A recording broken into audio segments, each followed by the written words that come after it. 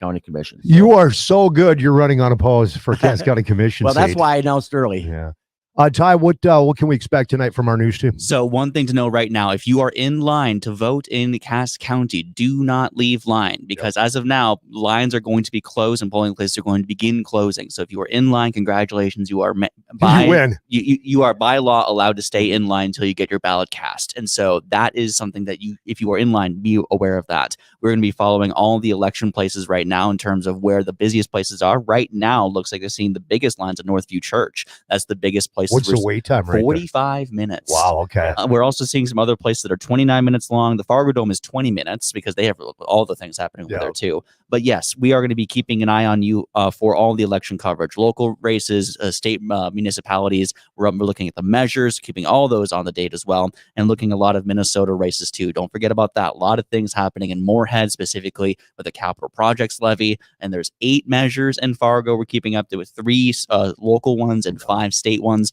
Keeping up to date on all those. Also, obviously, following the national politics where they go as well. Going to be calling states for you guys as we get closer to the end of the election. And if anything exciting happens, like any unexpected flips, it's possible. We'll see. We'll be here to give you that coverage as well. Right now, and I mean, it's very, very early, Tim. Right now, Trump's at 105. Kamala's at 72 right now, but very, very early. Yeah, it all comes down to which states are those. Pennsylvania. I mean, it's going to be the big. The biggies are Pennsylvania.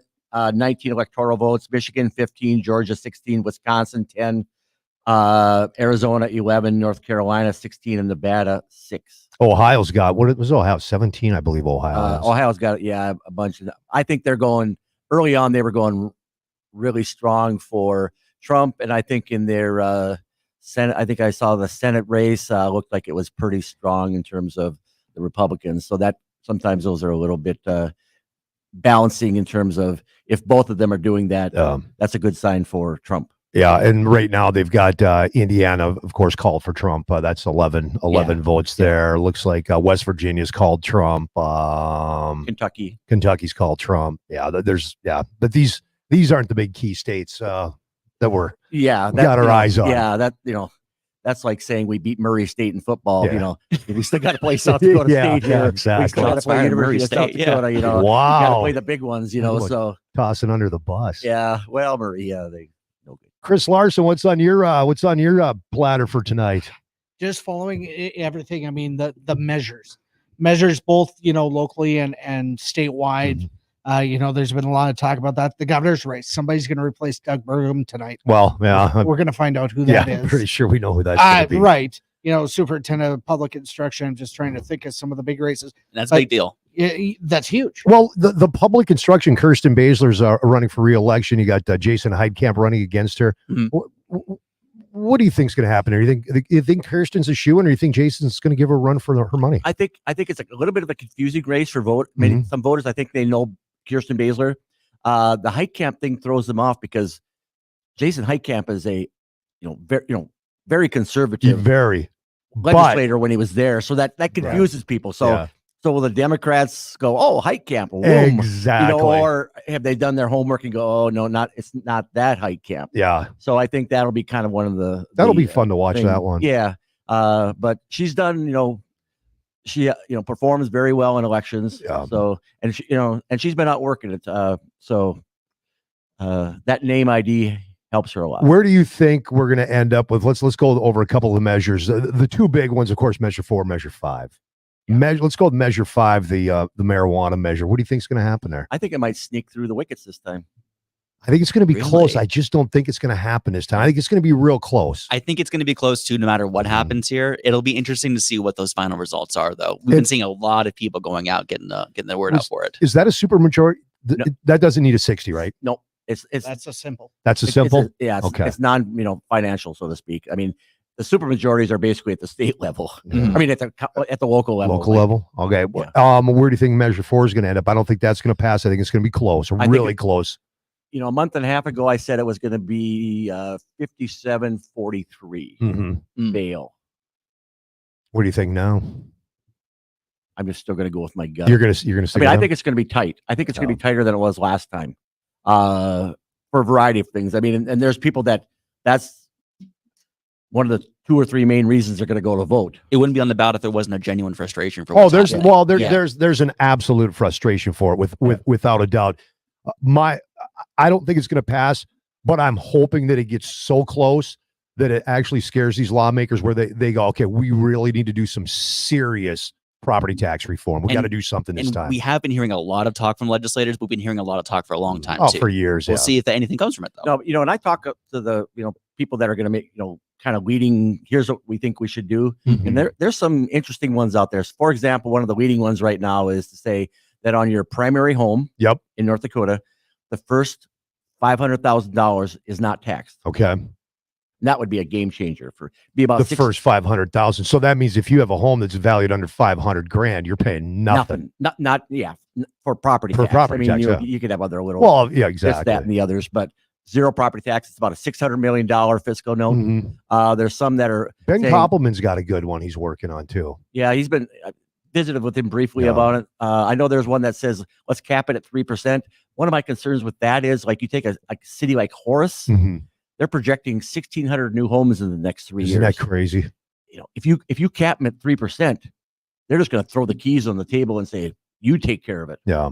So, they got to figure something out. Maybe it's 3% at zero growth, at zero, and then proportionally thereof, if they're much larger than that. So, because you can't strangle some of these communities. It's a tough problem to fix. I mean, no matter what somebody comes up with, there's going to have to be tweaks to it. But we all can agree that something needs to be done. It really does. Because my big concern is, people getting priced out of their homes. If you're on a fixed income, you did everything right. You worked hard, you paid your taxes, you paid your mortgage off, and now there's a possibility you can lose your home. That's just not right. That is not right. Something needs to be done. And and again, the leadership and others I've talked to, they get it at this point. They know they have to do something more than they've done in the past. Now, they have the buy down to 60 mills. Yeah. But then again, look at the city of Fargo or Fargo School District, where they voted themselves to be higher than that by 75 mills. Yeah. So it's like, hey, don't blame the legislators or something. You guys are voting for that increase with 60% vote. I've been seeing a lot of pointing fingers between the state, local. It's been like that for years. But it does, guys, come down. I think more in the state because the state's the one that set the rules on valuations. They got to change. Yeah, but you can say bring the mills down, but as soon as those valuations go up, that brings up the value of a mill. I think one of the things they should look at too is, and this is a little more complicated, but say 60 mills generates $100 million. Well, valuations say they go up 7%. So now you get, for that 60 mills, you get $107 million. I think you need to ratchet that back down so they don't get the blankety blank free mills all the time. Because what happens now is they say, I didn't raise, your taxes because they kept the mills the same. Well, yeah, you did because you raised the dollars. You didn't raise the mills, but you raised the dollars. Or even if they cut it back by 2 mills, they're still raising more dollars. So they're raising more tax. 701-293-9000 is the number if you want to jump in. You're listening to WDAY radio election coverage. We'll be here till midnight tonight. I don't know how much stuff we're going to have by midnight. We should be pretty good with local stuff, national stuff. I'm with you, Tim Flakoll.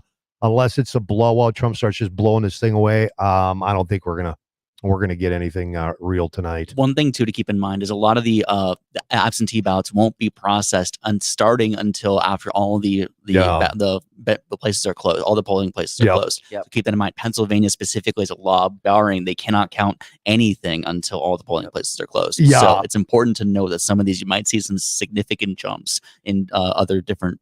If it's a leading Republican, it might start jumping Democrat at some point later on in the night because of how the absentee ballots and mostly Democrats use them. It's a long process, but it's something to know going into this night as well. You might see some jumps in specific demographics. Jay Thomas along with Tim Flakoll. Our news crew is here in studio with us. Ty Schoner, Chris Larson, Austin Erickson is out and about. We'll check in with him throughout the evening. And this is in combination, by the way, of ABC News election coverage. So we'll be breaking into ABC Radio for looks like a couple 10-minute segments each hour. Then we'll be back live. And I know we're streaming this live. Where do people go for this live? I believe it's on the WDAY it's Facebook page. It's okay. So it's on the YouTube page, WDAY YouTube page. All right. And you also said WDAY Facebook page as well, right? All right. That's where you can go. And if you want to watch us do this live, you're more than welcome to do that. And again, you get to jump in and call in anytime at 701-293-9000. NBC News as of now saying Georgia's still too close to call, which is interesting. I know it's obviously super early, but it's something interesting to know going to this as well. And I think I heard that they have a requirement about speeding up the process in Georgia this year. That'll help a lot. They were in the focus when it came to the 2020 general too. So that I know they had a lot of laws kind of looking at some things they were going to work on for that too. Yeah.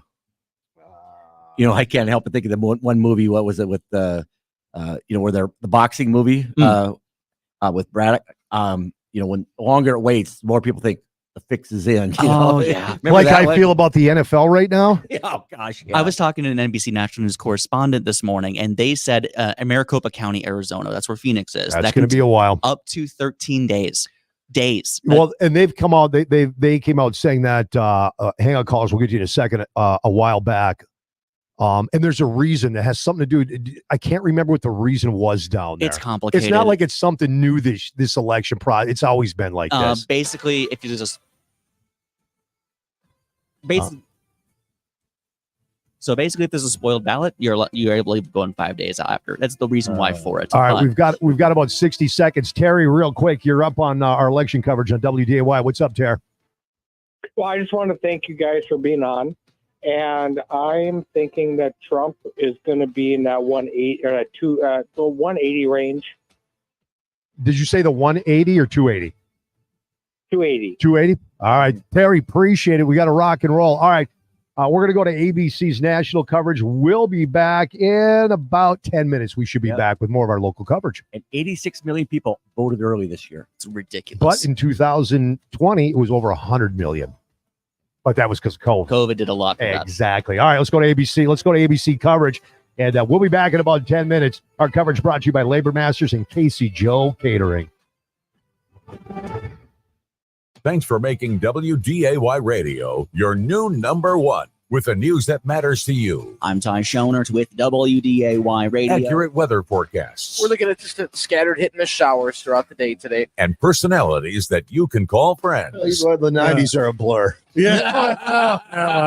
We're proud to serve the Fargo-Moorhead Metro and the region beyond. AM 970 and 93.1. We are WDAY Radio.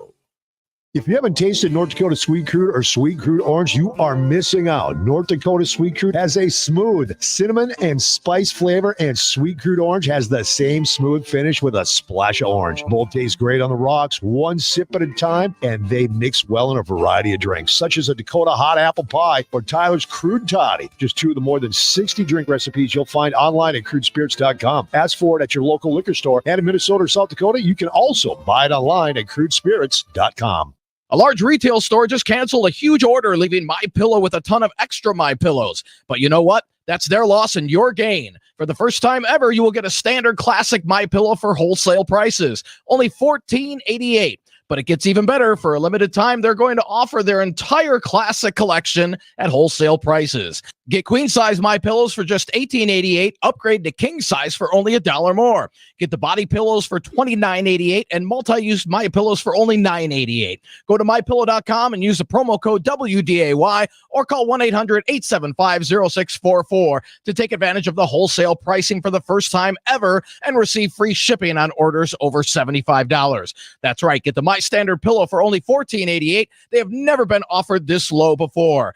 There are limited quantities at this price, so the limit is going to be 10, and once they're gone, they're gone. So go to MyPillow.com or call 1-800-875-0644 and use promo code WDAY. Are you ready for the seasons ahead? The new Subaru models can help.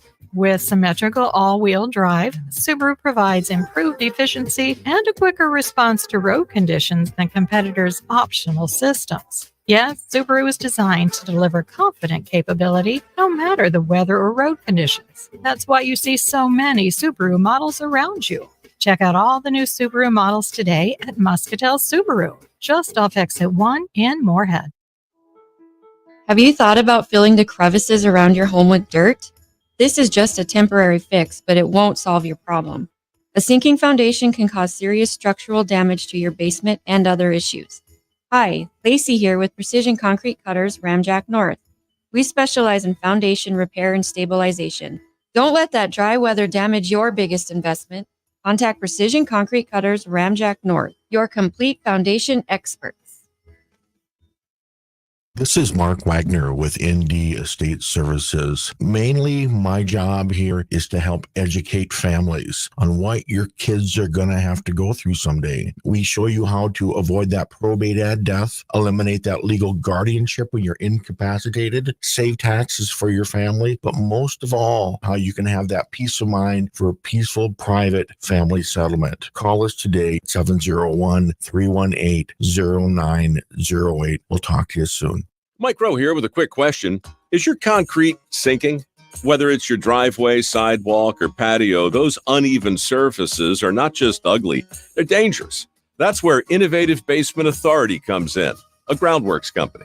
They use state-of-the-art concrete lifting solutions to prevent tripping hazards. Schedule your free inspection at innovativebasementauthority.com/row. And while you're there, check out my latest dirty job. It's a good one. Licensed in all states where work is performed. See website for details. Decision 2024 on WDAY Radio.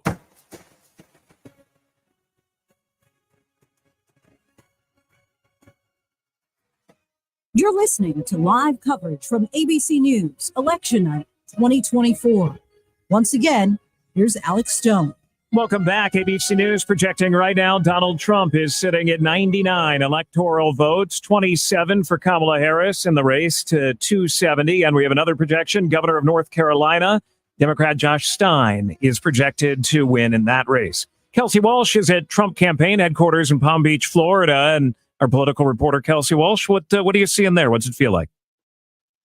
So supporters for Donald Trump are starting to trickle in. It is a very, overly cautious vibe here. There has been celebrations as Trump has won a couple states. However, many people are just starting to get the night started and trickle in as the night continues. What has the mood felt like? In 2016 at Trump headquarters, there was kind of a melancholy mood at the beginning, and then as things changed through the night, it got much more excited, and clearly they knew they were going to win. What are people indicating as they're coming in tonight? How are they feeling? As I said earlier, it's really cautiously optimistic, no one is celebrating this yet. I wouldn't say that they are melancholy. Everyone's kind of even keeled right now, waiting to figure out what happens. And heavy eyes are on the East Coast to see where Donald Trump might pick up some wins. Yeah, and we see the numbers coming in now. Again, he's sitting at 99 electoral votes, but by ABC News projections, but still it is very early. None of those are a big surprise. They are ones that were expected. All right, Kelsey Walsh at Trump campaign headquarters in Florida. Thank you. Gabby Abdul-Hakim is at Harris campaign headquarters at Harris University. And Gabby, what's it like there? Hey, yeah. I honestly think it's more of a celebration here. This is the vice president's alma mater. So there's a bit of excitement just that she's here, that she's participating in something that the students also feel like they're a part of because they too went to go to this school. They're excited to have the vice president come, as they say, home a lot. I spoke with about 5 students today, and they described this feeling of that this university is their home, like it's their third place, their home away from home, because they feel most comfortable here. They feel like they're surrounded by people that care and love for them. And I think that's part of the reason why the vice president chose this as her election night watch party, is because she too feels, and she said it, that this university feels like home to her. So there's, I think, a bit of excitement just to have her here coming home. And I misspoke a moment ago. Howard University, not Harris University. Got the 2 H's there mixed up. So, Gabby, do we expect that we're going to be hearing from her tonight? Is the campaign indicating that she's going to come out? Yeah, there's we have a few sources that are saying that right now the plan is for her to come out. Back in 2016, when Hillary Clinton lost, she ended up not coming out in that huge convention center in New York at the Javits Center. So we're hoping not to see that again. But right now, according to our sources, the plan is for her to come out and speak as of now. Can't stress enough the as of now. Yeah, I mean, so much is unknown as the numbers are coming in. All right, Gabby Abdul Hakim, our political reporter at Harris Campaign Headquarters at Howard University tonight. Gabby, thank you.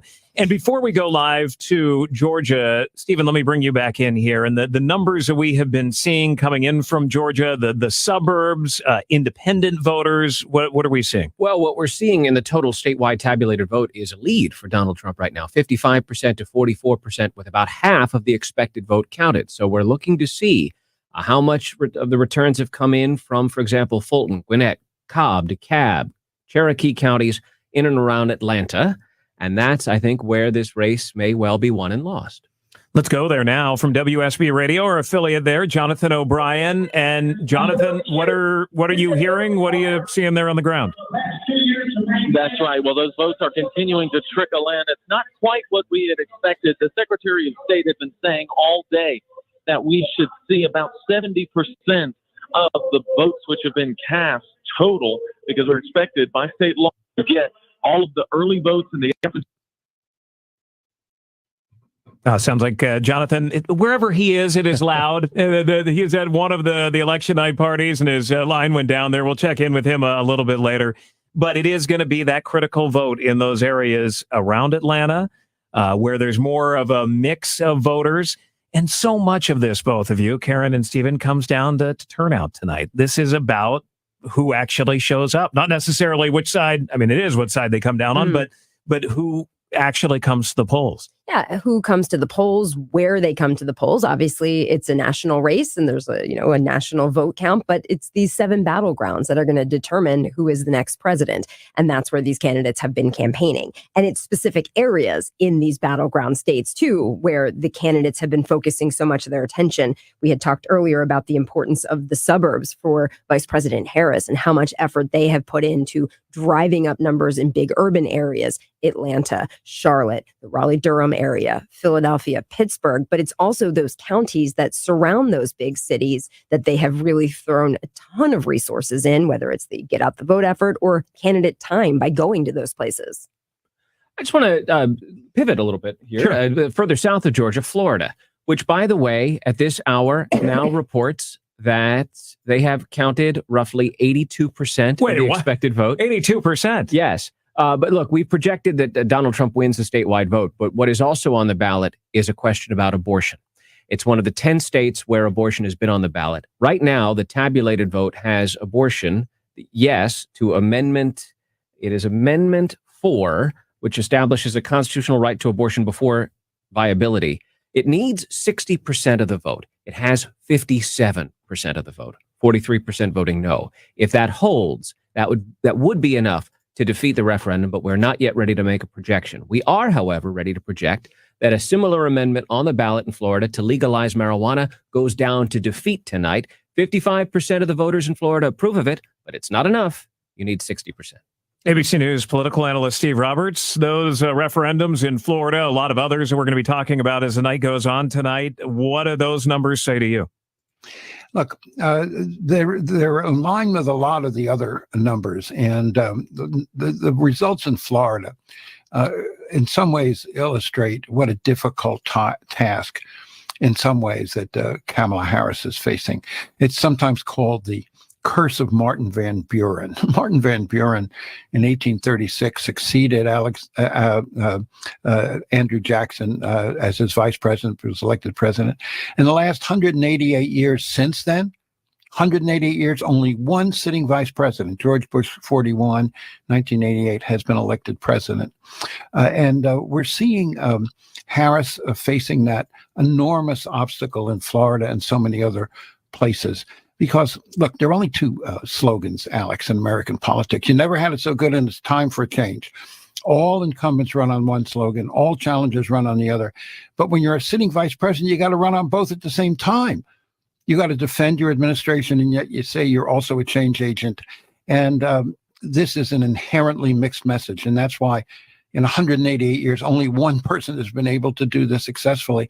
And as we see results coming in a state like Florida, and in the other states where people are still very despondent over the economy, 7 out of 10 people say the economy is in bad shape. That's just an enormous obstacle for Harris to overcome. And that's been true from the first day of this election, and it's true today as well, Alex. What about when it comes to the VP picks? Does that play any role here? Would Pennsylvania be more in play had she picked Shapiro? I think absolutely. And when she did not pick Josh Shapiro, the very popular first-term governor of Pennsylvania, Republicans breathed an enormous sigh of relief. I saw Republicans saying, she's just handed us a gift. Now, there were reasons why she picked Tim Walz over Josh Shapiro.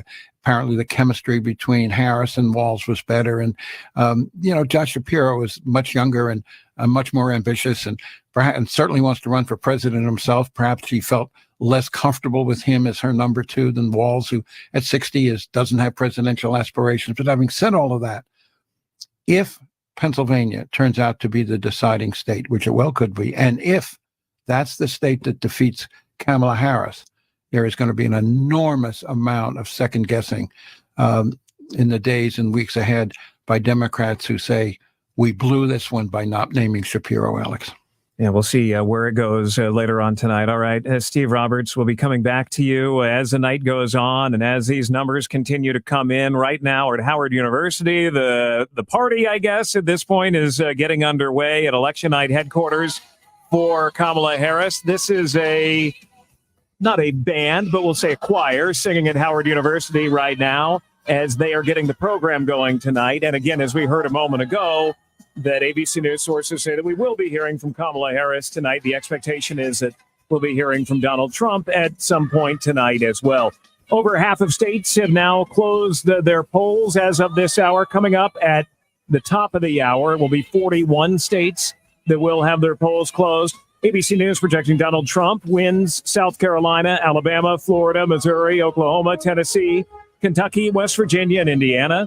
Projecting Kamala Harris will win Vermont, Washington, D.C., Maryland, and Massachusetts. You're listening to Your Voice, Your Vote from ABC News.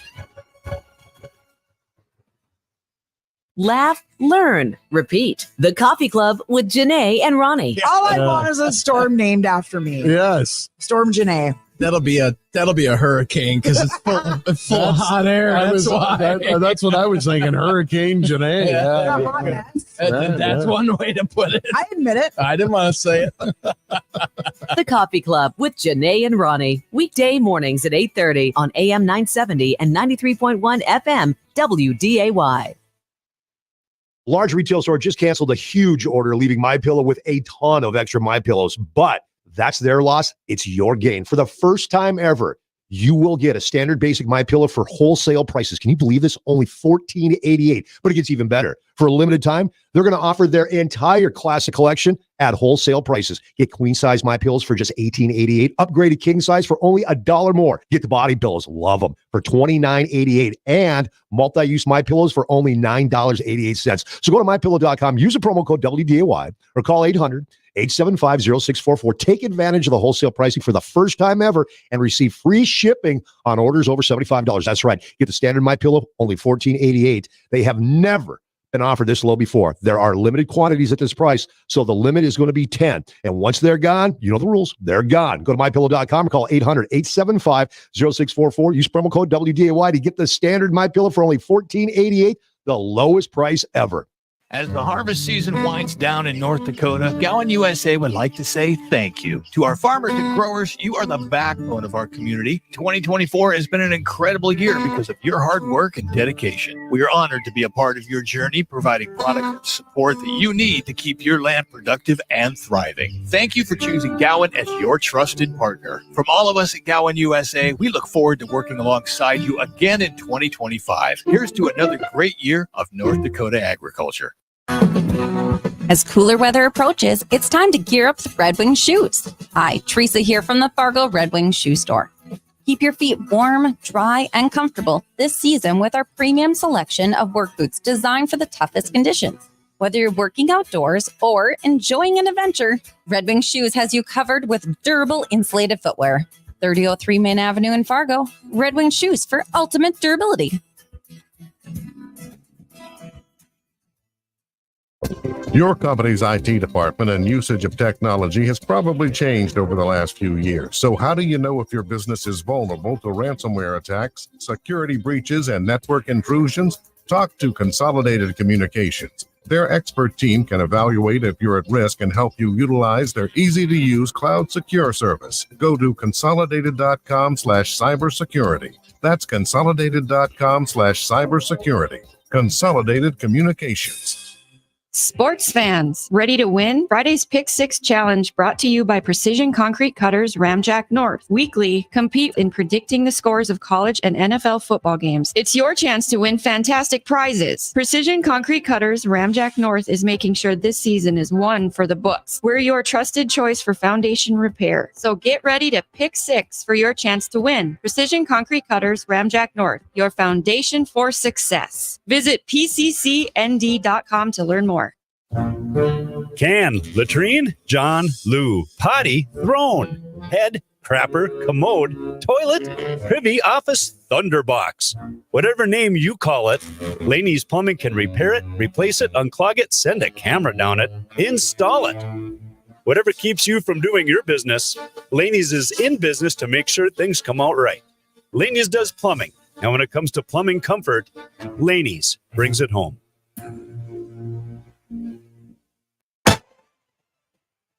It's Decision 2024 on WDAY Radio.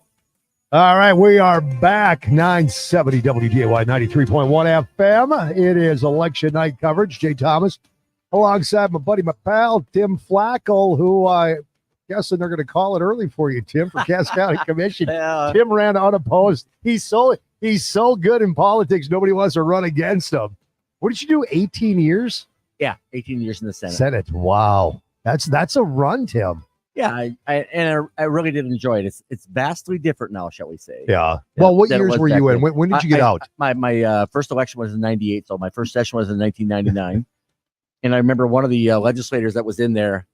His first session was the year I was born. You got to be kidding me. His first session was 1959. Holy smokes, man! That's bananas. And he was whip smart still. I mean, he was. Who was it? Dwayne Much, Senator Dwayne Much. Okay, yeah, I recognize the name. You know, there was he carried a bill once, and if you want, the story is. We got time. And he chaired Industry, Business, and Labor Committee, and comes to the floor, and he goes, and it came up with a do not pass recommendation. He goes, well, and he had the best booming voice in the Senate, bass voice, man. Here's an old friend. I remember this bill back in 1967, 1983, and 1985. It was a bad bill then, and it's a bad bill now. What was the bill? I mean, and that thing was like Thelma and Louise going off the cliff. What was the I don't bill? even remember what You the don't bill remember was. what it was for? I mean, everybody was laughing, including the bill sponsor, who was like, well, I guess we're dead here. But, that's one of the great things with not having term limits is people go, oh, I've smelled this one out before. Exactly. Yeah, there's pros and cons to the term limits. Yep. 701-293-9000. We'll be weaving in and out with ABC News up till midnight tonight. You can also watch us live in studio on our 970 WDAY YouTube channel, also up on our Facebook page. I want to thank our sponsors for tonight, Labor Masters, Casey Joe's Catering, and Beverage Wholesalers as well. In studio with me is... from our newsroom, we have Ty Schoenert in here, also Austin Erickson, and Chris Larson is roaming around. Real quick, got this that came in, said, no, this was at about 10 after 7. I just got it now. Hey, guys, currently in line at the Alaris. Line was practically all the way from the hotel to the stadium box office. Yep. It snakes in the 3 biggest ballrooms. My wife is still in line at the Alaris. That's crazy. Which, by the way, stay in line. Yeah. If you're in line, you're good. If you're in line, you're good. You're legally able to vote. And now we are also hearing some unofficial things. We're expecting to hear end results in Cass County by 9:30 p.m. Really? We're expecting to hear that, but that's not guaranteed. Obviously, if there's long lines, we're going to have to wait for that because they don't release anything until at least everything's counted in Cass County. So we have to be patient when it comes to these things. But yes, if you are in line right now, do not leave line because you will not be able to re-enter it. Austin, you told Austin, where were you at? So I went to Shields Arena around 20 minutes before polls closed. They actually had to turn somebody away. They showed up maybe at 7:01. This young lady, and she just had this look on her face like, no. Yep. But yeah, we did. The only issues that I saw at Shields Arena is a poll worker told me around 45 people didn't have their updated address on their ID, or they had out-of-state IDs. They didn't have any issues with any of the voting machines or anything like that. The only minor issue they had was people wearing partisan paraphernalia at the polling places, which in both Minnesota and North Dakota is outlawed. Yeah, you can. You have to be what is it, 1,500 feet? Within 100 feet. Is it 100 feet? You cannot wear any badges, hats, flags, anything. I know somebody. I won't say who it is, but somebody from one of our radio stations that's on the air was going to go vote today and was asking if he can wear a blank Joe Biden hat. So that's really not. We're like, dude, you're probably going to get booted for that one. Actually, I heard Secretary of State Steve Simon in Minnesota say, if you wear anything with any current person on the ballot, that's outlawed. But let's say I wear Walter Mondale for president in 1984. Biden's not on the ballot. Yeah. Okay. So I almost guarantee that if somebody were to do something like that, they would say that's in some people's mind, a vulgar term for somebody. So that's outlawed. But in Minnesota, at least the Secretary of State said that you can wear stuff of previous people on the ballot. Another interesting thing about Minnesota, the last legislative session, they passed a bill that is now law that formerly convicted felons can vote. If you're not currently incarcerated. Yes. No. Do you have to? Does that mean you've cleared all your probation, everything, or you can be in a halfway house? Okay, as long as you just can't be in jail. Yeah, you can be in a halfway house and you can still vote. But Minnesota Public Radio did report, they heard some rumblings of some people getting turned away, but they didn't have specific instances. I have no problem if you're a convicted felon voting, as long as you've cleared everything. You're done. You're over. You paid your debt to society. Yeah, go back and vote. I have no problem with that, Tim. Totally. Yeah. 701-293-9000 if you want to jump in on the conversation. And again, our sponsors, Labor Masters, Casey Joe's Catering, and Beverage Wholesalers. We'll jump back to ABC News here in about 5 minutes. And then after that, Tim and I will be back. I have some states. I have some state stuff if you want to get over that. What do you got? So Georgia right now, they have the most votes in for swings. We're talking about swing states here. Okay. They have 49% of the votes in at the time I checked, about 722. Now it's at just over 52%. Okay, sounds good. At the time, it was Donald Trump favoring him. Still is. Okay. North Carolina, Pennsylvania, Ohio, and Michigan are the ones with some polling in, and all of them are favoring Kamala Harris, but all of them have sub 10% numbers in, so we can't. And which ones are those? Those are North Carolina, Pennsylvania, Ohio, and Michigan. Let's go to Georgia, because you and I, Tim, were talking off air. Georgia, Trump right now has 55%. Harris is just over 44%. But the Atlanta area, was that Fulton County? That's not it. Exactly. Because like when I had my race back in the days when we had 6 precincts in my legislative district, if I held even in precinct 1, I knew I won. Because like 4 and 6, it was just going to crush those. So it all comes down to where do the numbers come from in these places. And I know last year, or the 2020 general election, was a pretty contentious year for a lot of things when it came to the election and all that stuff too. So it's a pretty high focus area, not only for Donald Trump, but also just Democrats at large. Everyone's trying to win that seat really heavily right now. What we haven't talked about are the 3 measures for the city of Fargo. Yes. You've got the vote for the convention center. You got the vote for the Fargo Dome, which are 2 separate votes now. And of course, the big one is for the firefighters and police officers. Yes. That was a 0.25% sales tax. Correct. It's going to be interesting to see I think that one's going to pass. I don't know. I'm kind of split on the Fargo Dome. Not that one's going to pass. I don't think the convention center is going to pass. I think the convention center probably gets the least. Yeah. The lowest percent of any of those. Which is interesting because really that's just all they're doing there, right, Tim? It's a lodging tax. It's not a It's a lodging tax, not a sales tax. So what they argue is, it is. So it that one doesn't need a super majority. So firefighters do. Firefighters and the dome. Yep. So that's where the dome's going to have the problems, I think. And to be clear, they did get over the majority last time, but they needed 60%. They didn't get to that 60. And that's why it failed. And when I look at the lodging tax, what I wonder is, if I'm a Fargo citizen, why, and I don't stay in hotels, what's my reason for voting against it? Because I think it's somewhat anti-tax. I remember that's the floor of the people don't. Senate, we brought up something like that, and I said, because I had relatives from out of state, I said, when they're here, I don't want them to be mad at me. Oh, wow. It's all about Tim. Well, it's true if you got people visiting. People don't really dig into this stuff. They all they hear is tax.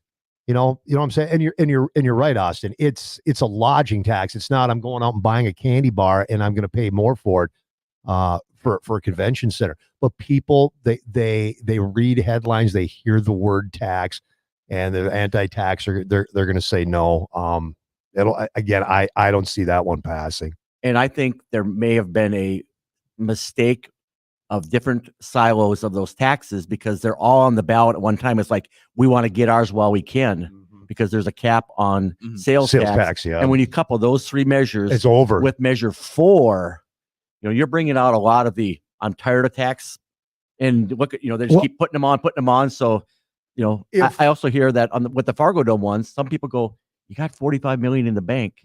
We'd like you to spend that first. I mean, that's what I'm hearing from some people. Yeah. Fix up the, women's restrooms and the but what they didn't do is they're spending $30 million out of that $45 million, and they should have pushed that harder.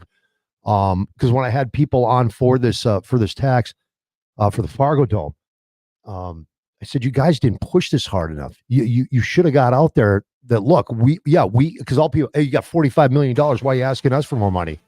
And it's like, you're going to spend $30 million of that money. So you're putting some skin in the game. You should have really pushed that. And when it comes to the property tax measure, that's where Dr. Rick Becker screwed up there, is they said, you worded this wrong. You sold it wrong. It's not eliminating property tax. No. And that's what people have in their mind. I'm like, no more no, it's just it's shifting who's paying for it, and they should have sold that a little better. All right, we got to go back to ABC News, and then more of our local live coverage coming up at the top of the hour. Let's go back to ABC.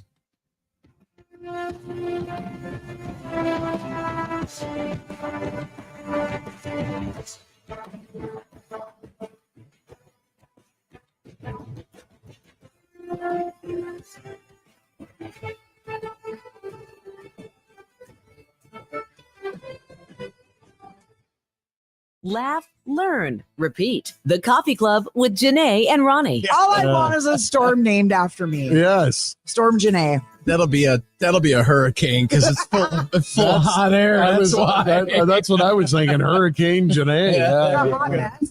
That's one way to put it. I admit it. I didn't want to say it.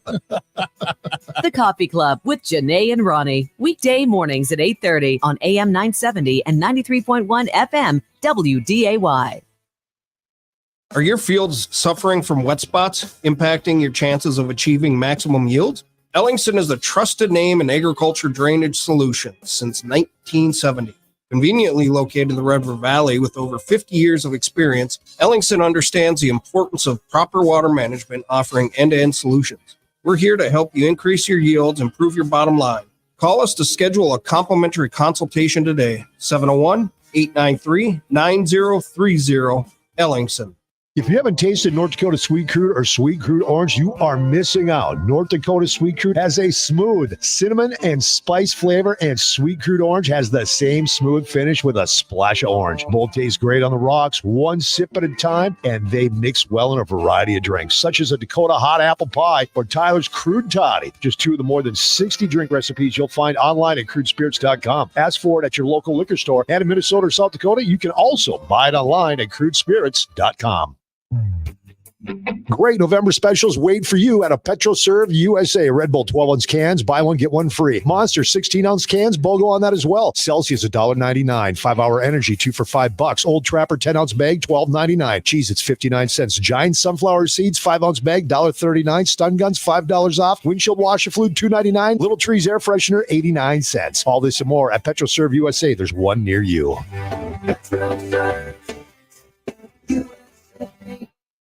Bread the way your grandmother used to make it.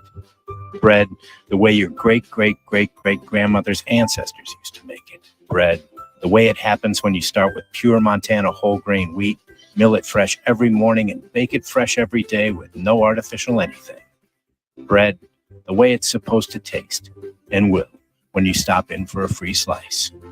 Bread the way we do it at Great Harvest. Bread the way it ought to be. A large retail store just canceled a huge order, leaving MyPillow with a ton of extra MyPillows. Their loss is your gain. For the first time ever, you will get a standard classic MyPillow for wholesale prices, only $14.88. For a limited time, they're going to offer their entire classic collection at wholesale prices. Get queen size MyPillows for just $18.88. Upgrade your king size for only $1 more. Get the body pillows for $29.88 and multi-use MyPillows for $9.88. So go to MyPillow.com, use promo code WDAY or call 800-875-0644 to take advantage of wholesale pricing for the first time ever and receive free shipping on all orders over $75. They have never been offered this low before. There are limited quantities at this price, so the limit is going to be 10. And once they're gone, they're gone. So go to MyPillow.com or call 1-800-875-0644 and use promo code WDAY to get the standard MyPillow for only $14.88, the lowest price ever. Tharaldson Ethanol invites you to trade in your job for a career. Just west of Castleton sits one of the nation's largest ethanol facilities, a 170 million gallon per year ethanol plant. Come join a work family of dedicated team members helping North Dakota lead the energy revolution. Open positions include a process operator and maintenance lab and E&I technicians, with starting salaries of $75,000 to $80,000, plus benefits, bonuses, incentives, and more. If your job is just a job, trade it in for a career at Tharaldson Ethanol. Send your resume today to hr@tharaldsonethanol.com. Decision 2024 on WDAY Radio.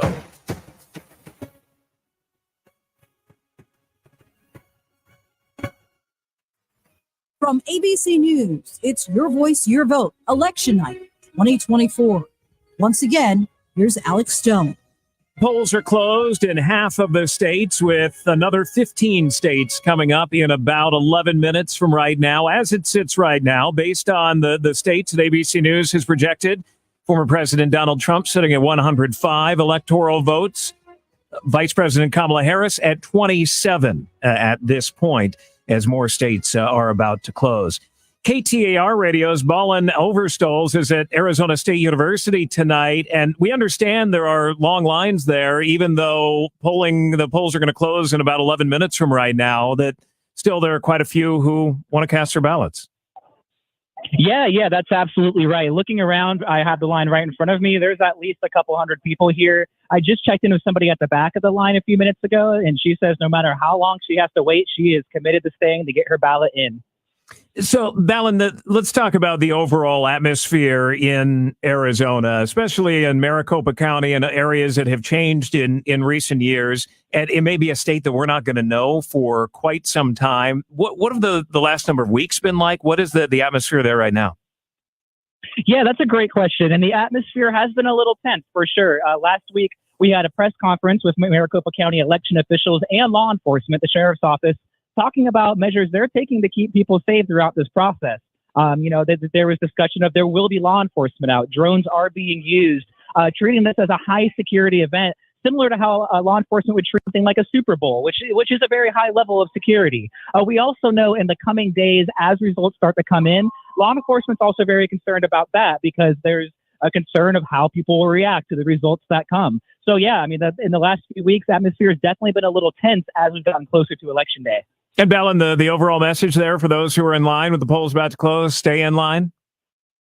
Yeah, stay in line. If we still have about 9 minutes till they actually close. So if you get in line by 7 p.m., you are A-OK to vote. You will put that ballot in. You might have to wait a little bit, especially here where, there's a very long line, but it will get in. All right. Well, the polls in Arizona have been close. We know on the initiatives as well as the presidential race, some of the other races, not quite as much. But Ballin Overstoles with KTAR, thank you so much. We'll check in with you a little bit later. ABC's Jim Ryan live in Dallas. Jim, the Senate race between Ted Cruz and Colin Allred running 49% to 49%, the latest numbers that have come in? Yeah, well, and in fact, when the first votes came in, the first ones, the early votes that were tabulated ahead of everything else, Colin Allred had a dramatic lead over Ted Cruz. Now, that doesn't really mean much because that only took a few of the voters into account and a few of the districts, the precincts, particularly Dallas, Houston, places like that normally vote Democrat anyway. But still, the lead that Ted Cruz has developed here through the evening has stayed fairly narrow, and we're starting to see that kind of back and forth between these two. I think that you'd have been hard pressed to lay money on Colin Allred defeating Ted Cruz. And of course, we won't know. Only about half the votes have been counted at this point. So, yeah, the battle for the U.S. Senate goes on. Rick Scott has easily defeated his Democratic opponent down in Florida. The Ohio side, though, Sherrod Brown appears headed for a victory over Bernie Moreno there to hold on to that seat. In Texas, a statewide seat, what symbolically would that mean if it did go Democrat? And still, we're a long way away from that. But if it did, how symbolic would that be? Well, it'll be historic because it hasn't happened in about 3 decades. Not since the mid-1990s. Most of the voters who are around today and casting ballots were either children or hadn't been born yet the last time a Democrat won a statewide office here in Texas. And again, Texas hasn't voted for a Democratic presidential candidate since Jimmy Carter. It would be a big deal, but we will know that probably in the next number of hours, depending on how close it is in the end. All right, Jim, thank you. We'll check in with you a little bit later. ABC Steve Roberts, just that the numbers are that close right now, 53% of the vote in Texas. Does that say something of what Texas has become? Sure it does. I mean, in many ways, this country has been very static, very rigid. Donald Trump got 46.1% of the vote. The first time he ran, he got 46.9% of the vote 4 years later. For all the tumult in America, all of the upheavals with Biden getting out and Harris getting in and Trump getting shot, a lot of tempestuous events this year. But if you step back, American politics has been pretty rigid for the last decade, but you do see some movement. Texas is like a state like North Carolina, like Virginia, traditional southern state, but a lot of newcomers, a lot of people coming into a state like Texas, very well educated, working in technology businesses or medical centers. And we know that one of the most important variables, and increasingly important, that indicates how people are likely to vote is education. And we've seen that really grow as a major factor in the last couple of years. And a lot of those newcomers to Texas, as I say, are very well educated because they're working in high-tech medical fields and related businesses. So Democrats have this dream that they can one day turn Texas around. I don't think that's going to happen yet. But the Democrats do have some hope, given the record that Colin Allred is making tonight. And 6 years ago, Beto O'Rourke ran a decent race against Ted Cruz as well. Ted Cruz is not the most popular member of the U.S. Senate. He can be an exceptionally obnoxious person to even people who from his own party. And but the results tonight say that Democrats are making progress in Texas. But there's still a ways from turning that state really purple. Republicans trying to flip the Senate might be the only safe bet this year, according to number crunchers, compared to the other races. The electoral math that we are seeing at this point, Steve, 105 electoral votes for Trump, 27 for Harris. You can look at that number and say, well, he's running away with the night. Is any of this a surprise yet? No.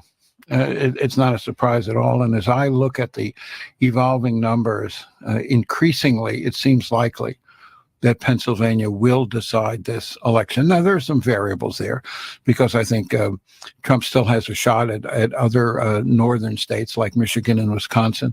But as you see this starting to fall out, and it's still early, and we're not making any projections yet on this, but it's increasingly likely that Pennsylvania, in the end, will decide this race. And if you look at some of the numbers, there are hopeful signs for both parties.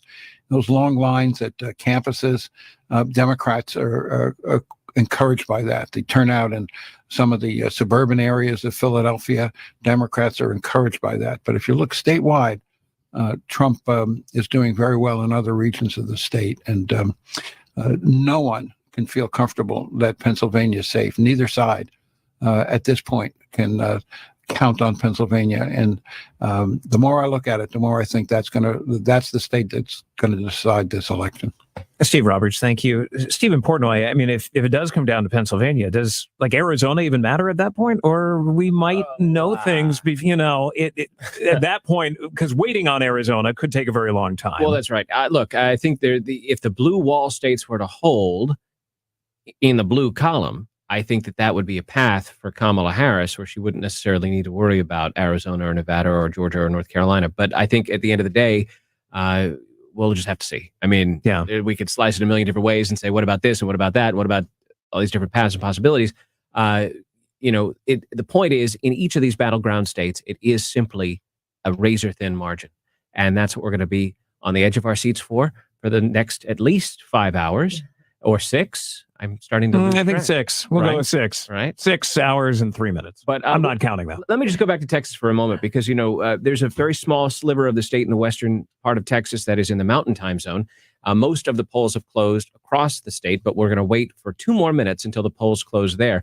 Just to point out, Donald Trump is running ahead of Kamala Harris in the raw tabulated vote by 8 points. Ted Cruz is only ahead of his Democratic opponent now by 4 points. So clearly, Cruz is underperforming Trump.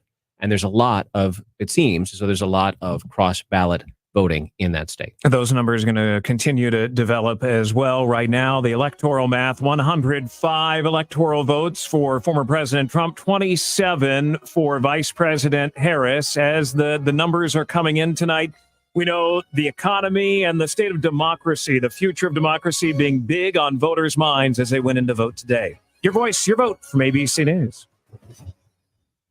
Hey, parents, need a little extra time to get things done? Is your daycare closed today? Kids Kingdom Drop-In Daycare has got you covered. We're open Monday through Friday from 8 a.m. to 6:30 p.m. and Saturdays from noon to 6 p.m. And we make it easy for you to balance your busy schedule while your kids enjoy a safe, fun-filled environment. Whether it's a full day or just a couple of hours, Kids Kingdom is here when you need us. Kids Kingdom on South University, where kids play and parents can relax knowing they're in safe hands. You can always count on Miller High Life, the champagne of beers. Always crisp, always easy drinking, always just right. The perfect balance of flavor and refreshment since 1903. Welcome to the High Life.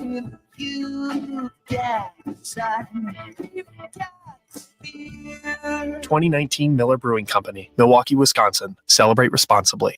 Weather and news, fast and first. This is WDAY Radio, AM 970 and FM 93.1. WDAY, Fargo, Moorhead, West Fargo. Welcome back. WDAY, AM 970, FM 93.1, Fargo, Moorhead. It is 8 o'clock. I'm Chris Larson, news reporter from the WDAY Radio Newsroom. This is continuing election coverage here on WDAY. And we want to thank our great sponsors for making our coverage possible. Joining me is Tim Flakoll and Jay Thomas. And guys, we are officially an hour after polls have closed in North Dakota, and still no numbers in yet. Yeah, we do have some numbers now. Fox News is actually reporting right now 3% in North Dakota. And no surprise, Kelly Armstrong right now is at over 70% over Meryl Pepcorn. And the race between Kevin Kramer and I'm blanking her name on now. Katrina Christensen. Katrina Christensen. Again, it's a runaway. That's what we got right now out of North Dakota. Yeah, and Cass County, I think we're looking at so far as of 7 o'clock. There's still some to come in. Chris and I are working at those. 91,860 people have voted so far. Okay. That's in Cass County. Fargo-Dome was the main one today. It's 3,928. Followed by Ramada, Shields, Doubletree, but 11,363 by absentee, 39,000 early voting in Cass County. Isn't that something? Yep. That is, those numbers are some. North Dakota right now, no surprise. Trump at 76%, Harris at 22.5. Again, no surprise. Same thing, basically South Dakota. Yeah. And they've already called South Dakota for Trump as well as Wyoming. So no surprise there. No, matter not at all. how big is the margin? Yeah. All right. 701-293-9000 if you want to jump in and comment or on anything we're talking about while we're doing our live shots. We'll go back to ABC's coverage here in, I suppose about 15 minutes or so. We'll be here till midnight tonight. Now, we heard real numbers for our local stuff. What, about 9:30 or so? Yeah, I think 9:30, 9:45. We're hearing Yeah, Cass County Finance Director Brandy Madriga told our sister station expect numbers about 9:30, and she did say that actual in-person numbers today, they printed out 60,000 ballots, and they only had about less than 35,000 came today. Okay. Right now, update on the Electoral College votes. Trump now sits at 178. Harris is at 113. This doesn't fit anywhere, Jay. Yeah. But I'm gonna throw this in. I heard today that 180,000 Amish voted in Pennsylvania, which I don't know. I'm not sure if they voted before. So I didn't think they voted. I mean, they do some things. Where did you hear this don't. from? I don't. Yeah, I honestly, it's one of those. I'm Who with you. knows? But well, I didn't know. I found out today that Minnesota, it's going to go to well, maybe not. Who knows? But I'm pretty sure it's going to go to Harris. But I didn't know today that the Somali community, a big chunk of them down there in the Twin Cities, said, you know what, we're done with this. We're going with Trump. Yeah. And that when we looked. Somali community in Minnesota, the largest in the country, 63,000. So even if you get, 20%, 30% of them, that's a good chunk of votes in that metro, because that metro area is in Minnesota. That's the problem. Rocks and cow country, it could go 100% Trump or red, but you just don't have the population that they have in that what is that, 5 or 7 county area down there, plus St. Louis County in Minnesota. Yeah. It's tough to make up that ground, but I think the Somalis are like, we've seen this and where we've been, and we don't like it. What's going to be interesting, and I know there's some states out there right now. I know Washington D.C. yesterday started boarding up their windows. Security fencing went up around the White House, Vice President Harris's residence, other key buildings in the Capitol. You've had fights breaking out at polling stations. Election workers have been prepared for gun attacks, threats to blow up political offices and other sensitive sites have been coming out. Washington State activated members of the National Guard to be on standby. Also, you had police and guardsmen on standby for election chaos that they're worried about in Portland, Oregon. Of course, that's a home of that. That they've got a real bad record with Antifa there. The mayor, Ted Wheeler, warns of uncertainty and tension during the polling. Survey of 1,003 likely voters conducted with JL Partners shows that a shocking number of Americans believe the election could quickly become violent and even snowball into full-scale conflict. More than 25% say they believe they'll be rioting whether Harris or Trump wins, and 10% fear there will be a civil war. It's going to be interesting to see what happens. I don't want to see any violence, but we'll see what happens. I think you're going to see some acts of violence when this is all said and done, guys. Yeah, no matter who wins. No matter who wins, exactly. 701-293-9000 if you want to jump in. Again, you can watch us live. You can go to our YouTube page, 970 WDAY AM radio. You can also watch us live on our Facebook page. Same thing, 970 WDAY AM. Jay Thomas along with Tim Flakoll. Our news department is with us this evening. Austin Erickson, Ty Schoner, Chris Larson is here in studio with us. And again, we're doing combined coverage with ABC News. So we'll be here till midnight tonight.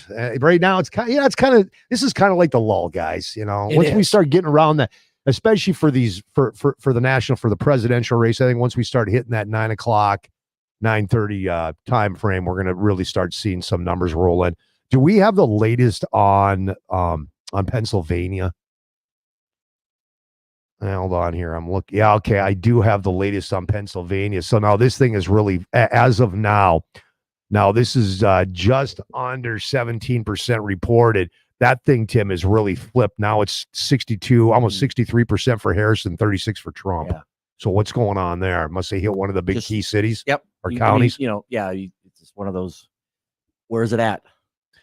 All right. And again, we're really it's pretty early for us to get a whole lot for our local stuff. Our 5 measures, the 3 city measures for Fargo, and then of course all the other races going on in North Dakota. Like I said, we've got the latest was that Kelly Armstrong, with no surprises, way ahead right now, and that's only 3% in for the governor's race, and the same thing for Kevin Kramer now. Yeah, they've got him at 72.5%. Katrina Christensen at 27.5%. All right. Yeah, about 6.5% of the precincts have reported in North Dakota. Yeah. Julie partial. Julie Fedor to check right now at 77% against her opponent Trigg v. Hammer. Trigg v. Hammer. Yeah. Might not be hammer time. Yeah, I don't think it. And they've called the race in North Dakota for the governor already. Kelly Armstrong has been called. They called it. Okay. So that's property taxes. Ooh. Right now, it is getting slammed into the ground. 71% right now saying no on Measure 4. Measure 5, that 65% saying no. Okay. As of now. I think that's when Cass County comes in, that number will. I think there's more probably in support in a Cass County than, right. and Grand Forks area and some of those places than those smaller communities. Let's see. I'm just trying to find some more local stuff as it rolls in here. 701-293-9000. By the way, you're listening to 970 WDAY AM Fargo, North Dakota. Come on. Are our boys right now in the newsroom keeping an update on these numbers, Chris? Yes, we are. Okay. All right. Yeah, because the sites I'm on they're kind of slow to. Yeah, I think so the sites that we watch, folks, they just roll through these numbers and these races so fast you don't get a chance to. It's like slow down a little bit. Kevin Kramer's been called. That race has been called. 72.5%. They called it for Kevin Kramer. So that one looks like that one's been called, and that's being called by Valley News Live is called that one, as well as the Armstrong race. And again, when you look at the treasurer's office, Thomas Beadle, Republicans unopposed. And then for the insurance commissioner, John Gottfried is also unopposed. So those are already decided. When you look at the state Senate, there's 22 Republican incumbents, 9 that are running unopposed. So they already have 31 seats, and they only need 24 for a majority. On the House, they have 41 returning, 20 Republicans in the House running unopposed. And so they have 61 seats, and they need, I think it's 40 or 48. So they're, no doubt that they'll control both chambers. Yeah. It's just a matter of how much. Well, Tim, you've been doing this for years, because years ago, North Dakota was blue, correct? Or the Democrats had control? At the state, the statewide. Yeah, I'm talking almost state. all of them.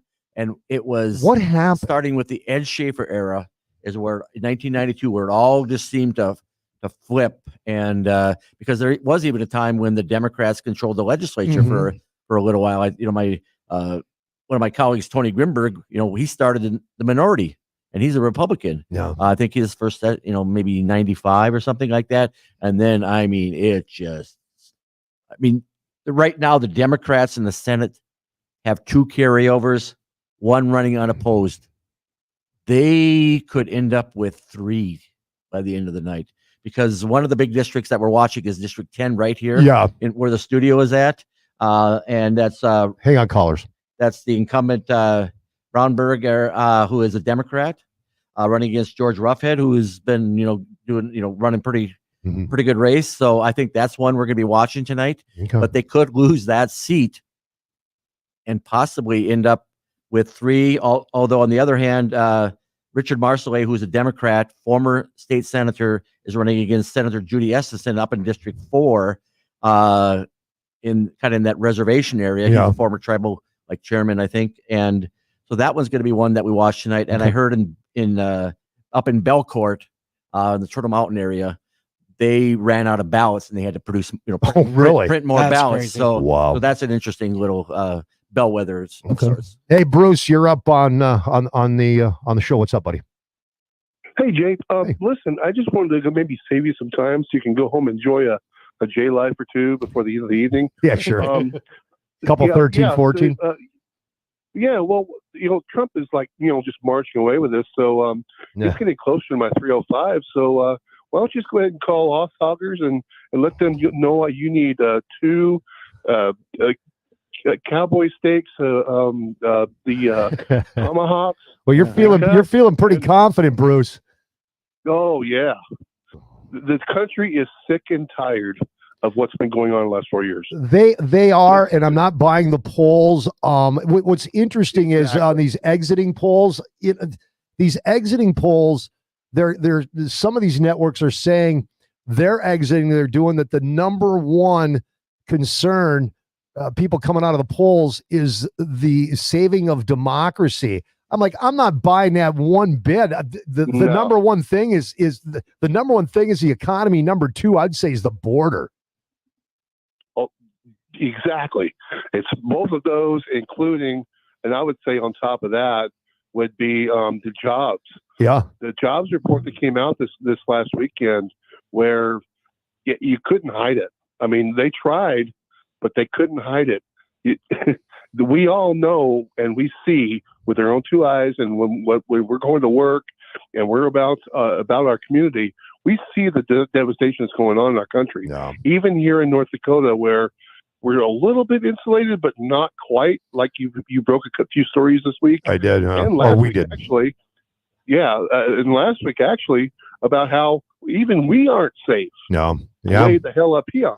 Yeah, well, we had the sheriff Jesse Johnner broke on my show last week that their intelligence has told them that there are members or people that are tied to that Venezuelan gang Trey de Aguirre, or whatever you pronounce it. And now we found out today that there's Venezuelans that were here.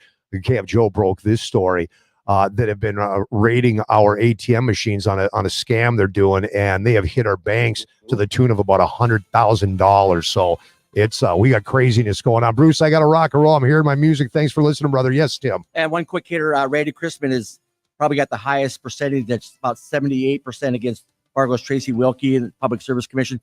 Arguably the hardest worker of any campaigner out there. Superintendent of Public Instruction, Baylor, 60.44. Height Camp 39%. Okay. And then Trump is at 75% and Harris at 22%. I gotta believe they're probably gonna call the Kirsten Baesler Height Camp race here pretty quick as well.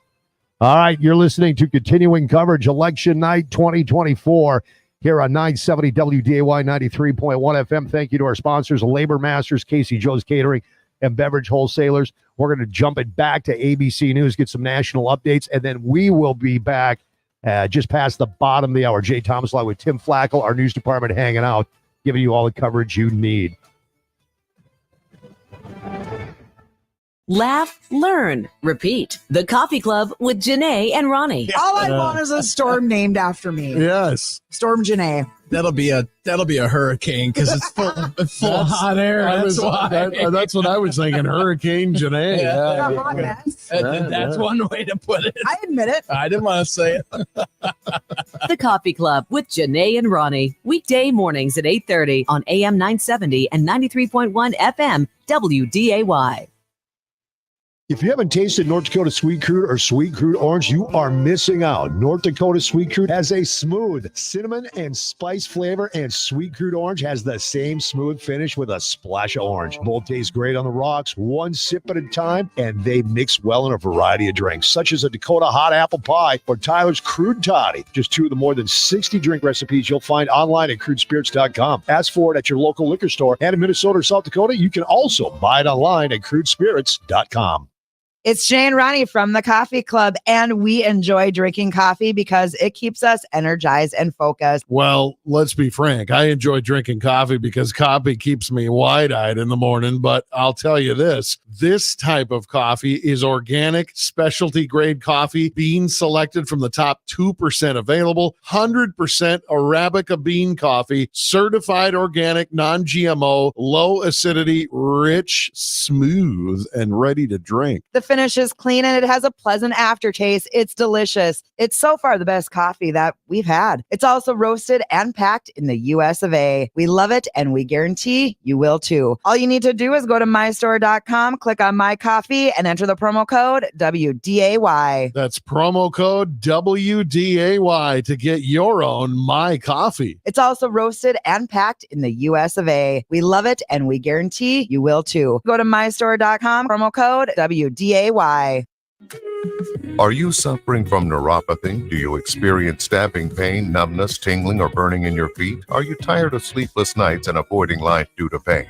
If you've been diagnosed with neuropathy or are experiencing pain or numbness in your feet, pick up the phone and call us right now before it's too late at 701-929-7545. Again, that's 701-929-7545. Neuropathy is a very serious and progressive disease where your nerves start to break down. Eventually, it leads to balance problems, falls, complete loss of independence, and it can lead to amputation. Our program addresses the underlying causes and doesn't simply mask your symptoms with medication. In fact, many patients start experiencing relief from neuropathy symptoms within weeks. There's no surgery and no use of prescription drugs. Pick up the phone right now and call 701-929-7545. Call us today at Dakota Clinic of Chiropractic at 701-929-7545 today. Medicare's open enrollment period is October 15th to December 7th. If you need help comparing your options, call Bell Insurance at 800-369-2501. Bell's health insurance agents can make sure you're in the right plan for 2025. We do not offer every plan available in your area. Currently, we represent 10 organizations which offer 44 products in your area. Please visit Medicare.gov or contact 1-800-MEDICARE or your local state health insurance program to get information on all your options. MMA is back again for round 2 of Define the Fight, Saturday, November 16th at the Skydancer Casino and Resort. We're bringing back local fighters, Lucas the Pitbull St. Clair and Edward Lavallee, not to mention Season 32 Ultimate Fighter Tom Theocaris, and fighters from throughout the U.S. making their run for the UFC. Define your fight, Saturday, November 16th. Lock and load on your MMA tickets today at SkydancerCasino.com. Decision 2024 on WDAY Radio.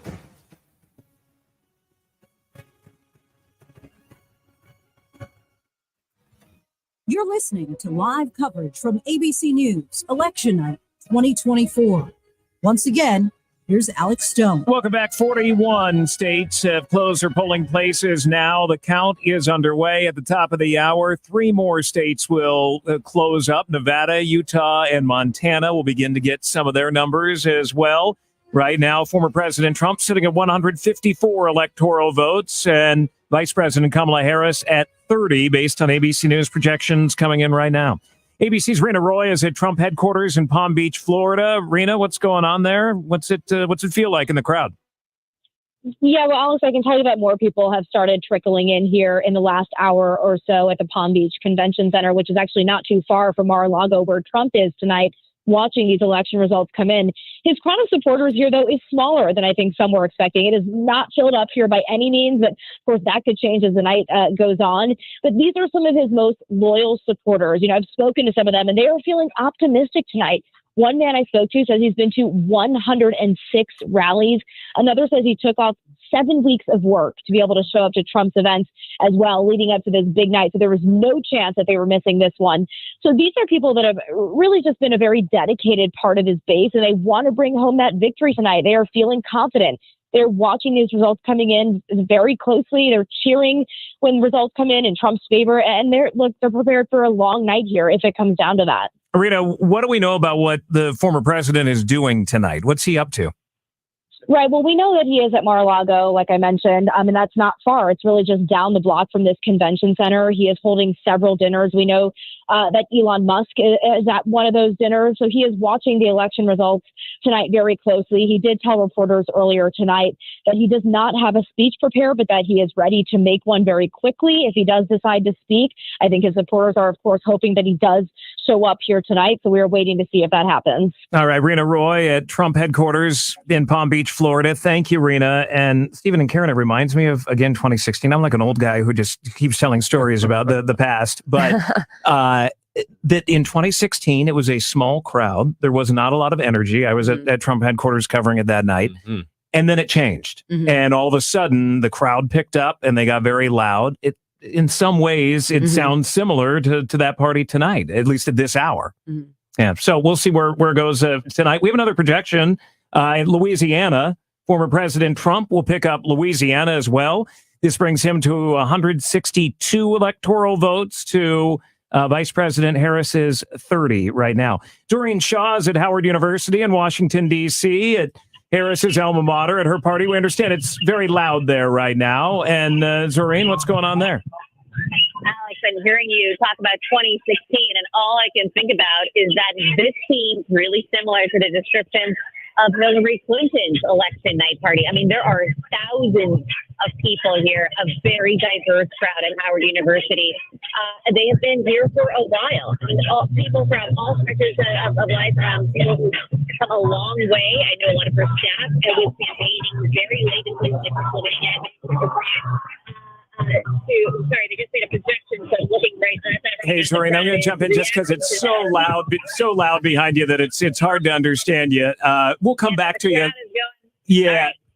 All right. So we'll come back to you, Zoreen, once it's a little bit easier to hear you. I just know for folks driving in their car, if they're at home, it's going to be tough to understand what you're saying there. Let's go back to one of the battleground states, to Arizona. Bill O'Neill at KTAR. Bill O'Neill, one of our good friends here at ABC News Radio. He just dropped off as well. We'll go back to Bill in a moment. We'll talk about Arizona because there's a lot going on there. Stephen Portnoy, I know you're with me, and I know I can hear you because you're sitting right next to me. Yes. North Carolina. Yeah. You're looking at some of the more granular vote going on in North Carolina? I don't have a magic wall. I have a magic mouse in my right hand, and I'm going to zoom in here, because we look for these bellwether counties and the benchmarks and to zoom in. Look, we're looking at obviously the populated areas, Raleigh, Charlotte, Winston-Salem, Wilmington, where Kamala Harris hopes to do well. But, one of the bellwether counties is a part of the rural part of the state. In the western mountains of North Carolina, Watauga County, tiny little place, 55,000 people live there, represents less than 1% of the total expected vote in the Christmas state. trees, right? They make Fraser fir Christmas trees in Watauga County, North Carolina. Maybe we have some people listening in there tonight. The reason I pointed out is because it's kind of a purple county. You had Mitt Romney winning there in 2012. But Hillary Clinton won it by a point in 2016. Joe Biden expanded the map for the Democrats, although Donald Trump won the statewide.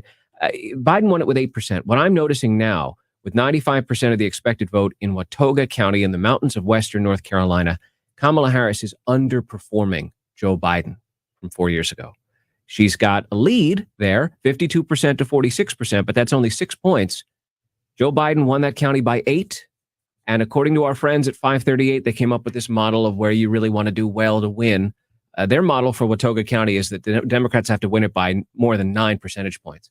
And so if Kamala Harris is not going to do that there, again, not necessarily indicative of anything, but we have a lot of time to fill, and I'm using my magic mouse. So we're zooming in on Watauga County, where right now Kamala Harris is ahead, but perhaps not as strongly as she and her party would like her to be winning that county. I was going to say daydreaming, but night dreaming about how beautiful it probably is there. It's like a Hallmark Christmas movie. Hopefully everybody made it through okay with the hurricane. That is true with everything that's been going on there. Karen, the Harris campaign has got to be looking at these same numbers right now, and underperforming is clearly not what they want. Yeah, and they are obviously going to be looking at that too and keeping an eye on those margins. Underperforming, not good. You want to be trying to mitigate margins in counties that you lost to Donald Trump. That was a goal of theirs in some of these rural areas, was to, maybe cut in by 1 or 2 percentage points, which would make a very big difference in a tight battleground state.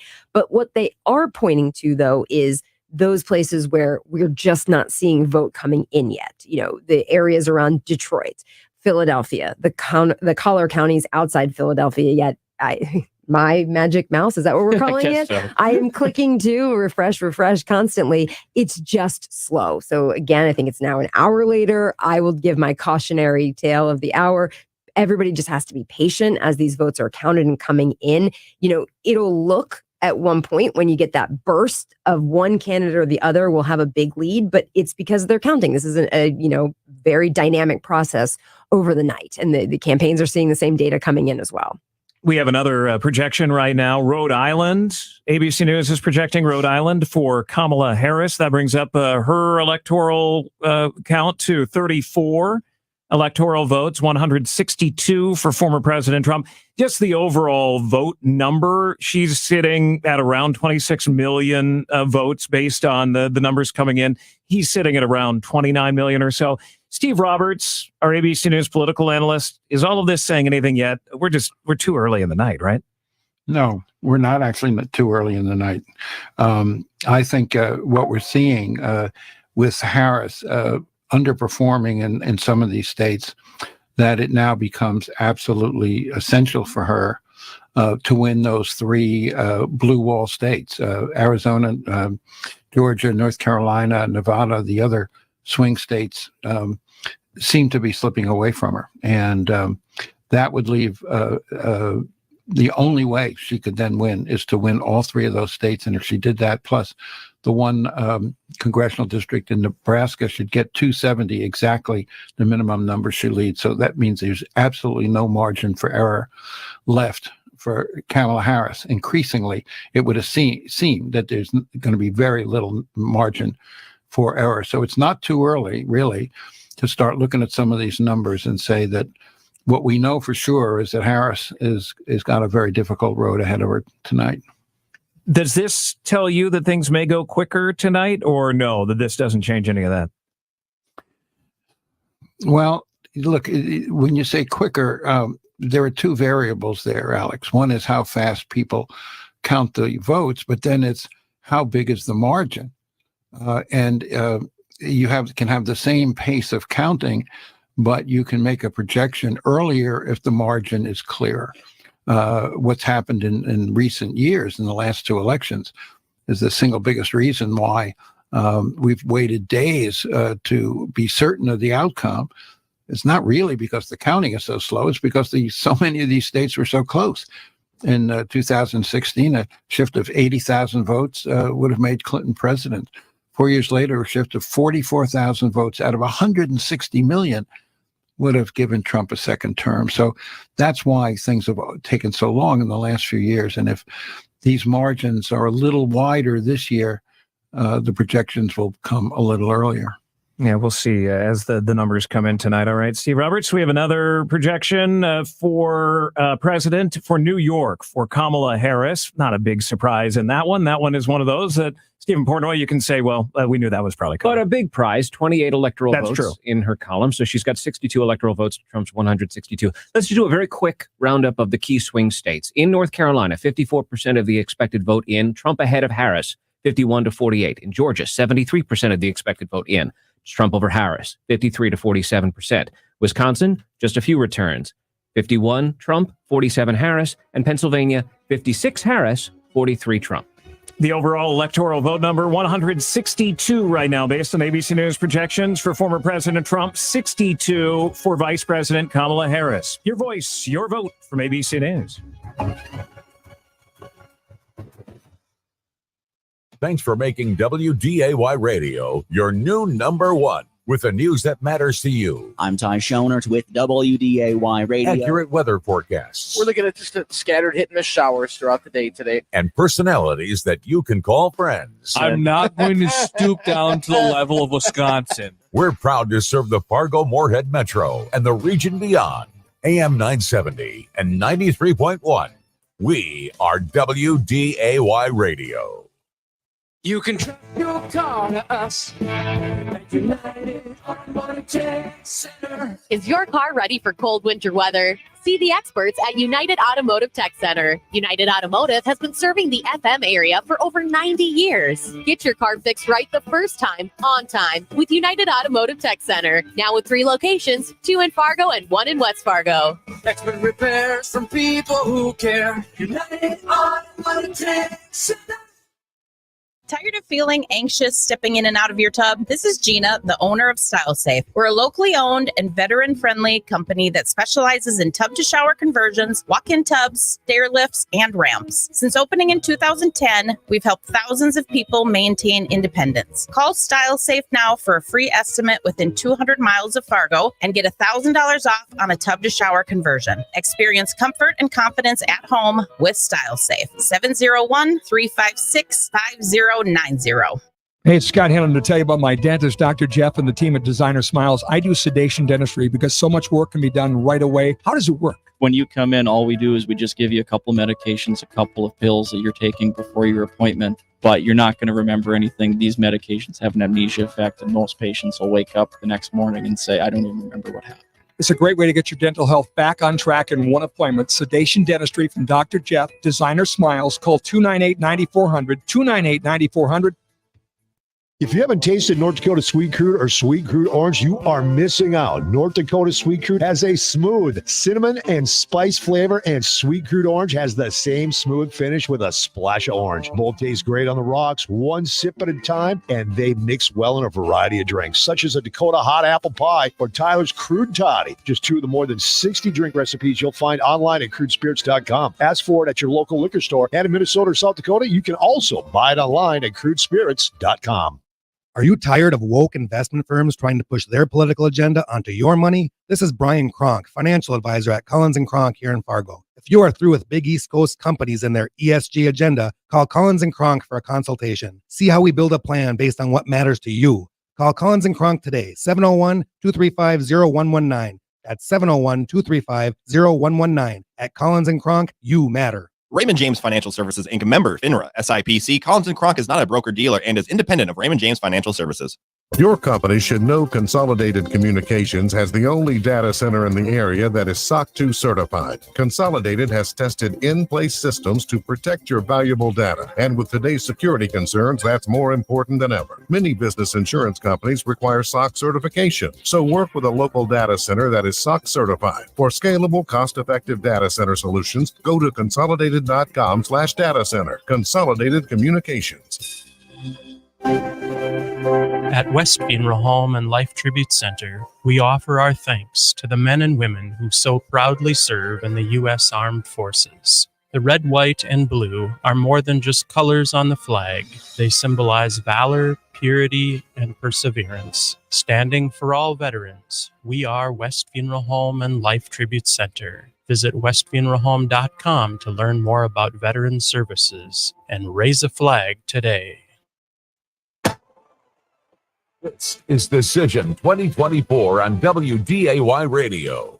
All right, we are back. Our continuing coverage on 970 WDAY 93.1 FM. Jay Thomas from the Jay Thomas Show, along with my buddy, my go-to fill-in guy right there is Tim Flakoll. Many years, 18 years as a senator here in North Dakota? 18 years in the Senate. And I'm hearing rumor out there, Tim, that you're doing well right now in the Cass County Commissioner race. I would hope so. You could probably call it if you wanted, Jay. Can I call it? I'm going to call my first race ever on the radio. I'm going to call Tim Flakoll the winner for one of the seats for the Cass County Commission. What do you got? 99% of the vote. Yep, yeah, I'm sitting pretty good. Tim ran unopposed. He's so good at this. Nobody wanted to go up against So far, him. so good.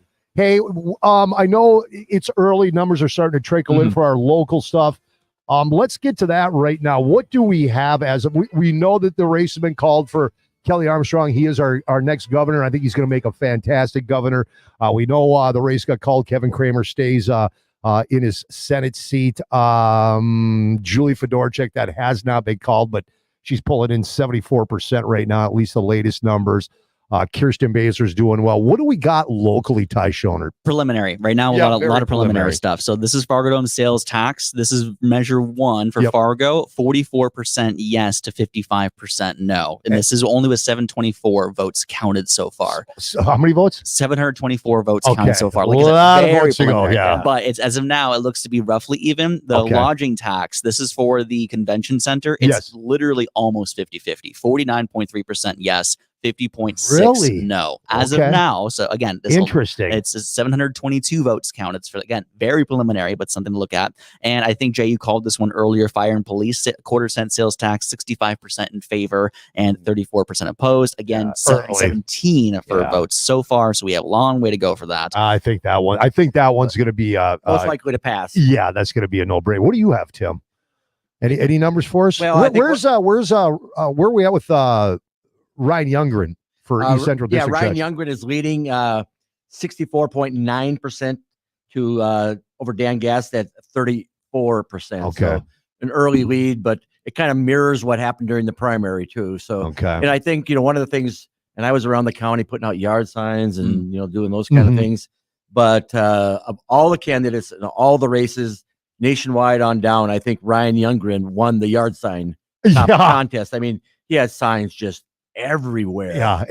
Sometimes, and people say, well, signs can't vote, but they kind of sometimes can foreshadow where things are. So, Signs can't vote, but they make people think about that They do. candidate Yep, at the very yep, least. yep. Right now, Measure 4, this is early. I mean, it's just getting blown out of the water right now. But again, we don't have the big county, Cass, Grand Forks These County. are huge counties. And for in Burleigh everybody here. County, I probably don't have anything out of Burleigh. Same really there yet. as well. Okay. Measure 1, by the way, Measure 1 was updating about Yeah. state language stuff. That's it's 81%. Yeah, in that favor. one, that was a no-brainer. We'll come back to that later. Measure 2, this is related to constitutional amendments, Mhm. making it more difficult for Yeah, those where's getting on it the at right ballots. 43% in favor, 56% opposing That's as of where now. I thought it'd go. And in terms of what it looks like for the legacy fund transfers, 47% yes, opposed to 52%. So that's something. That's interesting. So we'll see where that goes when it comes to that. Measure 4, again, we're not seeing great numbers so far. We're getting closer to the turnouts here. No, 70% compared to the 29.2% yes for that. And also legalizing recreational marijuana as of now is a no, 59% compared to the 40%. But like you were talking about earlier, But you know, Cass, Grand Forks, guys, Burleigh. wait, go back to those numbers again for marijuana. Marijuana, 40% in favor and 59% opposed. And we don't have Cass, Correct. Grand Forks, Right. Burleigh. you're looking at some of those Ooh, smaller that's- counties like McIntosh County, and That's pretty close, Sargent. guys, So- for rural small so counties. you're a long ways from home on the Wow. total numbers. I think that measure on the legacy fund for so many people was just a flip of the coin. Mhm. You know, I was for dropping it down. If you're not spending all that money, why not have Yeah. 10% more to invest and make Yeah. even more money? it's just one of those. I think people go, I don't know, Yeah, you know, what exactly. do I know? Or Yeah. when you go door to door, one of the top 3 questions people would ask you is, tell me about those ballot Mhm. measures, Mhm. because they want to help processing and understanding them. I didn't hear a lot of voices on Measure 3. Measure 4 obviously got so many headlines. Well, Measure 5. Measure 4 and 5 it sucked all the energy out of the But room. Measure 3, I didn't hear many voices there going. was "I'm money strong behind it." voice." Guys, Yeah. I knew really nothing about that till somebody had just in passing mentioned it to me. I'm like, holy smokes, I better get somebody on the show to explain this thing. So I think it was Compliment I had come on and talk about it.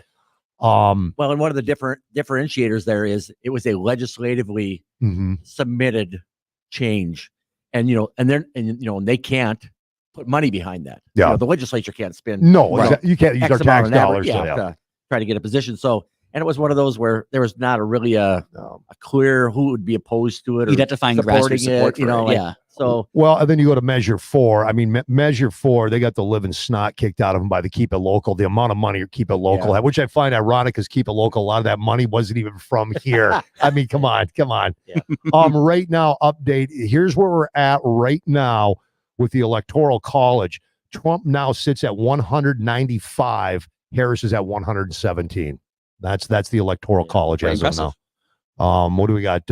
Almost 30 million votes for Harris, and Trump's winning the popular vote. Trump's at almost 34 million votes. Which, by the way, a pretty high turnout so far in these Yeah. elections. We're seeing record turnout. Early voting was pretty record turnout as well. So this is really interesting to see all the votes being counted so far. One thing that I have not seen in a lot of these states that are still up for contention, like Georgia, we still have to wait for those high population centers to get tabulated, which I'm not saying Georgia's going to Kamala Harris. What I'm saying is it's not tabulated yet. We don't know for sure. Right now it's leaning Trump, though. Yeah, right now, Ty, Georgia and Tim, Georgia, just about 77% of the vote is in. Trump's at 52-41. Harris is at 46-96. North Carolina, Virginia, same thing. Both leaning Trump, but some of those high population centers need to be counted still. Most of those are going to lean blue at the very least. Pennsylvania, Michigan, and Wisconsin are the blue belt that Harris or Trump need to win in some way, shape, or form in order for either of them to have a chance. Here's the thing. Kamala Harris is winning or leaning and winning in those 3 states right now. 19% for Kamala Harris and 50%. We're seeing also when it comes to Michigan, we're seeing with 13% reporting, 53% for Kamala Harris right now. And we're also seeing Pennsylvania. We're seeing 30% reporting and 52.5% leaning for Harris right now. All 3 of those states are critically important. Well, this just in, New York Times has just bumped Trump to a 70% chance of winning. That's the New York Times. Interesting. And the Poly market, which when I got on the air this afternoon, it was at about 62. Now, for folks that don't know, the Poly market, that's all the betting markets, are betting sites. And that's people using their real money. I think those are probably more accurate than anything else. But the poly market, when I was on the air this afternoon, was at 62. It is now at 80% Trump winning this thing. The poly market's jumped up that much. Yeah. But it's all interesting to see. But I know that Colorado is still getting in votes at this point. We're seeing 53% for Kamala Harris. We just saw Kansas begin flipping a little bit. There previously was in favor of Kamala Harris, but now it's not tied, but very close. 49.7. Who's and that? This is in Kansas right now. 49.7% in favor of Trump compared to 48.7 for Kamala Harris. Right here, I've got it. It looks like they called it for Kansas. They just called it. Okay, Yep, good they to know. called it, gave it to Trump, and that's 6 more electoral votes. Hey guys, I've got listener wanting to know if we have any election results for Dilworth City Council. Dilworth City Council, I can look into that. Give me a Somebody moment. listening down in Texas. While he's looking that up, I'll shoot this out. Okay. Cass County so far with only 1,700 votes. 1,700. So out of how many votes? 91,000. Okay, all right. That's why I'm just Yeah. cautioning everybody. Well, that's what we're here for, buddy. But in terms of the marijuana, because we kind of talked about this. Yeah. 61.76 yes. So that one's going to be, that one's going to caterwaul all over the place. Here's the thing. I mean, right now, the numbers that Ty had, Ty's looking up some info for listener in Texas on Dilworth. Ty had, what'd you have it at? 44% right now with the outlying counties for marijuana. 40, I think 44, it was like 40, yes. around that, yes.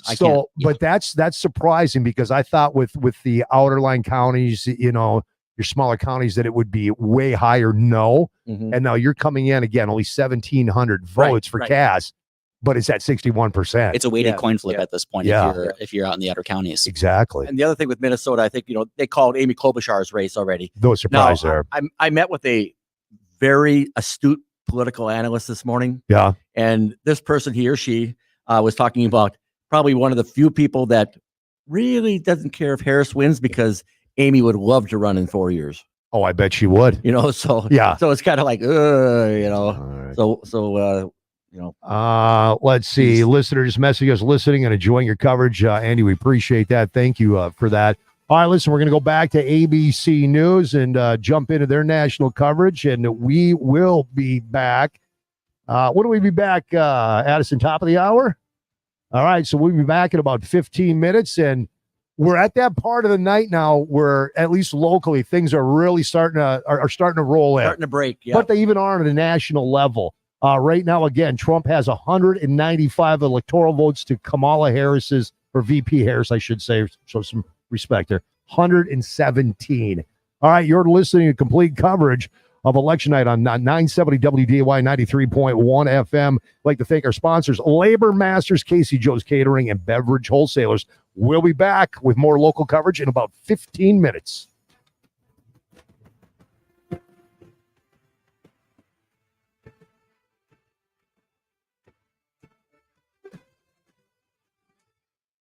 Thanks for making WDAY Radio your new number one with the news that matters to you. I'm Ty Schonert with WDAY Radio. Accurate weather forecasts We're looking at just a scattered hit and miss showers throughout the day today. and personalities that you can call friends. The 90s are a blur.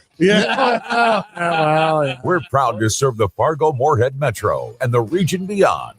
AM 970 and 93.1. We are WDAY Radio. Sports fans, ready to win? Friday's Pick 6 Challenge brought to you by Precision Concrete Cutters Ramjack North. Weekly, compete in predicting the scores of college and NFL football games. It's your chance to win fantastic prizes. Precision Concrete Cutters Ramjack North is making sure this season is one for the books. We're your trusted choice for foundation repair. So get ready to pick 6 for your chance to win. Precision Concrete Cutters Ramjack North, your foundation for success. Visit pccnd.com to learn more. With Medicare's open enrollment period running from October 15th to December 7th, do you have questions about what you need to do? Bell Insurance can help you select the Medicare plan that's right for you. Christina Schultz and Jade Whitty with Bell Insurance can help. Give them a call at 800-369-2501 to schedule an appointment today. Currently, we represent 10 organizations which offer 44 products in your area. Please visit Medicare.gov or contact 1-800-MEDICARE or your local state health insurance program to get information on all your options. Too many people try things that don't work. They lose confidence and give up. Hi, this is Dr. Z at the clinic in West Fargo. and we work hard to find out which treatments will work best for your condition. If you're fed up with not getting results, we can help about 96% of the pain conditions you have, and in 15 minutes, we can usually tell whether we can or can't. Don't take it from me. Here's Gene. Heard a commercial on this radio station, and I was in pain at the time. My pain level was 8 or a 9 at most times. After a few treatments with Dr. Z, I could see that pain level dissipating. Today, I can function fairly normal. Jump in and out of my pickup, climb ladders.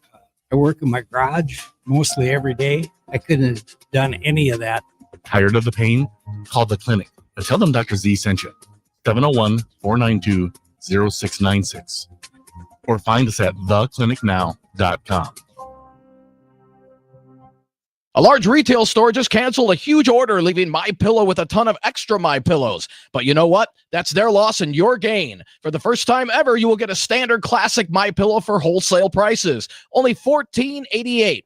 But it gets even better. For a limited time, they're going to offer their entire classic collection at wholesale prices. Get queen size MyPillows for just $18.88. Upgrade to king size for only $1 more. Get the body pillows for $29.88 and multi-use MyPillows for only $9.88. Go to MyPillow.com and use the promo code WDAY or call 1-800-875-0644 to take advantage of the wholesale pricing for the first time ever and receive free shipping on orders over $75. That's right. Get the My Standard pillow for only $14.88. They have never been offered this low before. There are limited quantities at this price, so the limit is going to be 10, and once they're gone, they're gone. So go to MyPillow.com or call 1-800-875-0644 and use promo code WDAY. If you haven't tasted North Dakota Sweet Crude or Sweet Crude Orange, you are missing out. North Dakota Sweet Crude has a smooth cinnamon and spice flavor, and Sweet Crude Orange has the same smooth finish with a splash of orange. Both taste great on the rocks, one sip at a time, and they mix well in a variety of drinks, such as a Dakota Hot Apple Pie or Tyler's Crude Toddy. Just two of the more than 60 drink recipes you'll find online at crudespirits.com. Ask for it at your local liquor store, and in Minnesota or South Dakota, you can also buy it online at crudespirits.com. Decision 2024 on WDAY Radio.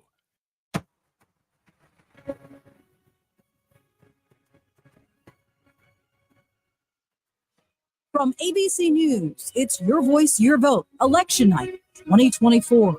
Once again, here's Alex Stone. In 10 minutes, 3 more states will be closing: Nevada, Utah, and Montana. As of right now, 41 states. Their polls are now closed. Based on ABC News projections, the current electoral vote count: 162 for former President Trump, 81 for Vice President Harris. Galen Druk is host of the 538 podcast. He joins us now, taking a moment away from the podcast. And Galen, based on what you're seeing tonight, what do you say? So far, this race is turning out pretty close to what the polls suggested it would look like, which is extremely close, with Trump overperforming in the Sun Belt and Harris's hope mostly relying on the blue wall. I mean, by dint of how the vote gets counted in this country, it means that we're going to have results that are rosier for Trump before we may have results that are rosier for Harris, because we're getting more results in Georgia, North Carolina, and Florida than we have in Pennsylvania, Michigan, and Wisconsin.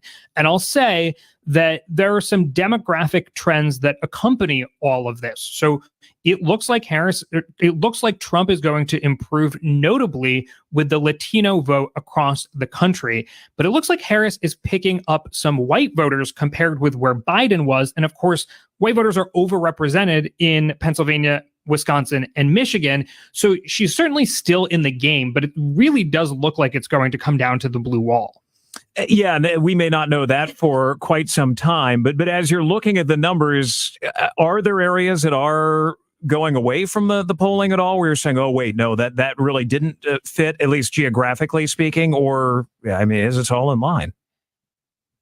Yeah, so the polling was somewhat mixed on how much the Sun Belt might shift towards Trump. There was, for example, the last New York Times Siena College poll out of Florida suggested Trump winning Florida by 13 percentage points. And actually, that's exactly where Florida is at this very moment, with more than 95% of the expected vote in. Of course, the average was maybe closer to 6 percentage points for Trump, but that same set of polls from the New York Times that has been releasing high quality polls throughout the cycle has also showed some of the best polling for Harris in the upper Midwest. I'll say that Virginia is probably a bit closer than most folks expected. I mean, all likelihood, it still goes to Harris. ABC has not projected that race yet. And a lot of the outstanding vote is going to come from highly Democratic areas. But it means that basically below the Mason-Dixon line, Trump has been performing quite well. North Carolina has not been projected yet either, and neither has Georgia. But it just looks like Trump is hitting his benchmarks or exceeding them where he would need to in order to be on track to win North Carolina and Georgia. Again, Virginia still very, very likely to go for Harris, almost certainly once we get more of the vote in. And look, it's that election week scenario we may be looking at where, or maybe not week, but couple days or so, where we're waiting for votes out of those upper Midwestern states. I mean, Milwaukee said that they may be counting mail ballots until the wee hours of the morning in Milwaukee. So we could be in for a very long night. Based on the numbers that you're seeing right now, of course, exit polling has indicated the economy is one of the key issues, if not the key issue. Is this a result of that based on the numbers? It varies from place to place, it appears. So yes, overall, the economy, there's deep dissatisfaction there. And I think it's in large part because of inflation. Look, the first 3 years of the Biden administration, we saw prices rise faster than wages. So in plain terms, that means that Americans were becoming literally poorer. And that's not something that they were happy about. We saw it in the consumer sentiment data. That should not be surprising. We also saw, though, that in the 2022 midterms, there were folks who turned out and voted on other issues like abortion and democracy. And what we saw in that election was that different parts of the country shifted in different directions. So in 2022, while there was something of a red wave in Florida, we saw something of a blue wave in Pennsylvania.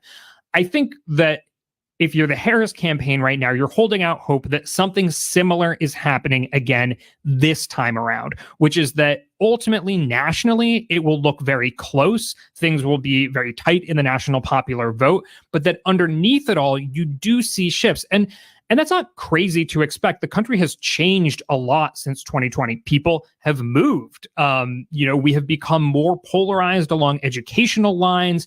The culture has changed. And so coming out of that pandemic, it's not necessarily surprising that different parts of the country could be moving in different directions. And I'll say one more thing on that point is that increasingly people are living in states that are controlled by one party, right? So whether it's the legislature or governor passing or signing laws in your state, you're more affected by one party's control. And that could cause something of a backlash. I mean, for example, we saw polling out of Kansas that suggested that, while Trump was on track to win, it could be closer than generally expected. And that may well be the case tonight, because ultimately Americans don't want their state to go so far in one direction or another. Galen Drew, host of the 538 Politics podcast. Galen, thank you so much. And when we really get into some of the nitty gritty on this, on the counties that are coming in, especially Pennsylvania, as we're looking at Pennsylvania, what are you guys seeing, Karen Travers and Stephen Portnoy? Well, I mean, when you look at the broader picture, it's a very, very slim lead for Kamala Harris at this point. 39% of the expected vote in. Harris leads Trump 50% to 49%. She's got 1.378 million votes. He's got 1.337 million votes, a difference of roughly almost about 40,000 votes. That's the big picture in the Commonwealth. Yeah. And how much is in right now? Right now, it's 39% of the expected. So we're still early. Mm-hmm. And Pennsylvania so well. That is where you come from. And as you're seeing the vote come in, what's sticking out to you? So a couple things that I'm looking at right now. Lackawanna County. This is in Northeast Pennsylvania. This is the home of Scranton, Pennsylvania, of course, the home of Joe Biden. And this was a place where some Democrats in Pennsylvania said they didn't think Kamala Harris was going to be able to hold on to this county, that there were trends up there in Northeast Pennsylvania that signaled that Donald Trump had made some gains, and they would not have been surprised if he won Lackawanna County because Joe Biden obviously had such a strong tie to it. They have 90% of their vote counted right now, and Harris has a 5-point lead over Trump. So that's surprising to me. Interesting. I don't know what it says about the rest of the state at this point, but that was one that I've had on my list of keeping an eye on to see how close she could keep the margin if she was able to retain it. But there, it's a 5 points. That's significant. Joe Biden had won there by about 8. So that's important. The big collar counties still just slowly coming in right now outside Philadelphia. She does have substantial leads in those counties. Northampton is the other one told to keep an eye on. It's the Allentown area. The vice president was there yesterday. About 26% of the vote is in there. And Harris is leading by about 16 points, which is significant. Let's check in quickly in Pennsylvania. Mike Dubusky, our ABC's Mike Dubusky. What are you hearing there so far, Mike? Yeah, so here in Bucks County, the expected vote reporting is now at about 21% of the vote in. So not a ton of tea leaves to read here just yet, guys. But to give you a little background on Bucks County, this has gone blue for the past several election cycles. President Biden won this county by a 4.4% margin in 2020. In the previous election cycles, it was much closer. Hillary Clinton took this by less than a percentage point margin in 2016. And former President Obama took this by a 1% margin in 2012. So keeping a close eye here on Bucks County, there's about 646,000 people that live here, many of whom headed to the polls today. Some of whom I spoke to, they say that their top issues range from protecting democracy to the economy to abortion and immigration, Alex. Mike, thank you. Not a lot of states that are still voting. In just moments, 3 more states, Nevada, Utah, and Montana, will be closing their polling places. And then in about an hour, we're going to kind of run things to the end, at least in the continental U.S., with the rest of the states. You're listening to live coverage from ABC News. Hey there, FFA and 4-H students. This is Bridget Riedel, Ag Director here at WDAY Radio. I'm looking for an assistant Ag Director to help me. I need someone new every month to spend one day in studio talking about Ag headlines, interviewing guests, and so much more. Are you interested? Well, send me a message, ag@flagfamily.com, to get the ball rolling. We'd love to have you be in studio and experience radio at its finest. Hey, it's Steve Kearney from Steve Kearney Outdoors. Catch me on Friday mornings on Bonnie and Friends, and we'll talk hunting and fishing, and I'll pass along tips to help you have better success on the water and in the field, and let you know what's trending right now. Steve Kearney Outdoors is brought to you by AutoFix and AutoTail, an independent family-run shop that knows how important it is to get you in and taken care of quickly. Find out more at AutoFixRepairs.com. Weather and news, fast and first. This is WDAY Radio, AM 970 and FM 93.1. WDAY, Fargo, Moorhead, West Fargo. This is Decision 2024 on WDAY Radio. Oh, all right, there we go. The mic's back on. Let's get back at it. It is straight up 9 o'clock. This is 970 WDAY AM, Fargo, North Dakota. Welcome back to our local coverage. The numbers are rolling in, not only nationally, but locally. Real quick, again, a big thank you to our sponsors, Nancy Kelly and her crew at Labor Masters. Couldn't do it without them. Also, the awesome food we always get for these viewer parties, Casey Joe's Catering, and the fine folks at Beverage Wholesaler supplying the beverages. They always say, man, when you're cracking that cold one, whatever you're cracking, make sure you give a toast to our veterans and our first responders. By the way, Labor Masters, hey, if you need some help around the business, Labor Masters works with over 200 local businesses. They will get you the help you need, whether it's a day, a week, a month, whatever it might be. They also do a permanent placement, and not only for business guys, but if you're looking out your back window, go, man, I do not want to do all them leaves. Call Labor Masters. They'll also send somebody to help you with residential leaves, cleaning, snow removal, whatever it is. So give the number one trusted source in the region, Labor Masters, a call for all your needs. All right, it is 9:01. I'm Jay Thomas, along with Tim Flakoll. He's in studio. Of course, Tim, 18 years in the Senate here in North Dakota, and I called the race for Tim earlier this evening. My crystal ball told me he was going to blow the competition. Oh, there was no competition. Tim is now not officially yet, but now we can say Commissioner, County Commissioner Flakoll. Commissioner-elect Flakoll. There you go. Also, Ty Schoner from our WDAY radio newsroom is in here. Chris Larson, super producer and news guru, is hanging out with us as well. All right. And by the way, you can call into the program, 701-293-9000. If you got a comment or a question, that's what we're here for. We're here till midnight tonight. All right, let's go around the horn. Tim, what do you got? Well, I think one of the ones that we're watching closely statewide with the races is in the Senate district. Oh, I thought you had my Measure 5. I'm sorry.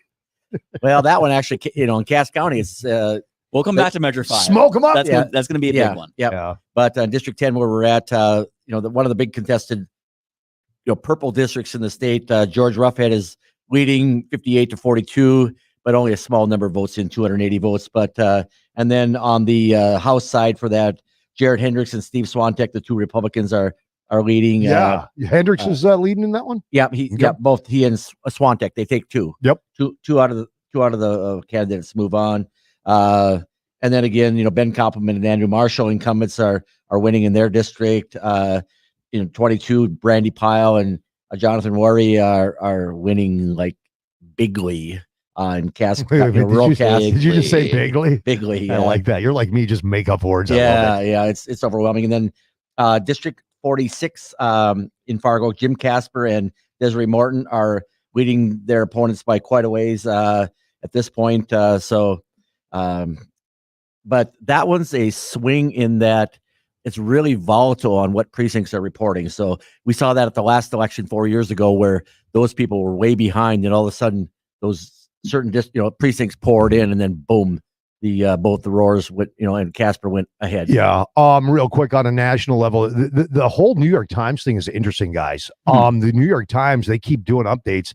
They are now they are saying that they're projecting Trump will get 287 electoral votes. That's the New York Times, and that's exactly where Real Clear Politics was this afternoon. And they're now creeping up their numbers. Earlier, they said that they bumped him up to a 70% chance of winning. New York Times just bumped it up even more, now bumped it to a 71% chance that Trump will win. And that's coming from the New York Times, guys. Yeah. All right, back to the local stuff. The other one that you've been watching, and we've been watching across the area, the District 8 District Court Judge, Ryan Youngren against Daniel Gast, 2-1 for Youngren. Right, 2-1 right now. Okay. You're basically, and how many votes are in? 9,000. 9,000 change. So okay. Roughly 10%. But we talked kind of on the break here. Little dots of information suddenly become trends. Exactly. Yeah. And then it's one of those, you'd rather be the 66% person than the other one. Exactly. Yeah. Yeah. You're praying for something over there if you're at the 33% margin at this point. Yep. So. What do you got? And then, one more. Okay. I forgot. Joel Vettel has, again, with 9,000, little over 9,000 votes in, 63.28, and Keith Godis has 35.91% of the vote. All right. Interesting, but not surprising, I would say. I mean, Joel Vettel's very popular. He's got well-known name. Yes. Yeah. Exactly.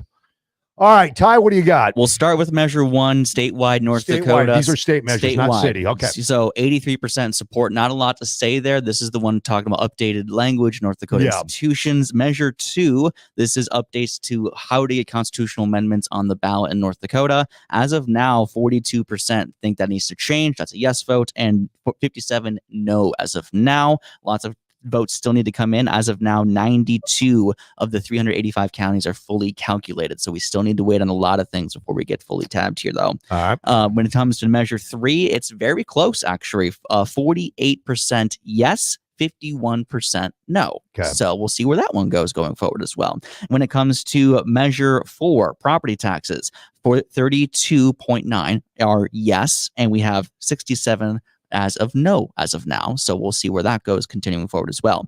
Measure 5, recreational marijuana in North Dakota, 44% yes, 55% no. And this is without all of Cass and Grand Forks and Burleigh County. The big counties. These are the big ones, and these are the ones that typically will lean in the yes direction. So we'll see if that changes things once those are fully tabulated here too. And those are the big ones when it comes to statewide. Locally here in Fargo, so listen up, Fargo voters, for this one. Sales tax for the Fargo Dome. Right now we're seeing 47% yes, 52% no. This is with 6,600 votes tallied so far, and they need 60% in order to get to that being approved here. The lodging tax in Fargo, get this, 53% yes and 46% no. Wow. So if trends continue, we might see a convention And center. how many votes are in? As of now, 6,500. 6,000, okay. We still have a long way to go, but Yeah. it's still trends here. And when it comes to fire and police, this is a pretty solid yes. Nearly 70% Yeah. are getting for the yes vote, and 30% when it comes to the no. And we'll, if we get a chance here later on, I know the guys, firefighters are down at the side street pub downtown. okay. So we'll see if we can get Eric and those guys on later on. I'll reach out to Kelly Armstrong.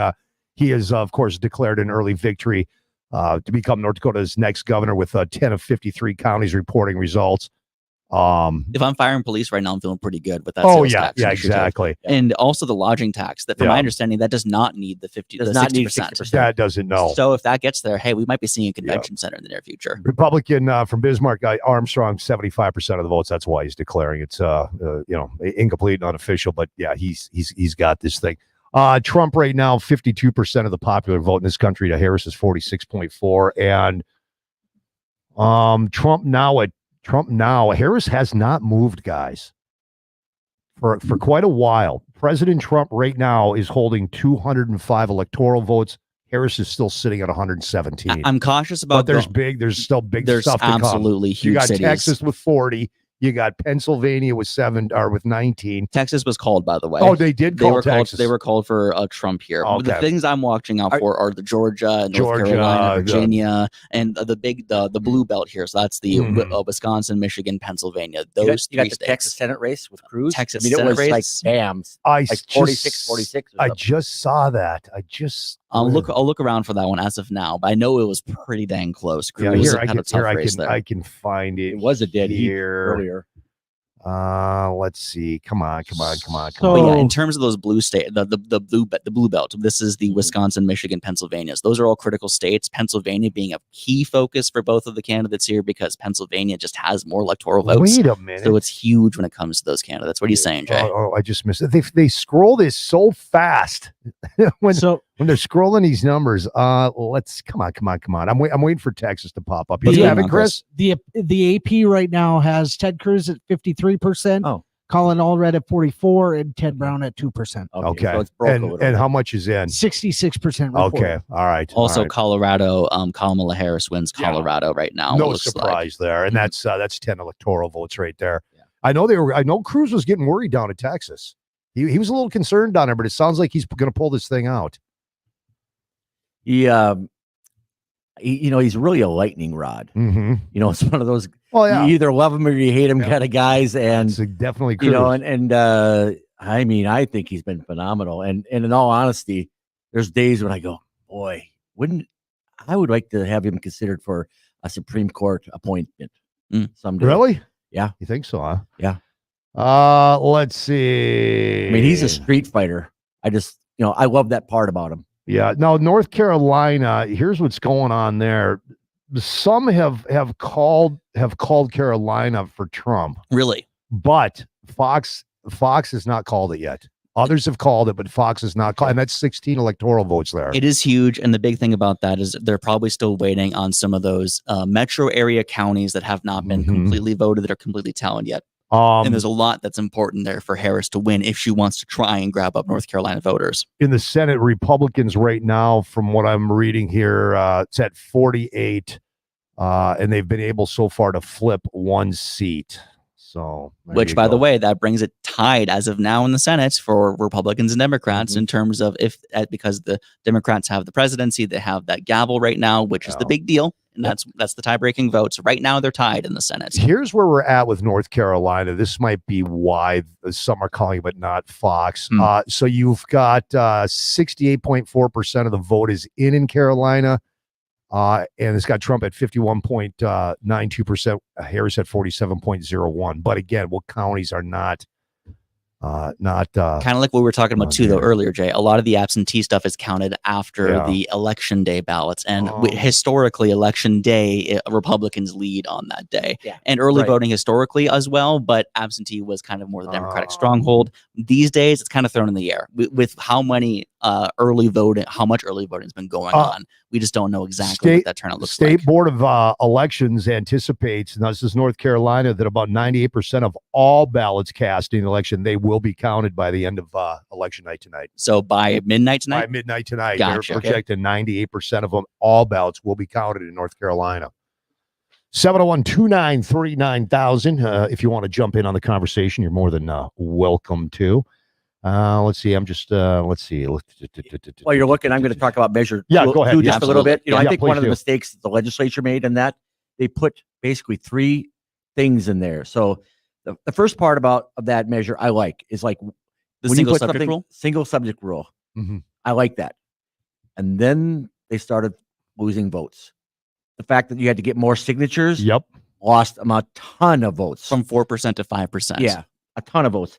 And then the fact that people have to vote on it twice did not sit well with people. Which, by the way, it's like 17%, generally speaking, primary turnout. So that's a really big deal because one of the opponents is saying, hey, 17% of the electorate decides what the remaining part of the electorate get to vote on for the general. Well, people feel like their power is being taken away from them. Yes. And wait, you're telling me I've got to run this twice now? And where's that one at right now? That's pretty far behind. I can get that for you in a second. It's losing, and I think it will. Just alone for the fact that it requires more signatures and people view it as it takes power away from them on 2 out of the 3 things. I was out with Steve Hallstrom on the flag earlier today when I got off the air, and we went through the measures, and that one, I said that one ain't going to pass. 57% no as of now, 42 is supporting Measure 2. 50, how many no? 57% no. Okay. So it's a solid margin so far. All right, 701-293-9000 is the number. We'll go back to ABC national coverage here in just a couple minutes, and then we'll be back right around the bottom of the hour, and we'll be doing this up until midnight tonight. They called it for Julie Fedorchak. Did we have that one earlier? We do have Julie looking to win her seat. She's going to take Kelly Armstrong's spot as Kelly moves on to be the governor. Honestly, guys, it's not because he's a Republican. I think Kelly Armstrong is going to make a fantastic governor just because of his background. He's oil. He knows that. He was a defense attorney. I mean, the guy that I think he's going to be really good. I served with him in the Senate. One of the most impressive, brilliant, strategic people I have ever met in my life. And he will just speak his mind and tell it. If the Democrats are at something, he'll say, "Yeah, you guys are right." Same thing about. He's going to be a good governor, and he owns it. If he screws up, he say, "Hey, I screwed up." Yeah, I'll reach out here, see if we can get Kelly on in our next block. I'll try to get a hold of Kramer too. All right, we're going to go back to ABC News, and then we'll be back in about 15, 20 minutes with some more updates locally. You're listening to complete election coverage, election night on 970 WDAY, 93.1 FM. Jay Thomas, Tim Flakoll, our entire news department is here. All right, back to ABC.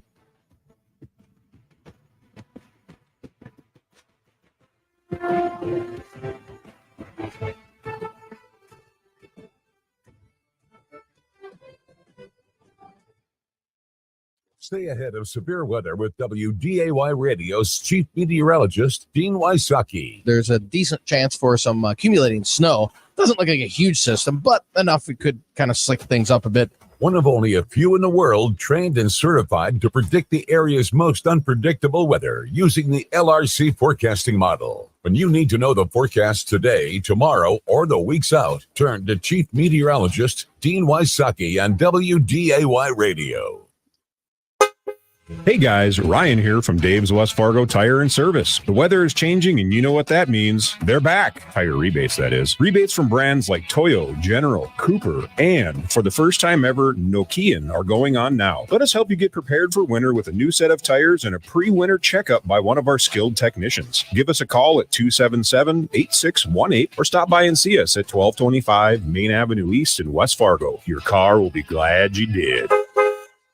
Large retail store just canceled a huge order, leaving MyPillow with a ton of extra MyPillows. But that's their loss. It's your gain. For the first time ever, you will get a standard basic MyPillow for wholesale prices. Can you believe this? Only $14.88. But it gets even better. For a limited time, They're going to offer their entire classic collection at wholesale prices. Get queen size My Pillows for just $18.88. Upgraded king size for only $1 more. Get the body pillows, love them, for $29.88. And multi-use My Pillows for only $9.88. So go to mypillow.com, use the promo code WDAY, or call 800-875-0644. Take advantage of the wholesale pricing for the first time ever and receive free shipping on orders over $75. That's right. Get the standard My Pillow, only $14.88. They have never been offered this low before. There are limited quantities at this price, so the limit is going to be 10. And once they're gone, you know the rules. They're gone. Go to mypillow.com or call 800-875-0644. Use promo code WDAY to get the standard My Pillow for only $14.88, the lowest price ever.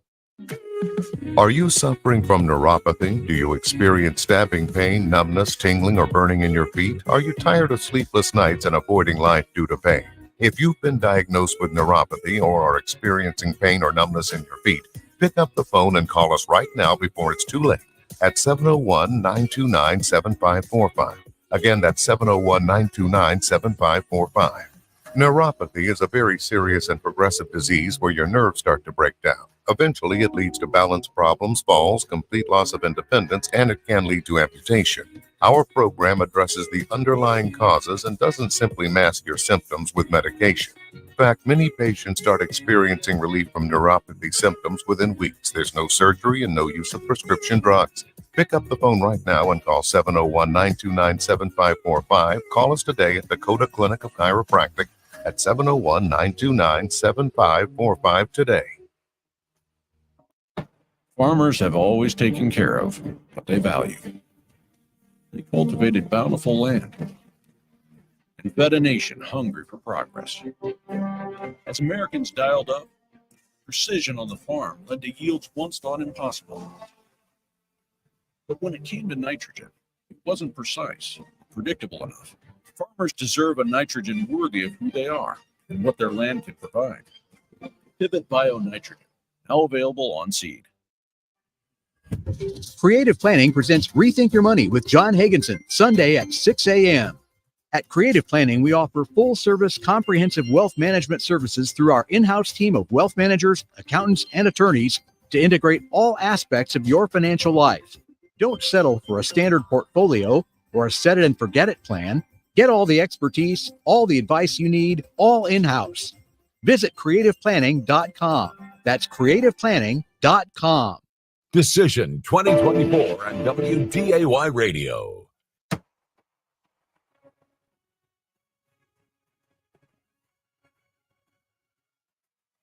You're listening to live coverage from ABC News, Election Night 2024. Once again, here's Alex Stone. Welcome back. Right now, with the electoral vote sitting at 195 electoral votes for former President Trump, 91 for Vice President Harris. The latest ABC News projection coming in that Donald Trump will win Ohio. Let's go to some of the parties going on tonight. ABC News political reporter Layla Ibsa is at Trump campaign headquarters in Florida. Layla, what's it like there? What's going on? Alex, I can tell you the vibe here. People are very excited. We're here at the Palm Beach Convention Center, which is a huge convention hall, and people are already starting to pack it up. And I can tell you that people are waiting up near the front of the stage, holding their spot in order to see, have a front row seat to the former president should he take the stage today. Over at the other side of the bridge, we have Mar-a-Lago, where former President Donald Trump is closely watching those returns. He's surrounded by some of his close allies, including Elon Musk. Tucker Carlson is there hosting live interviews with people like RFK Jr. and British politician Nigel Farage. So while the campaign says that they're cautiously optimistic, right here the vibe at the headquarters in the watch party, people are very, very excited about the early numbers that they're starting to see. Lele, what do we know the former president is doing tonight? What's he up to? Great. So he's at Mar-a-Lago. He is closely watching the vote count. He has a dinner with donors, and I can tell you that campaign sources have told ABC News that he has just made an appearance in that ballroom. His mood is he's feeling great, and so I think that we should probably expect to see the former president make some sort of appearance or some sort of statement soon. But of course, campaign officials really want to wait to ensure that they feel confident that they have reached 270 electoral votes before they start to make any sort of declaration. Layla, you've been covering the former president quite a bit through this entire road to where we are today. Is it expected that no matter what, he's going to come out and claim victory tonight? Alex, that is question. Of course, as we know, the former president loves the spotlight and doesn't like to be overshadowed. So right now, plans are up in the air. Of course, campaign officials are toying with the idea of when the former president should come out. Obviously, we saw in 2020 when he prematurely declared victory. That is something that they don't want to happen, as questions surround the former president in a concession if he has to make one, whether he will do that or not. So, but if, he's watching the channels, and I can definitely tell you that if he's seeing the excited ballroom and all of his supporters chanting USA like they are now, he's definitely going to want to make an appearance, at least if not to make any sort of declaration, but to thank the supporters that are out here and to really galvanize and energize them as we prepare for a really long night. All right, Layla, thank you so much. Fritz Farrow covering Vice President Kamala Harris at Howard University in Washington. What's it like there as the results are coming in? Hi there, Alex. The energy here at the Harris Election Night campaign headquarters, it has taken a fast turn within the last hour. There was music blasting here on the Howard University campus, which is Harris's alma mater. People were dancing, but the music was cut, so live news coverage of the votes coming in could play on the monitors here. And it is early, but the crowd was seeing really changed their mood. Many people stood in silence, smiles were wiped from their faces. Just a few minutes ago, the music was finally back on. It hasn't really changed the mood here. There's certainly an air of anxiety here, but the Harris campaign. All right, Fritz's line is breaking up, but Stephen Portnoy, I think we can understand what he's saying there, that the mood is changing right now. This is very reminiscent of 2016, let's see if where the parties are changing. Yeah, no doubt. And I mean, we can all remember. I certainly those of us who were at the Javits Center in 2016 will remember that moment in the evening where the mood definitely changed, where it was enthusiastic, exuberant, and all of a sudden, data started coming in. We have not yet seen. At this point, we don't know anything. Well, we don't have a domino falling, right? Yeah, For example, I remember being at the Javits Center in 2016. We started to see the blue wall crack. We have not seen that yet. What we do see is a tight race, and any hope that the polls would have, surprised the pundits, or rather, the results would have surprised the pundits, because, for example, enthusiasm for Harris would have been stronger than the pollsters picked up. That has not manifested yet. But again, we're still waiting on data. For example, looking at, this is something that we did not have our eyes on, but when we look at the raw returns coming in from Virginia, for example, a state that has been consistently blue for the last 2 decades, it's a relatively slim lead for Kamala Harris right now. With 70% of the expected vote in the Commonwealth of Virginia, Harris leads Trump 50 to 48%. But we're still waiting on returns from key urban areas in the Commonwealth of Virginia, and so we're not yet ready to make a projection. But the fact that the Democratic candidate is only ahead by 2 percentage points in Virginia, a state that hasn't gone Republican since 2004, is a reason to dampen the enthusiasm at Howard University tonight. Yeah, very close there. I want to look at the Senate for a moment. ABC News political reporter Brittany Shepard, and we have a projection in on the Senate race out of Maryland. Angela Ossobrooks projected to win over Republican Larry Hogan, and now 2 black women in the Senate, Maryland and Delaware. Brittany? Yeah, Alex, whatever happens to the top of the ticket tonight, black women have smashed through a major glass ceiling in the Senate. Like you said, for the first time ever, 2 black women senators will be serving concurrently the same time next year, with victories for Prince George County Executive Angela Ossobrooks, who just beat very popular Republican Maryland Governor Larry Hogan, and Congressman Lisa Blunt Rochester. I mean, I think it's kind of stunning that this is such a totemic moment for black women, as they're worried about at the top of the ticket, will a black woman be the first woman president of the United States? Just 3 black women, only 3, have ever served out of the 2,004 senators in history in the chamber. Kamala Harris of California, LaFonza Butler, also of California, and Carol Moseley Braun of Illinois. Like, this is not something that was ancient history, these changes happening. And it's pretty astounding, as you're feeling that anxiety that might be happening in DC at Howard University, a historically black college, as Democrats really worry, do they have the black vote on lock? Without a doubt, Black voters are some of the most consistent, most loyal to the Democratic Party, especially Black women. It can't be overstated. And I know we talked about this a little bit earlier in the night, but Kamala Harris has understandably kind of distanced herself from the historic nature of her own campaign. She's been asked about this time and time again, of course, by our own Mary Bruce, and said, listen, I know my biography. That's it. Next question. But for a lot of people, a lot of young people, a lot of young Black people, having that representation at the top of the ticket matters so much to them, to push them to run for office, no matter their party. I've been traveling the country talking to voters, and I happen to talk to lots of young Black people who feel like really reinvigorated, that definitely didn't care for Joe Biden. And at the top of the ticket, when that change happened, just 107 days ago, I know it's crazy. She's only been a candidate for a little over 100 days. Something clicked, something changed in the energy. But the Black vote is not monolithic here, as we know. And there is some real worry. I'm sure, Karen, when you're talking to the Harris campaign, you hear this too, that young Black men might not be a lock for Democrats as they thought. We're looking at this map and we're seeing some voter margins go different ways. It's not necessarily a big blowout for Kamala Harris early in the night.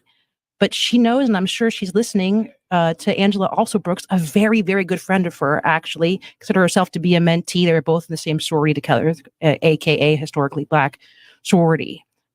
So it's just some pretty stunning stuff to see.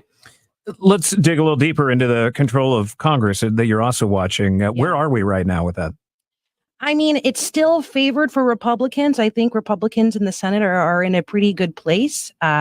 Of course, there are some interesting battlegrounds that are going to be really close, like Nebraska. It's kind of funny to think that Nebraska would be a state that would be in play for Democrats. And technically, there is no Democrat in that race. However, there's an independent candidate. His name is Dan Osborne. He's a union leader who has run perhaps one of the most convincing independent Senate races that I've seen since I've been covering Congress. Republican incumbent Deb Fischer is within like 1 or 2 percentage points. I have to check what it is this very moment. Running for Dan Osborne, lots of unique dynamics in this race, but Osborne has said that he will not commit to caucus with any member of Congress, meaning that, if he is elected, if he is able to unseat Deb Fischer, Democrats might see it as a win because it's a Republican loss, right? And it might make him, by the end of the night, perhaps the most powerful senator in Washington if he ends up winning, because, folks are going to want to court him to get them to be perhaps a deciding vote if it ends up being a tied Congress in the way we might think it will run out. Brittany Shepard, our ABC News political reporter. Brittany, thanks. Stephen Portnoy, at this point, when it comes to control of Congress, we don't really know enough yet. Well, and one of the reasons we don't is because your friends in the Golden State are going to take as long as we're going to take a very long time for us Californians. God bless them. But look, we're looking right now at a net gain of 2 for the Republicans in the House. Now, Democrats needed a net gain of 4, so that's not happened yet. But again, they're all 435 seats are up tonight. We have 34 Senate seats in play, and so far only one flip for the Republicans in the Senate. That's the seat held formerly, or currently, but soon to be formally, by Joe Manchin in West Virginia, going to Governor Jim Justice. And one of the reasons why California takes so long is many of the ballots are mailed in, and they've got to process all the mail-in ballots. I thought you were all surfing. That's we are doing that too, and and drinking wheatgrass, and and not counting ballots apparently. But it's because everybody in California gets a mail ballot, and then many people send it in that way. We're continuing to see the states come in. We're about a half an hour away from California and those 54 electoral votes. California closing. Washington, Oregon, and Idaho. You're listening to live coverage from ABC News.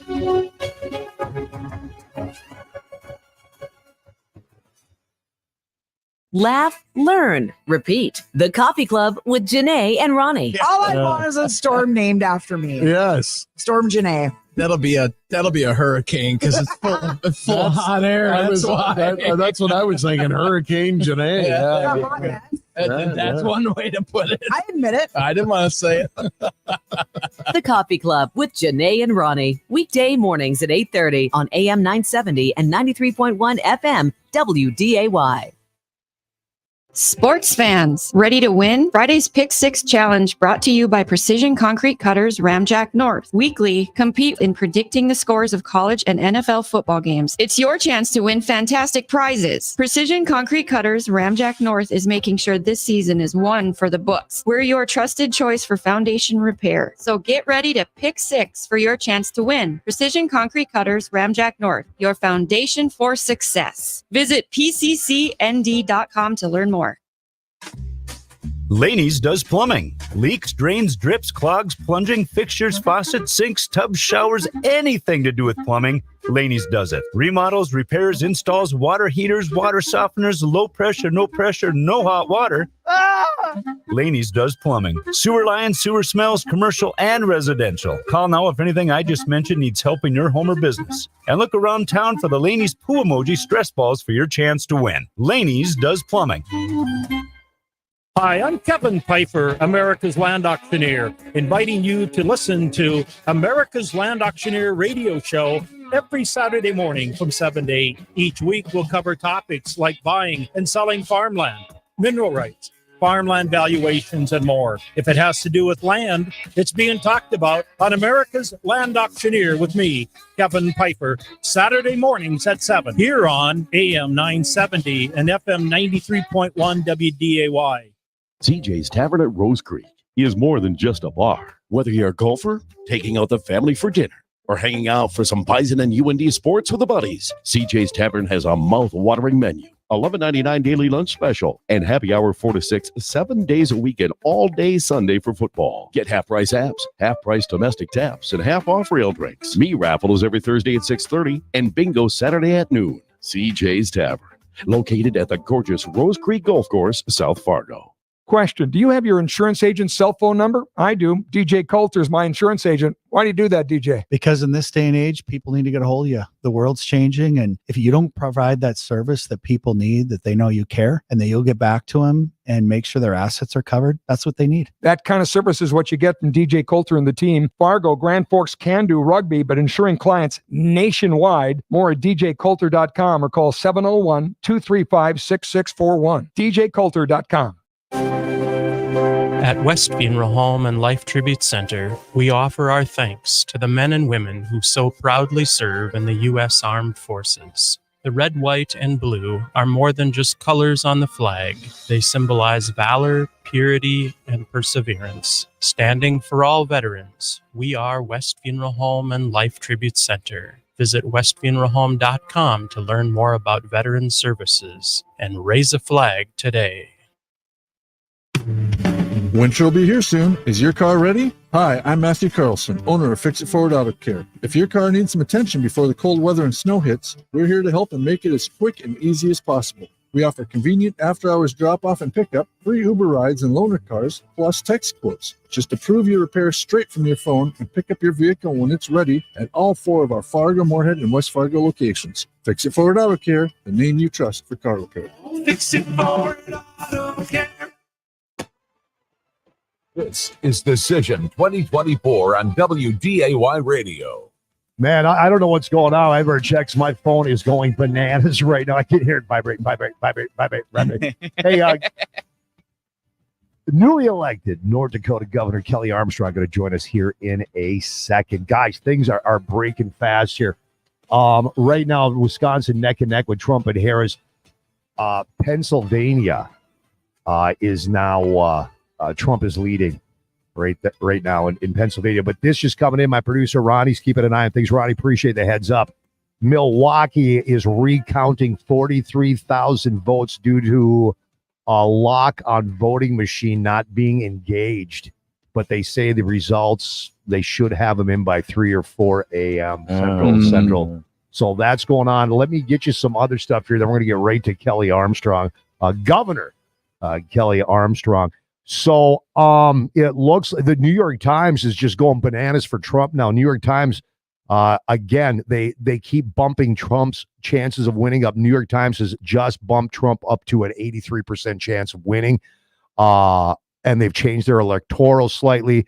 They are now giving Trump 297 in the Electoral College to 241. Interesting. Ladies and gentlemen, let's bring him on. Can I say Governor-elect Kelly Armstrong. Congratulations, buddy. Thanks, Jay. Kelly always works, so that'll be better. But it's been a pretty humbling night. It's just a little surreal, really excited. It's just been a lot of fun. Kelly, I'm hanging out with, you know the name, Tim Flakoll's co-hosting with me on our coverage tonight up until midnight, and Ty Schoner from our newsroom is in here with us as well. You're not worried about his nail biter of a race or what? I come walking in the studio and, I called Flakoll. I got to call my first race. I called Flakoll, hours ago. I don't know what Tim's thinking. He comes in here with one, two. How many sets of suits did you bring in here? I brought a spare one suit coat and then a few shirts because. How many times do you think you're going to spill pulled pork on yourself? Like 3. Oh, jeez. You plan on sweating through that? Historically speaking, yes. I just about wore a camouflage shirt. But hey, Kelly, congratulations. I am so proud and excited for you. I am so excited for the state of North Dakota. And I know you're going to build a great leadership team, work great with the legislature. You got so many amazing sets of experiences throughout your life. And for people who have never met Kelly, he is one of the most whip smart people you'll ever meet in your entire life. He's very smart and strategic, listens to all sides, and if he ever messes up, he'll admit it. He said, "Hey, I screwed up. Here's what we need to do." Kelly and I, we don't once a year, except we missed it this year. We hang out at Bean Days in Horace, and when Kelly comes on and hangs out, and he's down there with me. Kelly, we don't even really talk politics. We just talk about beer, hunting, cigar, stuff like that. We just have a good old time. Yeah, I mean, so my election morning was hunting with my dad and my brother that I stopped in to go see where some of my stuff was at the taxidermist place. So I think, and Tim's exactly right. Nobody can do this job well if they never make a mistake. Because if you never make a mistake, it just means you're being simply way too cautious. But I think the key to this is I've got really smart people that help me get as much information as I possibly can, and then we're going to go forward. We're going to make some decisions. We're going to work with the legislature. We're going to do all of those things, and we're going to work really, really hard to get out and talk to, and more importantly, listen to as many North Dakotans as possible. I was out in Bismarck yesterday. I had to run out there and do some ride stuff, and I was listening to it. Is on K-Fire. Is it Bell? I believe is it Mike Bell? Is that I was Alex went with me. We were listening to you on Bell talking to the who are the hunting guys, 701 guys or whatever they are. The Guns and the 701 guys, yeah, they're live streaming from the thing tonight. They're just. I've known Clay Peterson since he did Friends of the NRA stuff in Southwest North Dakota. Wait a minute, Clay Peterson's part of that? Yeah. Oh, tell him I said hi. I didn't know that, but we were listening to it and loving it. You were just. You weren't even talking about anything about politics or the race. I mean, you're just sitting there talking about the story. Hey, I'm going on hunting with Dad. I go hunting. Was it like once a week with Dad still? And you're just a regular hang out in the garage kind of guy. Kelly, I don't know if there's a lot of people that go to DC because they want to. I've always gone because I have to. And I've got a lot of friends out there, and I'm actually going to miss being North Dakota's only voice out there, but I'm just telling you guys, I'm really excited to be home. Well, you got a good fill-in for you. Julie Fedorchak is going to take your spot. Tim, you were going to... Hey, Kelly, did I see something that you went hunting today? Did you? Every election day since I ran for Congress, I go hunting with my dad. Are you serious? I just love that part about him. I mean, it's just like, well, you guys, here's the simple reason why. Any day when you get to hunt with your dad, no matter what happens the rest of the day, it can't be a bad day. That's exactly. So and you have such a great family. Yeah. How are you doing? Are you nailing them? Yeah, we've got a lot of birds down there right now, but when you go early in the morning, it's, chase them out of stubble, take a dog out, run into cover. I do a lot of driving and making fun of my buddies for missing. I'm not as mad at pheasants as I used to be. I love it. All right, Kelly, you got the seat. Did you ever think, you've done so much in your career, and I know we're limited on time. You got a busy evening. Did you ever picture yourself sitting in the governor's chair in the great state of North Dakota? No, I think like a lot of people, we thought Governor Burgum was going to run for a third term. And if that would have happened, I'd have probably ended up in a place in Congress where I'd have stayed until the good people in North Dakota told me it was time to be done. But about January 22nd, I started thinking about it. By the way, Trump just won Iowa. Okay. He got Yeah, Iowa. so much more polls again. Hey, Kelly, You guys one thing. can't see me because I'm on the radio, but this is my shocked face. Yeah. Hey, one thing I want to make sure is please give a high five to Roz. I mean, she has just been, for those that don't know Roz, I mean, Roz is just everywhere, lining up everything.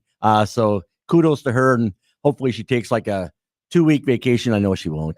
She does not have that time. She doesn't have that time right now, Tim. But that is really between Kirsty, Michelle Strindon, Roz Layton, and J.C. Schaefer. The secret to my success is surrounding myself with smart, talented, aggressive, unbelievably talented women. Now, my question, now that you're the governor, am I still going to be able to pick up the phone and call you if I need anything?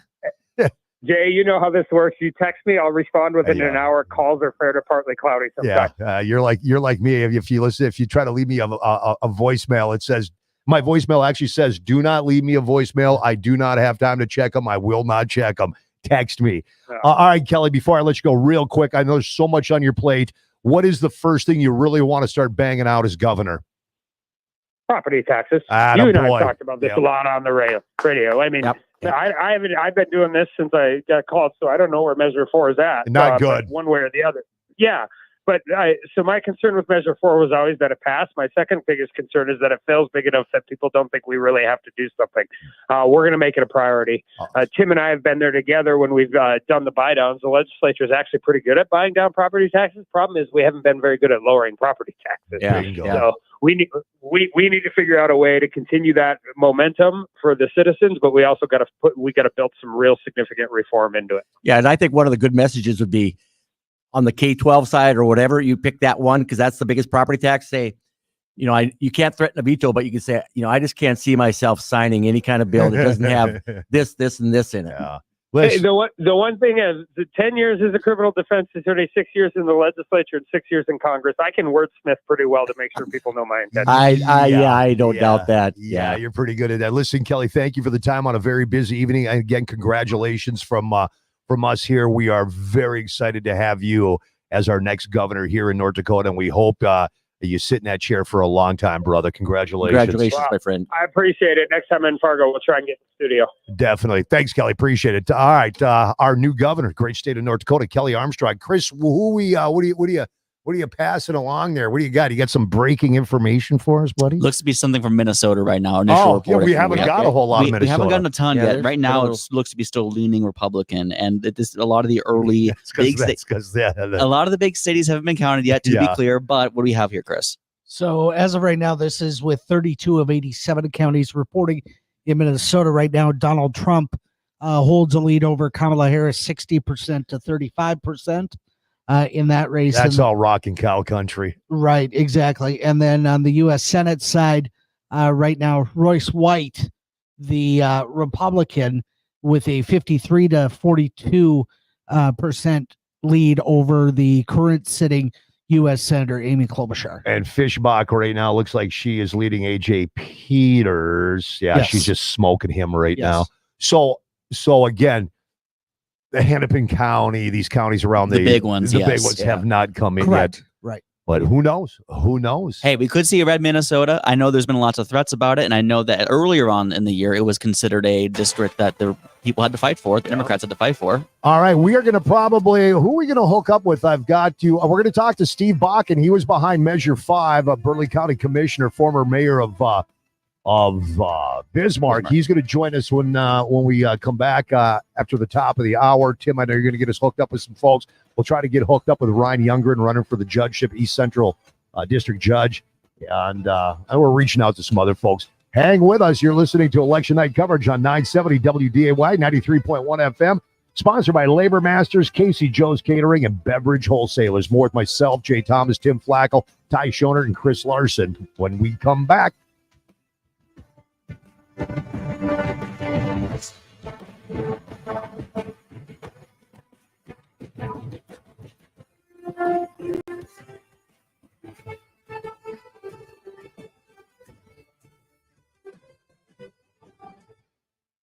Laugh, learn, repeat. The Coffee Club with Janae and Ronnie. All I want is a storm named after me. Yes. Storm Janae. That'll be a hurricane because it's full of hot air. That's why. That's what I was thinking. Hurricane Janae. That's one way to put it. I admit it. I didn't want to say it. The Coffee Club with Janae and Ronnie. Weekday mornings at 8:30 on AM 970 and 93.1 FM WDAY.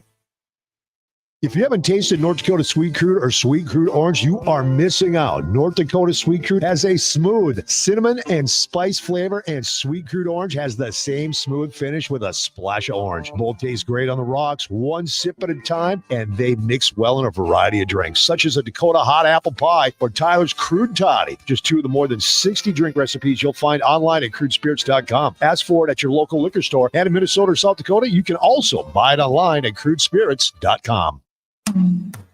Are you ready for the seasons ahead? The new Subaru models can help. With symmetrical all-wheel drive, Subaru provides improved efficiency and a quicker response to road conditions than competitors' optional systems. Yes, Subaru is designed to deliver confident capability no matter the weather or road conditions. That's why you see so many Subaru models around you. Check out all the new Subaru models today at Muscatel Subaru, just off Exit 1 in Moorhead. As cooler weather approaches, it's time to gear up with Red Wing shoes. Hi, Teresa here from the Fargo Red Wing Shoe Store. Keep your feet warm, dry, and comfortable this season with our premium selection of work boots designed for the toughest conditions. Whether you're working outdoors or enjoying an adventure, Red Wing Shoes has you covered with durable insulated footwear. 3003 Main Avenue in Fargo, Red Wing Shoes for ultimate durability. If you have a dental emergency, the first call you should make is to Dr. Jeff and the team at Designer Smiles. He's my dentist. How do you care for people with a dental emergency? Dental emergencies, they're never a good thing. It's like we don't want them to happen. Unfortunately, it's just something that happens. And when they do happen, it can be oftentimes traumatic, embarrassing. How quickly can you get someone in? Oh, when you call us for an emergency, we can get you in usually that exact same day or within a day of that appointment. Stop suffering. Call Dr. Jeff and the team today. They'll take good care of you. FargoDentalCare.com or call 298-9400 and tell them Scott sent you from the Flag. Great November specials wait for you at a PetroServe USA. Red Bull 12-ounce cans, buy one, get one free. Monster 16-ounce cans, BOGO on that as well. Celsius $1.99. 5-Hour Energy, 2 for $5. Old Trapper 10-ounce bag, $12.99. Cheese, it's 59 cents. Giant Sunflower Seeds, 5-ounce bag, $1.39. Stun Guns, $5 off. Windshield washer fluid, $2.99. Little Trees Air Freshener, 89 cents. All this and more at PetroServe USA. There's one near you. You can trust your car to us at United Automotive Tech Center. Is your car ready for cold winter weather? See the experts at United Automotive Tech Center. United Automotive has been serving the FM area for over 90 years. Get your car fixed right the first time, on time, with United Automotive Tech Center. Now with 3 locations, 2 in Fargo and 1 in West Fargo. Expert repairs from people who care. United Automotive Tech Center. MMA is back again for round 2 of Define the Fight, Saturday, November 16th at the Skydancer Casino and Resort. We're bringing back local fighters, Lucas, the Pitbull St. Clair, and Edward Lavallee. Not to mention Season 32, Ultimate Fighter Tom Theocaris, and fighters from throughout the U.S. making their run for the UFC. Define your fight, Saturday, November 16th. Lock and load on your MMA tickets today at SkydancerCasino.com. Decision 2024 on WDAY Radio.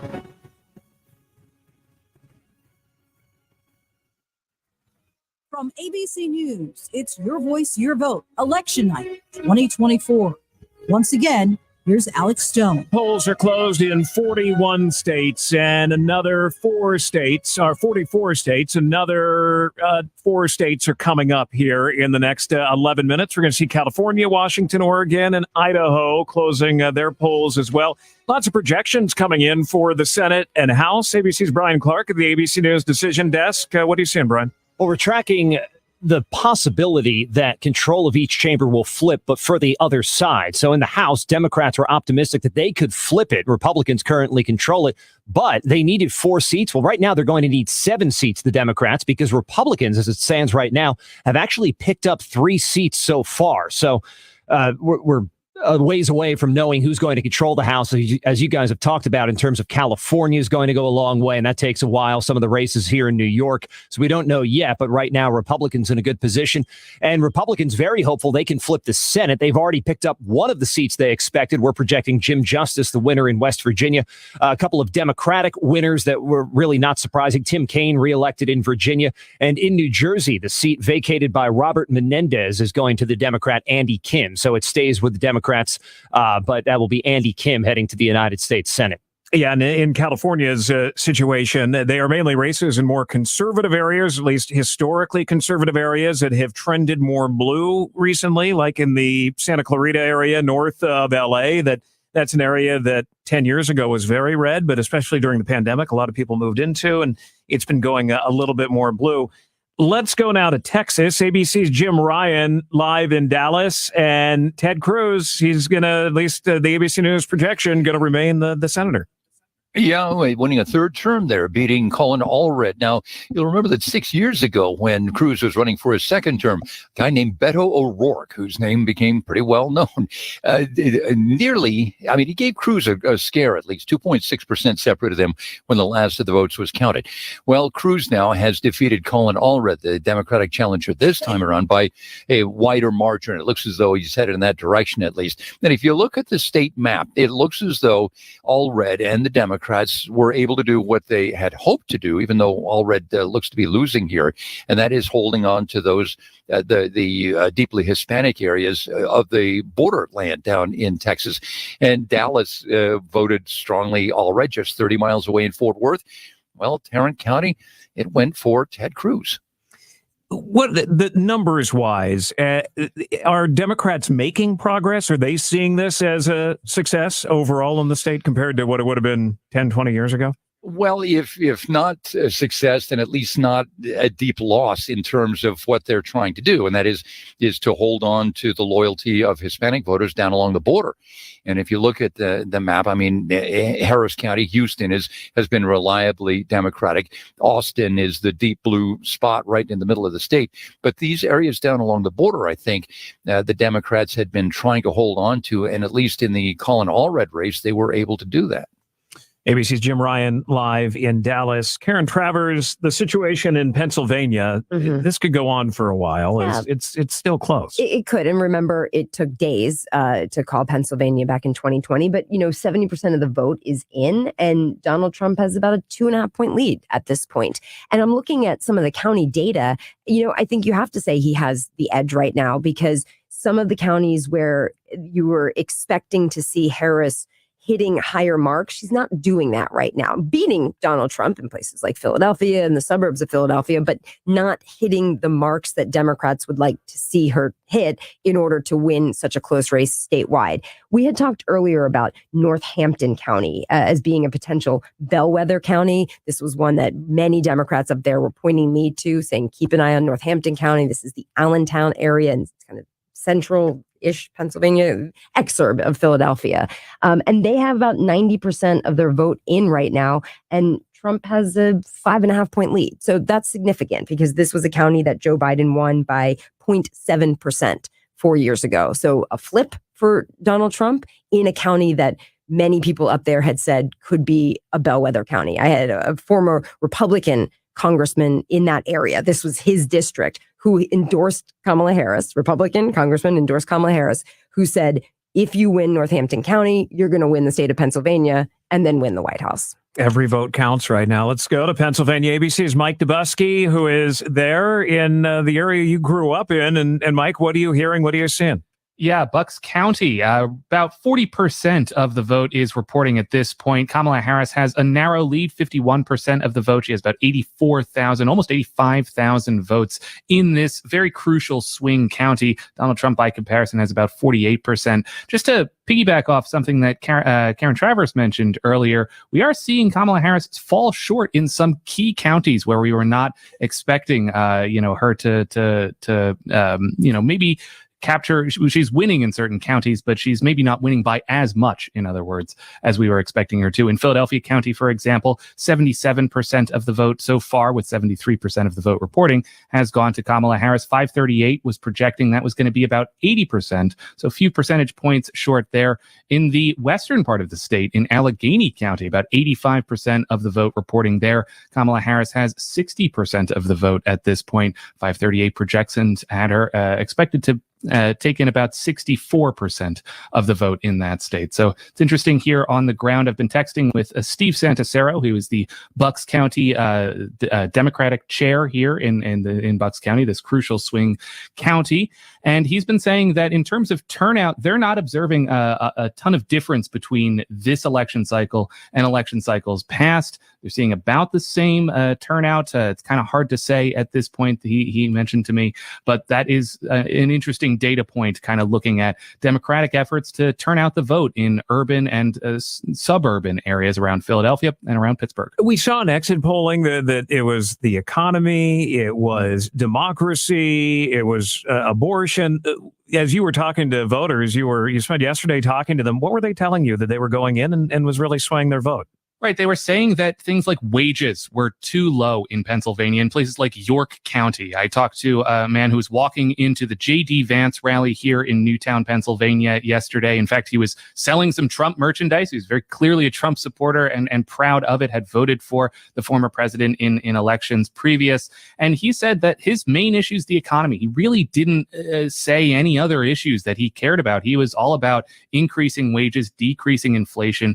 Disappointed, he said, with the economic policies of the Biden administration. And as our preliminary exit polling has indicated, he was one of the people who said that the country is headed in the wrong direction under the current Biden administration. That is what we're hearing from people walking into that event here in Newtown, Pennsylvania. Again, a crucial county and a crucial state. ABC's Mike Dubusky in Pennsylvania. Thank you, Mike. Of course. So Karen, minimum wage, he was talking about wages. Mm-hmm. It's on the ballot in Alaska, in California, in Massachusetts, in Missouri. This comes back to the economy. That this is a lot of this year is economy focused. Yeah, and we saw that was the second most motivating issue for voters from the national exit poll. And this kind of gets back to what we were talking about earlier about the 6 in 10 Americans disapproving of how the president has handled his job. Even as inflation has come down, unemployment is lower, they have still had to make a case to the American people that the economy is better. But if people aren't feeling it, they're not going to think that the team in office deserves another 4 years. And this is where Harris has tried to run as a change candidate, separate from Joe Biden, but that has always been such a challenging question for her. She got asked that on The View on ABC. She's been asked that in other interviews of how are you different? How will your presidency be different? How are you running separate from Joe Biden? And she never really had a good answer on that. And voters pay attention to those things. So if they don't like what they're seeing from the Biden administration and give Joe Biden low approval ratings, if you can't stiff arm him a bit, especially on one of the top issues for them, the economy, that's going to be a tough sell then, I think. Right. And if everything costs more when you go to the store, then you got to make more. California looking at $18 minimum wage already for fast food workers. It's $20 an hour in California. Right now, the electoral vote count 210 for former President Trump, 91 for Vice President Harris as we await more projections to come in. We're about to get a big closure of a state, California, 54 electoral votes there. Coming up, your voice, your vote from ABC News. Waylon from the Wild Rice Barn Grill and the Harwood Grill and Saloon invite you to check out his daily lunch specials, just $9.75. Different specials every day, including soup. Stop in for happy hour from 3:30 to 6:30. Thursday is steak night. Friday and Saturday get prime rib. 10 ounce for $20, 12 ounce for $22, and walleye for $23. And pizza on Sundays are half price. Wild Rice Bar and Grill, 10 minutes south of Fargo, and the Harwood Grill and Saloon, 10 minutes north of Fargo. Open 7 days a week from 11 to 2. Close to Fargo, but not Fargo prices. Are you in need of a top-notch building to house your agricultural equipment? Foltz Buildings, with over 35 years of expertise, specializes in crafting post-frame laminated engineered structures. From commercial to residential, equestrian to garage and storage, Foltz Buildings caters to all needs. Worried about unique designs? The Foltz team excels at making dreams a reality. Experience superior construction. Visit FoltzBuildings.com today. Weather and news fast and first. This is WDAY Radio, AM 970 and FM 93.1. WDAY, Fargo, Moorhead, West Fargo.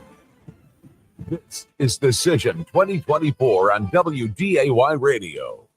All right, welcome back to our local coverage as we weave in and out with ABC. They've got the national stuff, and of course, we're doing national as well. Jay Thomas alongside Tim Flakoll. Also, Ty Schoner from our WDAY, our radio news team, is in here with us, banging through numbers as they come in. And, guys, what do you think so far tonight? By the way, he's waiting in the wings. We're going to talk to Burleigh County Commissioner Steve Bach, and a friend of mine for decades, also a former Mayor of Bismarck. He was behind Measure 5. And as of right now, statewide, Measure 5, 46.8% yes, no is at 53.2, 180, just over 181,000 votes in. That's as of 9:57 p.m. Tim got those numbers for us. But there's still a lot of votes coming out. Absolutely. Cass, Grand Forks. This thing could pass. It could pass. One thing to note with Grand Forks County, as of now, they're more in the no vote than the yes, which is interesting. Okay. But it has the potential to change depending on where inside the actual counties that the votes are coming in as of now still. So keep that in mind. And Cass County, Tim's at what? They're doing pretty good. I think they're, I forget it. 50 or almost 60%. Almost 60%. Yeah. But there's only, according to a quick cursory look, 3 counties that have voted currently in support of it. Cass, Rolette, and Ward. And Ward is like Minot. Yeah. Yep. But look at how much those bigger communities just really shoot it up. Yep. Jump those numbers for everything. And there's a long ways to go in Cass County. So we're going to see the other one happens. as well we're looking at that's really close, 50% yes, 49% no. This is the legacy fund, the one that limits the amount of spending the legacy fund can make every year. So that's it. We're following that, and that's very tight margins right now. 4 is, as of now, Measure 4 is just, it's getting blown out of the water. 65% no. I've got 67 no now, 32. Yeah. State Senate wise, looks like there may be, Democrats have 4 out of the 47 senators. It looks like that might stay that way. Okay. They may lose one in Fargo and may pick one up in District 9 where Judy Essenson's trailing Richard Marcellet, who is a former senator. So trailing by quite a bit at this point. But again, sometimes where do they come from? You're listening to 970 WDAY AM Fargo, North Dakota. Let's bring them on. Steve Bach, and Burleigh County Commissioner, and one of the dudes behind Measure 5. Steve, right now, Measure 5, legal recreational marijuana in the state, 53 no, 46, almost 47% yes, but there's a lot of votes to still come out of some big counties. How you feeling, Steve? Good, actually. We expected the no vote to jump out in the lead, and then the yes vote to slowly catch up, and that's exactly what we're seeing right now in the numbers. If this thing does not pass, and here's where I'm at with it. I was so back and forth on this measure, and I finally, when I got to the polls, I gave it a yes, and here's why I gave it a yes. I gave it a yes. And a lot of this came from attorney Mark Freeze, who was one of the attorneys here in North Dakota that wrote this up. And he made some really good points. And that was, guys, that, hey, look, this is going to keep coming back. And at some point it's going to pass. Do we want one to come through and pass that ends up being written by a bunch of folks that are out of state and it's a free-for-all? Or do we do the one? Because Mark Freeze, the past ones, was against it because it's like this thing is just it's too Colorado, it's too all over the place. This one is, he said, tailored for North Dakota. It's very restrictive. And it, when he's telling me that, I'm like, you know what, that makes a lot of sense. Why not just do it? Because it was written by people here in North Dakota, and it's not a wide open free for all, Steve. Well, there's 2 parts of that. One is, yes, it was written by North Dakotans without any out-of-state money, out-of-state influence. This was entirely organic North Dakota. Excuse me. And what we'd looked at, we were also getting ahead of one of those initiated measures coming from out of state. And yes, it is going to keep coming back. And my concern has always been, if this doesn't pass, written by North Dakotans, conservatively for North Dakota to fit into the fabric of North Dakota sensibilities, then I'm worried about what will pass, because the next one probably will, and it's not going to come from North Dakota. Now, the other side of that too is, if we don't have something in place, and we all know that one size fits all federal anything does not fit in North Dakota, but if we don't have something in place and it passes federally, then North Dakota is going to be at the whim of the federal government, and that's not a good scenario either. No, that's a good So there's point. two pieces of that. This is local. So this is written for North Dakota by North Dakotans, and if this doesn't pass, I'm not going to like what does, because like you said, this prevents us from becoming a Colorado, and what will pass, because it won't be a North Dakota initiative next time, will be turning us into Colorado. Commissioner, I can call him that now, Commissioner Tim Flakoll, Cass County Commissioner, former state senator for 18 years here in North Dakota. Where are you at with this, Tim, when it comes to this measure? Well, I still have a concern about what it might lead to. And, I probably wouldn't be on the same side as Steve on it, but I also predicted that I think it was going to pass tonight. That was, early in the show, Steve, when we kind of rolled through the various measures, I said, I think it's going to kind of get through the wickets this time, not by much. I think it's going to be less than 53%, but I think it will pass. Steve, if it passes tonight, when does it go into effect? Is there anything that the state legislators have to do, or is this thing just a complete written, here you go, it's legal? So just like the medical program, there's a lot of work that the legislature has to do, and that's part of the reason we got ahead of this next legislative session, because the legislature is going to be having full autonomy when it comes to implementing what this looks like. Now, they've already got a foundation with the medical program, and just like Mark Freese, I didn't vote for this in the past either. I was not a supporter in the past. This I am, because this is a North Dakota measure. Now, the legislature is going to have full control, because that's what we were very careful and cognizant of doing, is making sure that the state has full ability to license, regulate, and subsequently tax cannabis use recreationally in North Dakota. Opposition like to say, it's like, well, it's not the same as what it was back in college or back in the day. You're right.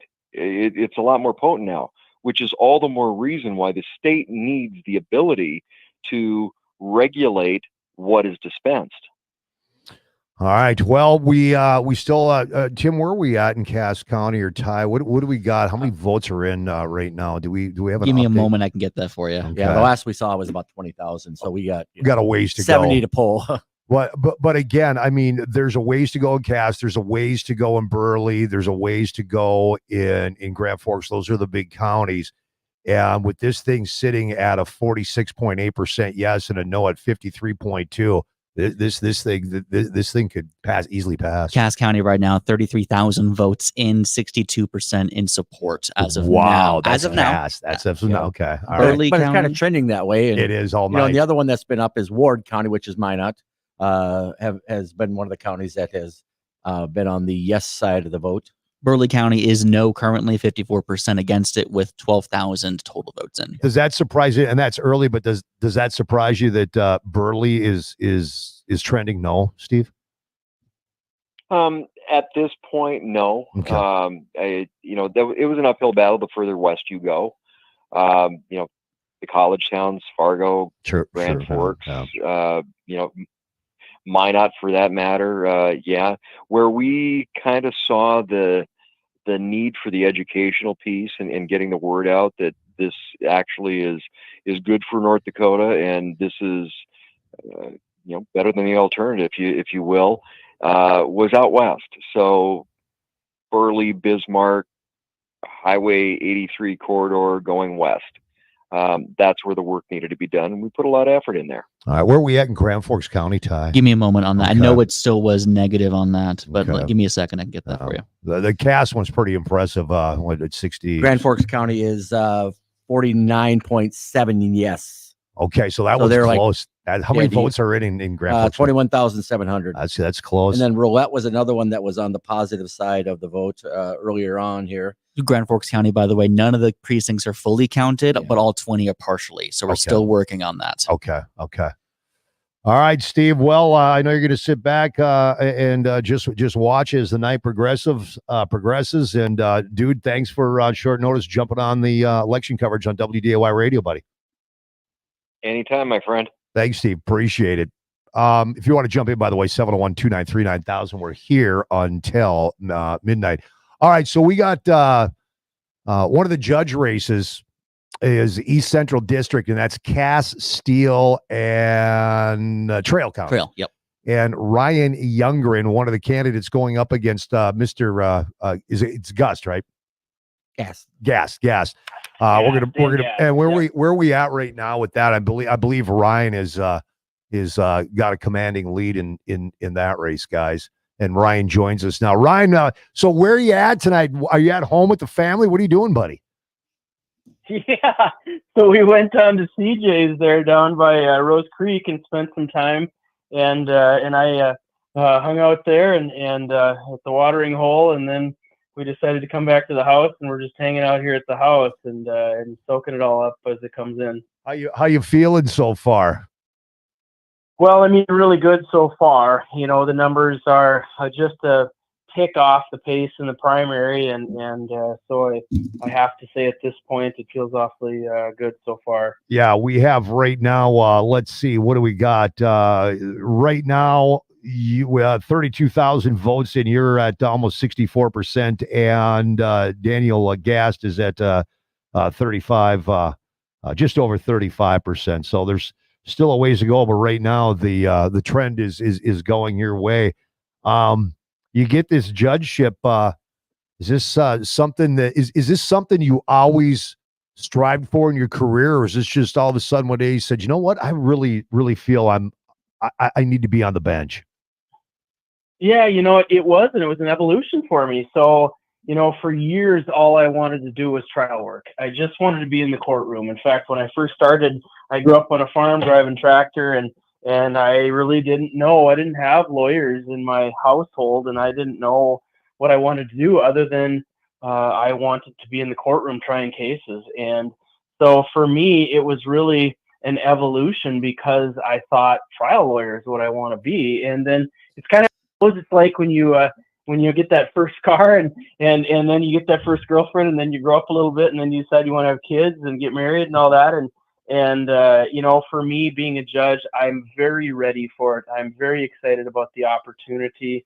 You know, it's early. There's no race been called here, but I have a lot of folks that I'll be working with and in a new career if I'm so lucky to make it through the end here. And Dan is one of them, my opponent. He's a good guy. Juvenile magistrate is a very good guy, and he's got a huge heart. And I look forward to working with him in any capacity. If this doesn't turn out, I'll work with him as a judge, and if not, if it does turn out, I'll work with him as one of our magistrates. And so I'm very proud to, you know, develop a new community. But really, for me, it is kind of an evolution. I didn't see myself on the bench, I have to say. I thought, well, no, this is what I'm going to be doing. But then after a while, you're like, oh, wait, maybe I can see this. And so you see yourself moving into a new role and a new exciting challenges. And I think that there's a lot of good that I can do for the community and for, you know, the bar and everybody around us from the bench. And I'm looking forward to that challenge if I'm so lucky. Well, Ryan, thanks for giving us some time late in the evening. I know with the family, and you guys are sitting in eager anticipation watching this, and good luck, brother. We'll talk soon. Well, thanks. I got the Jay Thomas bump here, so maybe that's what'll do it for me. There you go. All right. Thanks, Ryan. Appreciate it, brother. All right. Time is 14 after. Some quick updates. Senate. The Republicans now have 50. They've flipped to 2 seats as of now. California's been called for Kamala Harris. Oregon's been called Washington.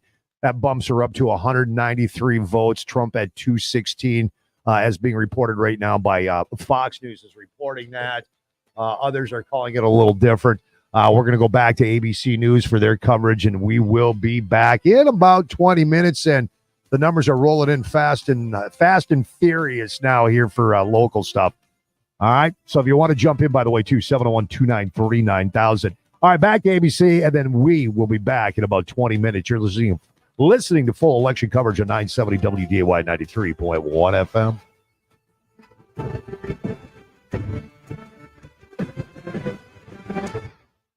Laugh, learn, repeat. The Coffee Club with Janae and Ronnie. All I want is a storm named after me. Yes. Storm Janae. That'll be a hurricane because it's full of hot air. That's what I was thinking. Hurricane Janae. Yeah. That's one way to put it. I admit it. I didn't want to say it. The Coffee Club with Janae and Ronnie. Weekday mornings at 8:30 on AM 970 and 93.1 FM WDAY. Hey, it's Steve Kearney from Steve Kearney Outdoors. Catch me on Friday mornings on Bonnie and Friends, and we'll talk hunting and fishing, and I'll pass along tips to help you have better success on the water and in the field, and let you know what's trending right now. Steve Kearney Outdoors is brought to you by AutoFix and AutoTail, an independent family-run shop that knows how important it is to get you in and taken care of quickly. Find out more at AutoFixRepairs.com. Mike Rowe here with a quick question. Have you noticed the musty smell in your home? I hope not, because damp smells mean that you could have a crawl space problem. That's where Innovative Basement Authority comes in, a groundworks company. They can honestly assess your situation and create a plan to waterproof your crawl space and get to the root cause of the problem. Schedule your free inspection at innovativebasementauthority.com/row. And while you're there, check out my latest dirty job. Licensed in all states where work is performed. See website for details. On October 3rd, 2024, Forum Communications Company, licensee of WDAY AM 970 kilohertz Fargo, North Dakota, filed an application with the Federal Communications Commission to assign its broadcast license to Bach and Beacon Media, LLC. Members of the public wishing to view this application or obtain information about how to file comments and petitions on the application can visit publicfiles.fcc.gov and search in WDAY AM's public file. Do you suffer from stiff, achy, chronic knee pain? Have you been told you have arthritis? Is knee pain keeping you from enjoying your favorite hobbies? If so, the next 60 seconds could change your life. Please listen carefully. If we find you are a candidate for our unique approach, we will do a trial treatment, and day one you will know, without a doubt, if we can help you. Pick up the phone right now and call 701-502-6200. And best of all, we may be able to reduce and even eliminate your knee pain without pills, shots, or surgery. Due to limited capacity, you must call now at 701-502-6200. Hurry. Call now to find out if you qualify for our program that is changing lives and helping people save time, money, and agony. Call now 701-502-6200. You have nothing to lose, so call right now. A large retail store just canceled a huge order, leaving MyPillow with a ton of extra MyPillows. Their loss is your gain. For the first time ever, you will get a standard classic MyPillow for wholesale prices, only $14.88. For a limited time, they're going to offer their entire classic collection at wholesale prices. Get queen size MyPillows for just $18.88. Upgrade your king size for only $1 more. Get the body pillows for $29.88 and multi-use MyPillows for $9.88. So go to MyPillow.com, use promo code WDAY or call 800-875-0644 to take advantage of wholesale pricing for the first time ever and receive free shipping on all orders over $75. They have never been offered this low before. There are limited quantities at this price, so the limit is going to be 10. And once they're gone, they're gone. So go to MyPillow.com or call 1-800-875-0644 and use promo code WDAY to get the standard MyPillow for only $14.88, the lowest price ever. Decision 2024 on WDAY Radio.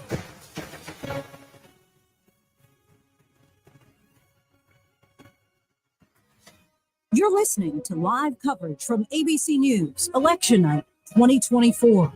Once again, here's Alex Stone. A new projection coming in for you. ABC News projecting Kamala Harris will win Washington State and Oregon now at 165 electoral votes based on ABC News projections, 214 for former President Trump, To our decision desk now, ABC's Brian Clark. Brian, a flip in the House. Yeah, that was one of the races that we're watching, and this is the AP doing this projection in one of these New York races, the 22nd district up by Syracuse in central New York. That was a seat one of those first-term Republicans able to hold it. Brandon Williams unable to hold it. John Mannion, the Democrat, a state senator, he has flipped that seat, but Democrats still have their work cut out for them as they try to retake the majority in the House because Republicans still up by about one. They've picked up one seat, and Democrats entered the night needing to pick up 4. Right now, that number is going to be at 5. And as you've mentioned before, a lot of this coming down to California and historically red areas that are becoming more blue over time. And California could take a while to know what's going on there. All right, Brian, thank you. Let's go to President Trump's campaign headquarters in Florida tonight. Surin Kim. And Surin, what's going on there? What is the mood right now? Hey, at the Trump watch party at the Palm Beach Convention Center, things are getting increasingly lively and more confident. We're seeing at the watch party, CNN was playing on the TV screen, showing returns from battleground states. And every time there's a return with Trump in the lead, the campaign briefly turns off the news and plays like a super cut video of Trump dancing to YMCA blasting. And the supporters at the watch party are dancing along, mimicking his dance moves. Just the party is getting hotter and hotter over here. And a couple of senior Trump campaign advisors just stopped by at the watch party as well, and they're telling us everything's looking great for them. Though they're not still saying whether Trump will show up at the convention center or not today. So we'll look out for that news. Still, separately at the Mar-a-Lago Club, where Trump's family members, close friends, and major donors are dining with Trump. People tell us, they're similarly very optimistic, very confident, and things are looking great over there as well. Surin Kim at former President Trump's campaign headquarters in Florida. Surin, thank you. Will McDuffie is at Kamala Harris's campaign headquarters at Howard University in Washington. Has the mood changed there at all, Will? Will McDuffie? It's become more anxious. That's for sure, Alex. I mean, the results that have come in have not been completely favorable to Vice President Harris. And it's funny to hear Surin say that CNN is playing down in Palm Beach because it's also the channel that's been projected here for supporters on the quad at Howard. They actually switched to MSNBC for a couple minutes not long before we started speaking, but they're back to CNN cheering whenever there's a pro-Harris projection, and they're silent when it goes the other way. But there have been folks here who have told us that they are nervous, but they're still optimistic. And at this point, it sounds like they're kind of calling it for the night, right? That they're saying that they're telling the campaign, hey, go to sleep. We'll deal with this tomorrow. They told campaign workers, go to sleep. We'll get back to work tomorrow. They still feel good, they say, about their path to 270, which would have to go through the blue wall states up north. But they are clearly not expecting everything to be resolved tonight. They're going to have to wake up and continue in the morning. Will McDuffie at Kamala Harris's campaign headquarters at Howard University. Will, thank you very much. Mary Alice Parks is at the White House tonight. And Mary Alice, you've been to 3 swing states this week, right? What did you hear while you were out there? Yeah, I was traveling with former President Trump as he was sort of making that final sprint. And he was spending so much time in North Carolina, but also Georgia and then Pittsburgh just last night. Look, he was pulling his sort of fervent supporters. And we know people that are excited to vote for him are excited to vote for him. I can't tell you how many times I talked to his voters that said not only had they voted early, but they had voted on the first day it was an option for them to vote. I mean, people that track him. You've been to some of those rallies. They go to several rallies. They've been described to me as like concert groupies. It was a lot of what I saw these last few days. It was interesting to me that I didn't see him making an effort to persuade other voters. It's been such a conversation we've had these last several months. No bit of his campaigning and definitely not of his rallies has looked like a sort of an olive branch to people outside of his base. But look, when we're looking at these numbers coming in tonight, the question is, was that okay? Was he just able to pull his base, the people that are excited to vote for him, out at the numbers they needed? You're at the White House tonight. What is President Biden doing? He's very quiet. very quiet. I mean, he's been quiet for the last few weeks. So much out of the spotlight, out of the public eye, as he's trying to let his vice president sort of run the show, not run the show at the White House, obviously, but I mean, take the headlines. I mean, he wanted her to be able to shine. Look, he's at the White House here. He's with his wife, with the first lady, with senior staff, watching results come in the residence. We know that he's been making some calls, congratulating those Democrats that have won. Obviously, some exciting wins for them in some of these Senate races in Maryland and Delaware. They were excited about Josh Stein, getting called early in North Carolina, that governor's race that they were tracking so closely. So I think that he'll continue to call Democrats around the country as things go well. But, I think it'll be really tough conversations in the next few hours, of course, about whether President Biden did enough to help the vice president, whether or not he hurt her very historically short campaign, those key moments in the last few weeks where he stumbled, where Republicans ran with the idea that he had called the Trump supporters garbage. I obviously the White House said that wasn't true. It's not what he said. They disputed the transcript. But nonetheless, Republicans and former President Trump ran with that line, took that line to become a rallying cry, that it was the president, that it was Democrats that were disparaging their people, that their people needed to sort of stand together and sort of stiffen their spines in response. And, I think there'll be real tough questions about whether President Biden got in the way or in any way hurt the vice president's chances. Mary Alice Parks at the White House. Mary Alice, thank you. Karen Travers, you live at the White House too. In the last couple of weeks, it seems like there's been an attempt to say, hey, we don't want to hear from you right now. Has that been a campaign strategy? I think in a White House strategy too, to try and do what they can to help. Last week I traveled to Philadelphia with the president to a pretty important part of Philadelphia in terms of where they would like to see good numbers for the vice president. And he was there with a union crowd, a very friendly Joe Biden crowd. And then on Saturday, he went to Scranton, Pennsylvania. Again, another friendly area for him. That's kind of all they wanted him to do. Go to places like that where he could get in front of a group that he does well with, have them, cheer a little bit and try to say as little as possible. But, earlier in the week, after the comment that Mary Alice had referenced about the garbage line that, they said he didn't mean it that way. The Trump campaign, of course, jumped on it. I had asked the White House press secretary during a briefing if there was a consideration of just canceling the president's events, like not putting him out on the road just to lay low for a little bit. And she said, no, there was no consideration of that. He was going to keep to his schedule. I do think, broadly in terms of like how the president hurt, helped, didn't, whatever for the vice president, it might even be just kind of taking a couple steps back of not things he has said in the last couple of weeks, but just, how late he got out of the race and the overall state of how people feel about him right now. 6 in 10 voters have said they disapprove of the job he's doing. But did the numbers really change when he got out? They didn't, right? No, for him. But, she's his vice president. Sure. And you're trying to run as a new way forward, as her campaign slogan is, and talk about moving, ending this era of divisiveness in politics and turning the page. But I think there are a lot of voters who are like, but you're on the page. You are part of this chapter right now as the sitting vice president. And that was always a tough needle for her to thread. They tried to do that. That was a big theme at the DNC in August.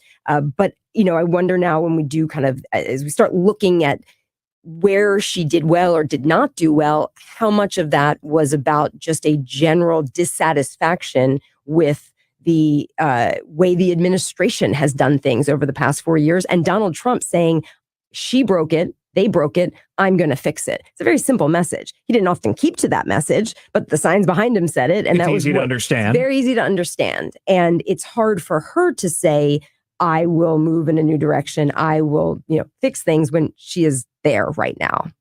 Will we hear from Biden, you think, in the next number of days? I do think so. I mean, traditionally, presidents do a press conference after elections. That question came up at the briefing last week of whether he would do that. They did not commit to that. We've also haven't been in a situation like this, in 8 years where, the president was a lame duck. But something like this, where the president decided not to run. I mean, this is a very kind of historic moment here right now that we haven't seen in a long time. So I think the playbook is scrambled a little bit, but absolutely, I think we will hear from him by the end of the week. How it looks right now, 214 electoral votes for former President Trump based on ABC News' projections, 165 for Kamala Harris. Your voice, your vote from ABC News.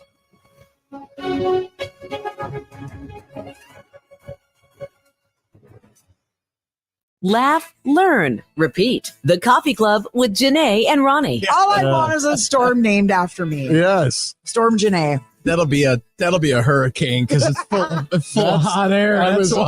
That's what I was thinking. Hurricane Janae. Yeah. That's one way to put it. I admit it. I didn't want to say it.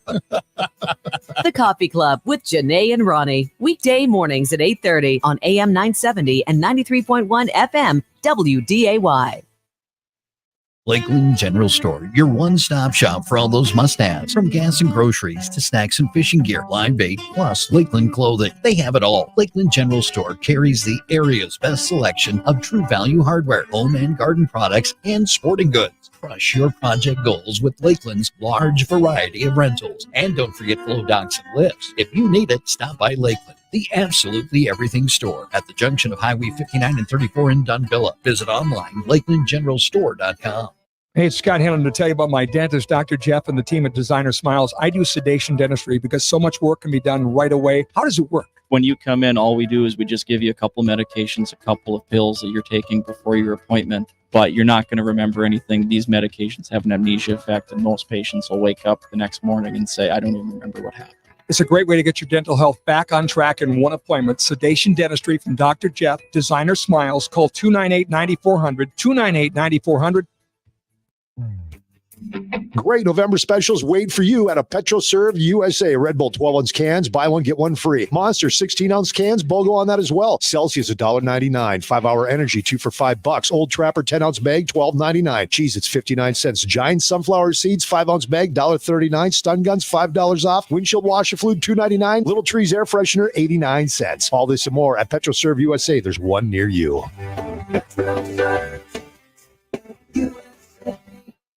Are you tired of woke investment firms trying to push their political agenda onto your money? This is Brian Kronk, financial advisor at Collins & Kronk here in Fargo. If you are through with big East Coast companies and their ESG agenda, call Collins & Kronk for a consultation. See how we build a plan based on what matters to you. Call Collins & Kronk today, 701-235-0119. That's 701-235-0119. At Collins & Kronk, you matter. Raymond James Financial Services Inc. member, FINRA, SIPC. Collins & Kronk is not a broker-dealer and is independent of Raymond James Financial Services. Are you in need of a top-notch building to house your agricultural equipment? Foltz Buildings, with over 35 years of expertise, specializes in crafting post-frame laminated engineered structures. From commercial to residential, equestrian to garage and storage, Foltz Buildings caters to all needs. Worried about unique designs? The Foltz team excels at making dreams a reality. Experience superior construction. Visit FoltzBuildings.com today. If you haven't tasted North Dakota Sweet Crude or Sweet Crude Orange, you are missing out. North Dakota Sweet Crude has a smooth cinnamon and spice flavor, and Sweet Crude Orange has the same smooth finish with a splash of orange. Both taste great on the rocks, one sip at a time, and they mix well in a variety of drinks, such as a Dakota Hot Apple Pie or Tyler's Crude Toddy. Just two of the more than 60 drink recipes you'll find online at crudespirits.com. Ask for it at your local liquor store, and in Minnesota or South Dakota, you can also buy it online at crudespirits.com.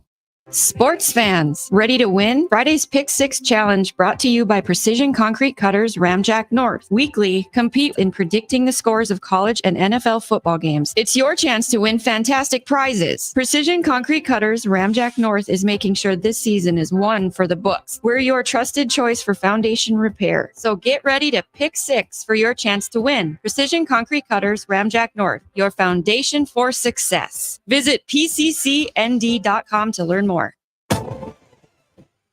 Is Decision 2024 on WDAY Radio. All right, welcome back to the local side of our coverage on 970 WDAY 93.1 FM. And of course, you can watch on our YouTube channel. You can also watch on our Facebook page. Jay Thomas, along with Tim Flakoll, been calling him the new commissioner of Cass County, but hey, there's still a lot of write-in votes. Oh, wait, the polls are closed. Well, you know, If it was Chicago, I'd worry. Exactly. Ty Schoner from our WDAY radio news team is in here with us as well. Okay. So right now, my son Ty is hanging out in my office because he loves this stuff. And I don't know who the guy is that he's following on YouTube. There's like 200,000 people or something that are following, watching this dude. Just some random guy who is got graphics up and charts, and this guy is doing stuff faster than the national networks are doing. He's calling this stuff 10, 15 minutes ahead of everybody else, and he has yet to be wrong. He called North Carolina a little while ago or a while back, and boom, you just said AP called North Carolina. AP called it. Does this guy have the Matrix up on the He's got code of all the this. universe scrolling past? When we go next break, go to my office and see this YouTube channel that Ty's got up. This guy. And this guy, I mean, this dude is breaking stuff down so fast. Like, who is this are guy? you, Yeah, who is man? this Who guy? are you? Yeah. And again, he has not been wrong. It's just all the matrices that he's used. It's crazy. So I'm running back there. Ty, what's your guy saying, man? What's your guy saying? And this guy's ready to call Georgia right now too. For Trump. And I believe this guy's already called Pennsylvania for Trump. This guy is on fire, man. Is he called 2028 yet? He might as well. As good as he's going. I don't know who it is. And if I did know who it is, I'm not going to tell you because I don't want you to not listen and go to this guy. Exactly. But he's doing it's amazing. I said, well, where did you find this guy? He says, I was just randomly, looking around and I ran into this dude and it's like, this guy's amazing, man. All right, 701-293-9000. Again, big thank you to our sponsor, Labor Masters, Casey Joe's Catering, also beverage wholesalers. And again, for Labor Masters, if you need work at your business, whether it's warehouse work, stocking shelves, maybe you need somebody at the front desk. We've used Labor Masters in the past to handle some stuff around here. And the people that they bring you are just outstanding. Nancy Kelly and her crew over there, amazing. They work with over 200 businesses in the region. And again, if it's a day, it's a week, it's 2 weeks, it's a month, hey, it's permanent. That's what Labor Masters does. I mean, so many people depend on Labor Masters for quality labor.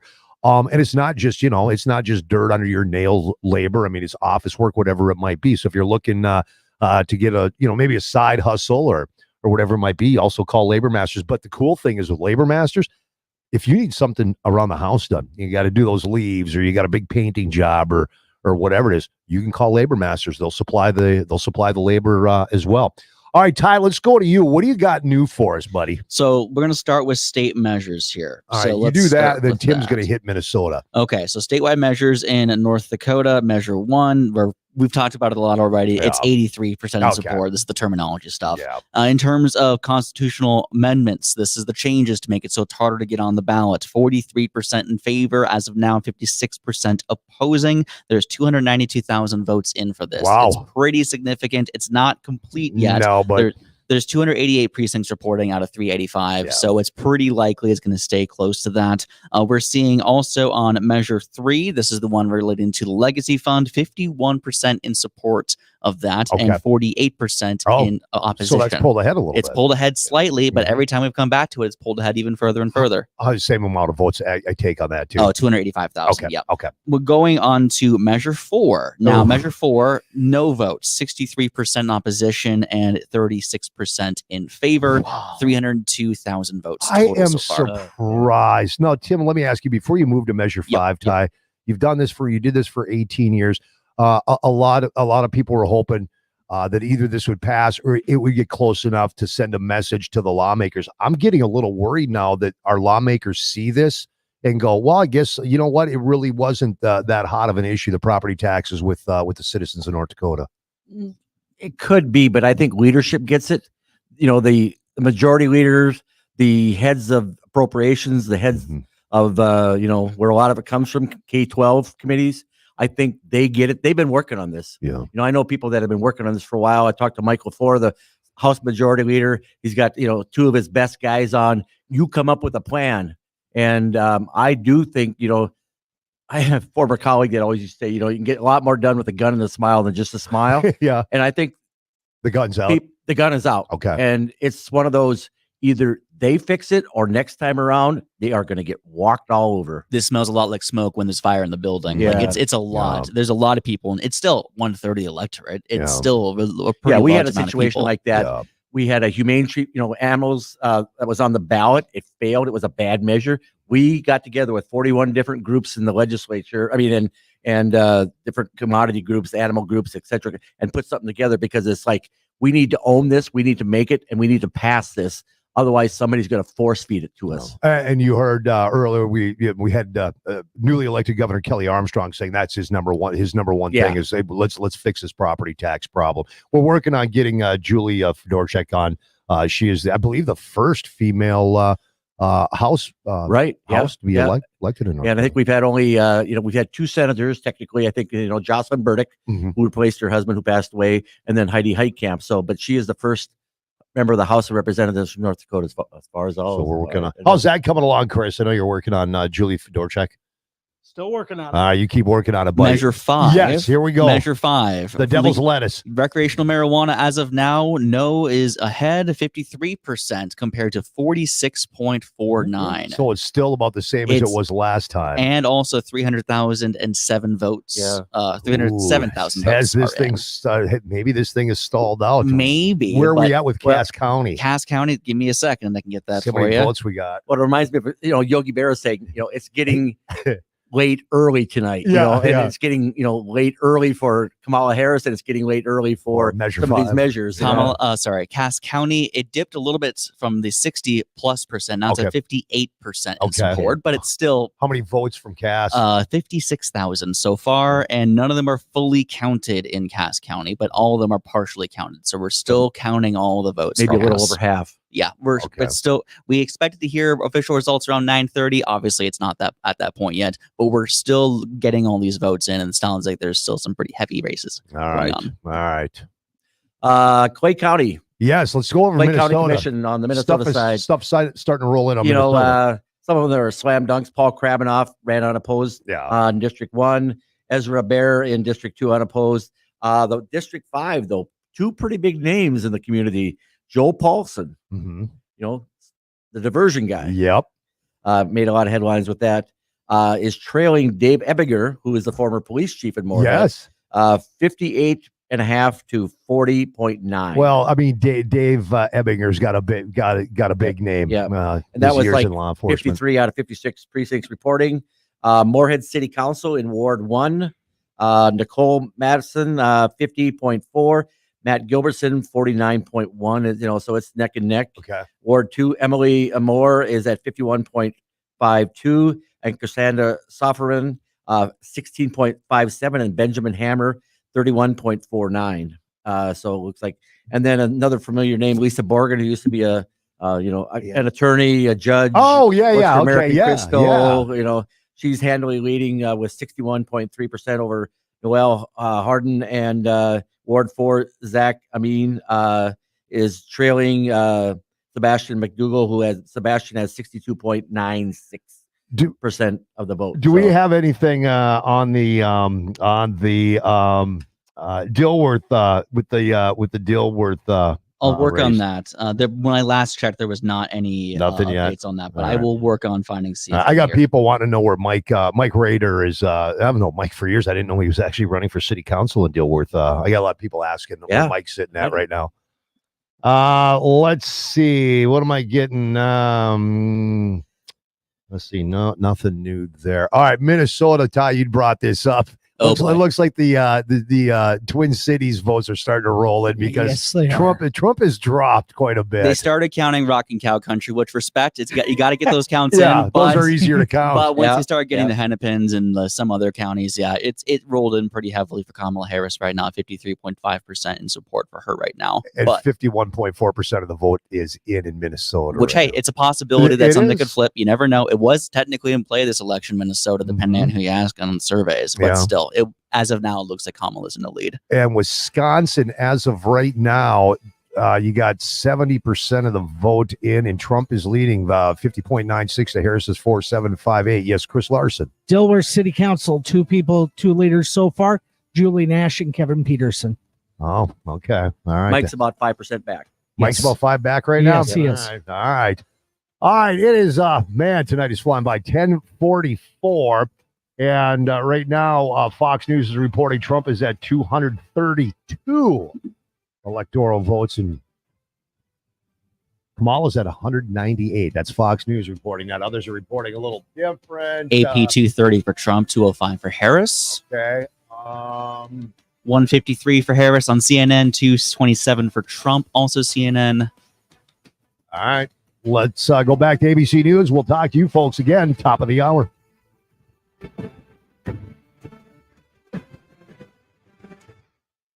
You know the voice. I actually like the taste of Alka-Seltzer. Do you really? Oh, love it. Plop, flop, fizz. Oh, what a relief it is. Is it Alka-Seltzer? Yeah, it was Alka-Seltzer. Alka-Seltzer. Haven't had to take it in a long time. It was amazing when you switch your diet, how quickly your heartburn goes away. Isn't that something else? The Jay Thomas Show, weekdays at 2 on 970 AM and 93.1 FM, WDAY Radio. Are you suffering from neuropathy? Do you experience stabbing pain, numbness, tingling, or burning in your feet? Are you tired of sleepless nights and avoiding life due to pain? If you've been diagnosed with neuropathy or are experiencing pain or numbness in your feet, pick up the phone and call us right now before it's too late at 701-929-7545. Again, that's 701-929-7545.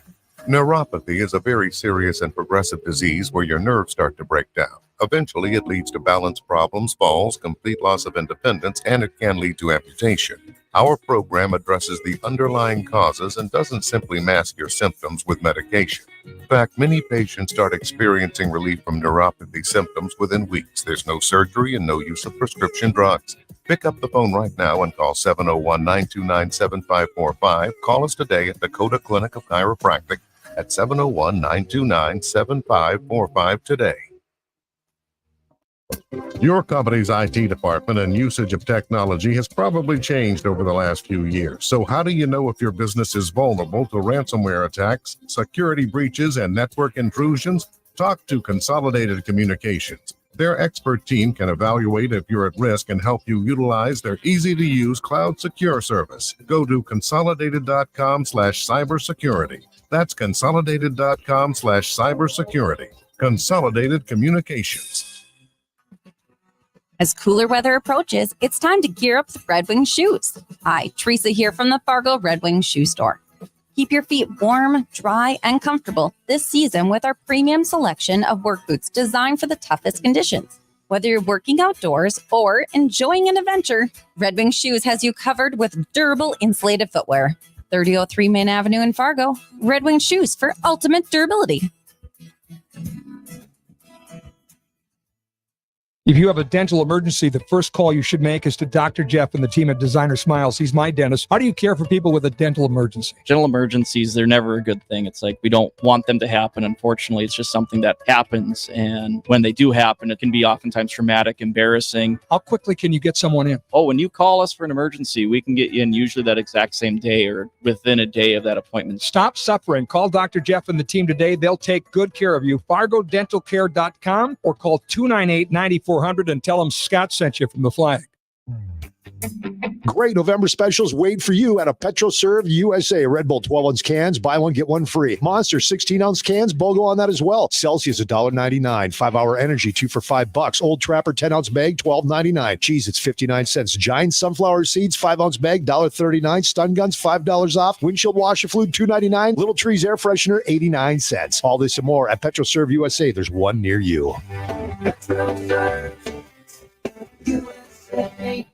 As the harvest season winds down in North Dakota, Gowan USA would like to say thank you. To our farmers and growers, you are the backbone of our community. 2024 has been an incredible year because of your hard work and dedication. We are honored to be a part of your journey, providing products and support that you need to keep your land productive and thriving. Thank you for choosing Gowan as your trusted partner. From all of us at Gowan USA, we look forward to working alongside you again in 2025. Here's to another great year of North Dakota agriculture. Decision 2024 on WDAY Radio.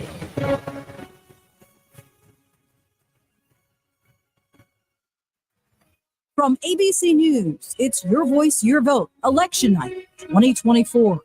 Once again, here's Alex Stone. A new projection in for you. ABC News projecting Kamala Harris will win Virginia. Now she has 185 electoral votes based on ABC News projections. Donald Trump, 230 at this hour. Nathaniel Rakich, senior election analyst at 538, is joining us now. And Nathaniel, based on the numbers that you're seeing coming in, how are you guys parsing the numbers? How are you looking at them? Yeah, so the North Carolina projection for Trump was really, really big. So obviously that's the first of the swing states to be projected, and it basically cuts off one of Kamala Harris's big paths through the Sun Belt. It means that she could win Georgia and Arizona, but things aren't looking great for her in those states right now. So it really seems like her only path to victory at this point is through those three Midwestern/northern states, Pennsylvania, Michigan, and Wisconsin. She currently is trailing in those states, but it is possible that she will kind of end up there once all the votes are counted. You make a living off of going through the numbers. Anything surprising you tonight? Anything that you're saying, wow, or is this kind of right down the lines of what was expected? Yeah, this is pretty close to what was expected. We kind of always knew that the northern states were going to be better for Harris than the southern states where Trump was polling better. And it looks like those states are coming down to the wire and are just kind of, the southern states look like they're falling just on the Trump side of the line. And we'll see about the northern states. Those look like they are maybe leaning toward Trump at this point as well. But again, we need to wait for all the votes to be counted. So it's midnight right now on the East Coast. What are you going to be looking for in the next couple hours? Well, we still haven't seen any results from Nevada, so I'm going to be looking at that, but it's only worth 6 electoral votes, so it's not going to be enough to make up for a loss for Kamala Harris in the Midwest. So I really think we're just looking at, Detroit, Milwaukee, Philadelphia, these big cities with a lot of votes, a lot of Democratic votes to count in those Midwestern states. That's going to be the ballgame. Nathaniel Rakich, senior elections analyst at 538. Nathaniel, thank you. KTAR Radio's news director, Bill O'Neill, is on the line with us. And Bill, you're watching a lot of races in Arizona. What are you seeing coming in? Yeah, in fact, as I just refreshed our results screen here, Alex, Donald Trump has taken just a very small lead over Kamala Harris, about 6,000 votes here in Arizona right now as the counting continues and likely will continue for the next day or so. The U.S. Senate race, no official call there yet, though it's looking good for Ruben Gallego, the Democrat who is facing the Trump ally, Carrie Lake. He would take the seat that was occupied by Kirsten Sinema, the independent one-time Democrat. We may get a couple of flips in the U.S. House here in Arizona. District 1 held by incumbent David Schweikert. That is a very close race. Democrat Amy Shaw looking to flip that one. A little bit further spread down in District 6 where Kristen Engel, a little further ahead of incumbent Juan Ciscomani, the Republican there. So those are the big headline races we are watching right now. Bill, we heard from your reporters as polls were closing about long lines outside the polling centers. What was the end like? Were there long waits? There were certainly long waits toward the end in a couple of different places. Maybe about 45 minutes to an hour after the polls closed, you may have been waiting to cast your ballot. Didn't seem to be any major problems today for the most part, Alex. We did have a couple of reported bomb threats in Apache County with the Navajo Nation that slowed things down there. Those polls in a few places in about 9 different precincts stayed open until 9 o'clock, 2 hours past the polls closing. But as far as major problems go, just didn't see a whole lot of that today. So, Bill, real firm numbers we're probably not going to get out of Arizona for a while. The next couple of days, what do you expect? Maricopa County is going to be the focus of a lot of it. What are we going to be talking about in the next couple of days? We're going to see exactly what happens with the presidential race for sure. The Harris people are hoping that they can kind of erode some of this Trump lead, some of the later arriving ballots. We'll see if that actually happens. As I said, some of these congressional races are extremely tight, so every vote's going to count there as well. Those are going to be the main impacts, I think, that we're going to be looking for. Bill O'Neill, KTAR Radio's news director. Bill, thank you very much. Stephen Portnoy, when it comes to Arizona, I mean, there's a chance we won't even really have to wait to know on Arizona, right? Like Arizona may just be icing for whoever at the end of this, but they could take a while, but we may know before them. Important for history, but perhaps not important for the result. I mean, look, Donald Trump has 230 electoral votes by our projection to Kamala Harris's 189. So let's game it out.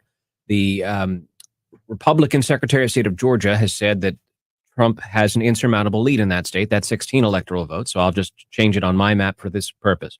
And let's just say that any one of or two of the blue wall states were to flip, well, that would be enough. He wouldn't even need all three. With Georgia and 2 of the blue wall states, Donald Trump would be elected the next president. So for Kamala Harris, what she has to do is she's got to maintain that blue wall. But right now, in the raw returns, she's not leading in a single one of those states. Now, it may be that there's outstanding vote in places that we'd have to drill down and see. It's possible that Harris could come out ahead. But for the moment, she's behind. She's behind by 3 points in Pennsylvania, 3 points in Georgia, 4 points in Wisconsin, 4 points in Michigan. She has work to do if she's going to turn this around. ABC News political reporter Brittany Shepard is here with us as well. And Brittany, a first that you're reporting on now? Yeah, a big first. In Delaware's at-large seat, not a surprise, but a big historic win, Democrat Sarah McBride has become the first openly transgender member of Congress. And I know there are a lot of baseball fans here, a lot of big games played in the last few months. Go Dodgers. Sure. And I'm a Mets fan, so LGM, keep the dream alive. But I don't know if you guys saw this, but during every commercial break, I saw this ad that the Trump campaign funneled a lot of money into that ended that Kamala Harris is for they, them. The rhetoric against transgender people has ratcheted up a lot in their closing argument, even though nationally it's not a tremendous issue. Of course, economy is leading and economy and abortion leading anything about these culture war issues. But Donald Trump has really, made a focus of this, of what the party might be standing for going forward. And we talked to Sarah McBride about this, and she's prepared to take on a lot of incoming. I mean, we just haven't seen somebody be so open about their gender identity, and we just don't know, right? And having, I think it's going to be really interesting to see what kind of incoming she might get from other members of Congress. I know you guys have all heard the rhetoric on the floor changing a lot after the last couple of years. We have members calling each other butch, build, bleach blonde body, right? Like it's tough up in the chambers, up in the House and the Senate. So that is going to be, not a surprise flip for Democrats. It doesn't help their numbers at all. But as they're worried at the top of the ticket, at least down ballot, there are some big wins for them. ABC News political reporter Brittany Shepard. Karen Travers, what's going on in your home state of Pennsylvania? Yeah. Are we getting anything new out of there? Clicking, it's still statewide, about 85% of the vote total is in right now. But when you kind of go down to the areas where it is still outstanding, I mean, Philadelphia has 85% in. Harris has a massive lead there, but, not as big of a lead as Joe Biden did, from 4 years ago. An interesting county that I've been looking at too is Center County. If you look at a map, if somebody were to Google right now, the 2020 map of Pennsylvania, you have the blue parts in southeastern Pennsylvania, northeast Pennsylvania, Pittsburgh area. And then there was this one county in the middle of the state, Center County, that went for Joe Biden. This is the county that has Penn State, massive state university. And Joe Biden won it by about 4 points, just shy of 4 points, 5 points, 4 years ago. The way it's looking right now, it's 83% of the vote is counted. And Donald Trump has flipped that significantly, 51.3 to 47.2. That's a big change of just 4 years. And that's an area where young people, the youth vote, we talked so much about this, young women, the expectation that there was going to be this big groundswell of support for Harris on the Dobbs effect and coming out for reproductive rights. But to see that county that had been the little blue island in all of the red Pennsylvania go red is big. And just take a look, by the way, at Bucks County. Mm-hmm. Only 55% of the vote in. Yeah. But right now, in Bucks County, it's dead heat, but Donald Trump has a very slight lead in Bucks County right now. Joe Biden won it by 4. As I said right now, Donald Trump, 230 electoral votes, 185 for Kamala Harris. Your voice, your vote from ABC News.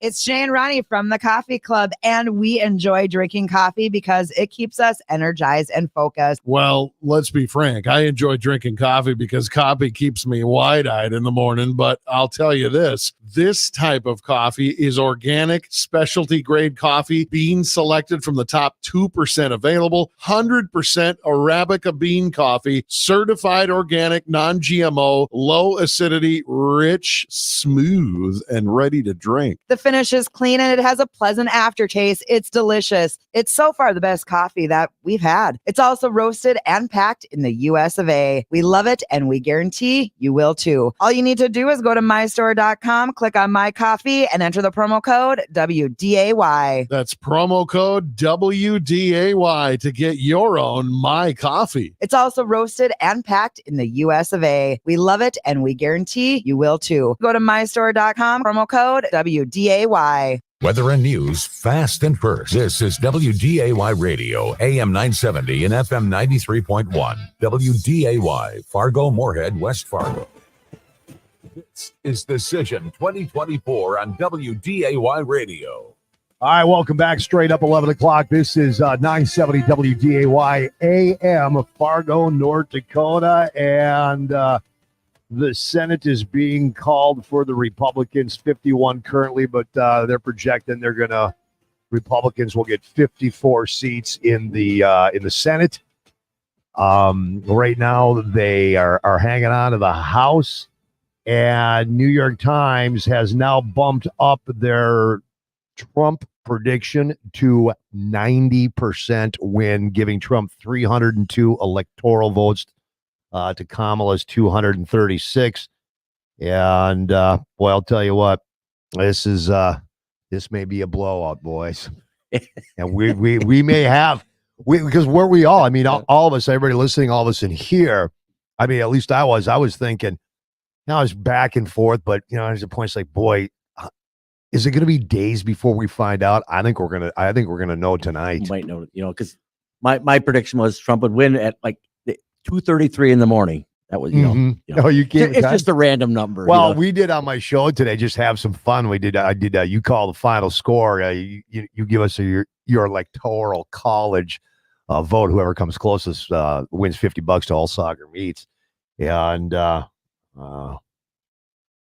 lot of the people that called in, they're rating this ballpark where a lot of these places are projecting he's going to be with the electoral votes. Well, and when you look at what the Senate can do, but also what they can prevent, taking control of the Senate is huge. That's big time. And being able to hang on to the House if they do, and it looks like they probably will. That is huge. I mean, whether it's Supreme Court appointments or whatever else, it's all got to go through the Senate. Let's see. What does this say? 97% of the population in Starr County, Texas is Hispanic. The county hasn't voted for a Republican in more than 130 years. That tells you where the country is at. They've had it with the policies, and what the left has done. What do we got locally? Any updates? Before you get to that, like I said, my son's here. He's 32 years old, into real estate investor, owns some businesses, and we were talking about the measures in there, and he said, "Dad, measure 4," and he said, "Who writes these measures? How they appear on the ballot?"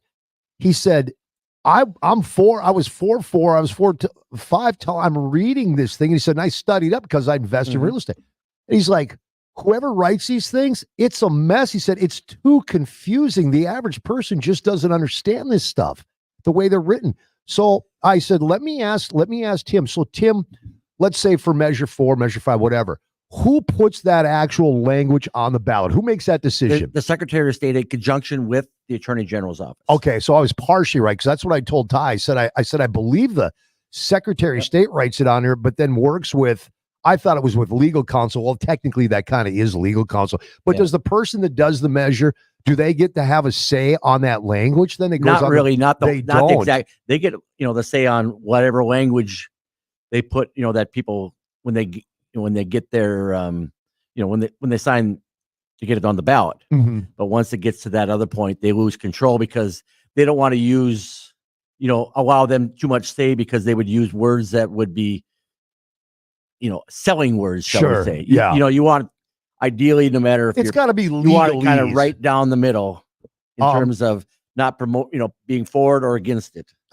I know Ty's he's got the TV on in my office. He's watching his guy on YouTube who's still just banging it out of the park, man. This is unbelievable. I don't know who this guy is. I'll find out. Well, I'll find out exactly who he is, and then when we're off the air tomorrow on my show, I'll tell you who it was, so maybe you can follow this guy. Ty, and he's got the radio on too. Ty, if you can hear me, zip on over here to the studio because I want him to. He brought up something really interesting with Measure 5. He's like, I'm reading through it, and he said there's one line in there. He said I can tell you why this thing is sitting where it's sitting. He said there's one line in that language on the ballot when he got to it. For him, he's like, yeah, whatever, He said, but he said I looked at that. And he said I can guarantee you there are a lot of people that saw that last line and said, there's no way I'm voting. And I said, what's the line? And he told me the line. I'm like, oh, dude, I didn't even think about that. 701-293-9000. So yeah, Ty, if you can hear Dad, come on in here to the studio because I want him to explain the floor where he sits. It's somebody that invests in real estate and owns properties and stuff. And the Measure 5, the one Tim was really, when he said it was just that one line, he said as soon as I saw that line, he said I know people went, whoa, wait a minute here. All right, we got to thank our sponsors again, Labor Masters. Nancy Kelly and crew over there do an amazing job getting you the help you need, whether it's for your business or your your personal property residence. Also, Casey Joe's Catering. Oh man, they brought in the pulled pork, the homemade, but everything's homemade. The potato salad tonight. It was. Flag had a listener amazing watch party up here. A ton of people were up here, so the food was fantastic. They always do a great job.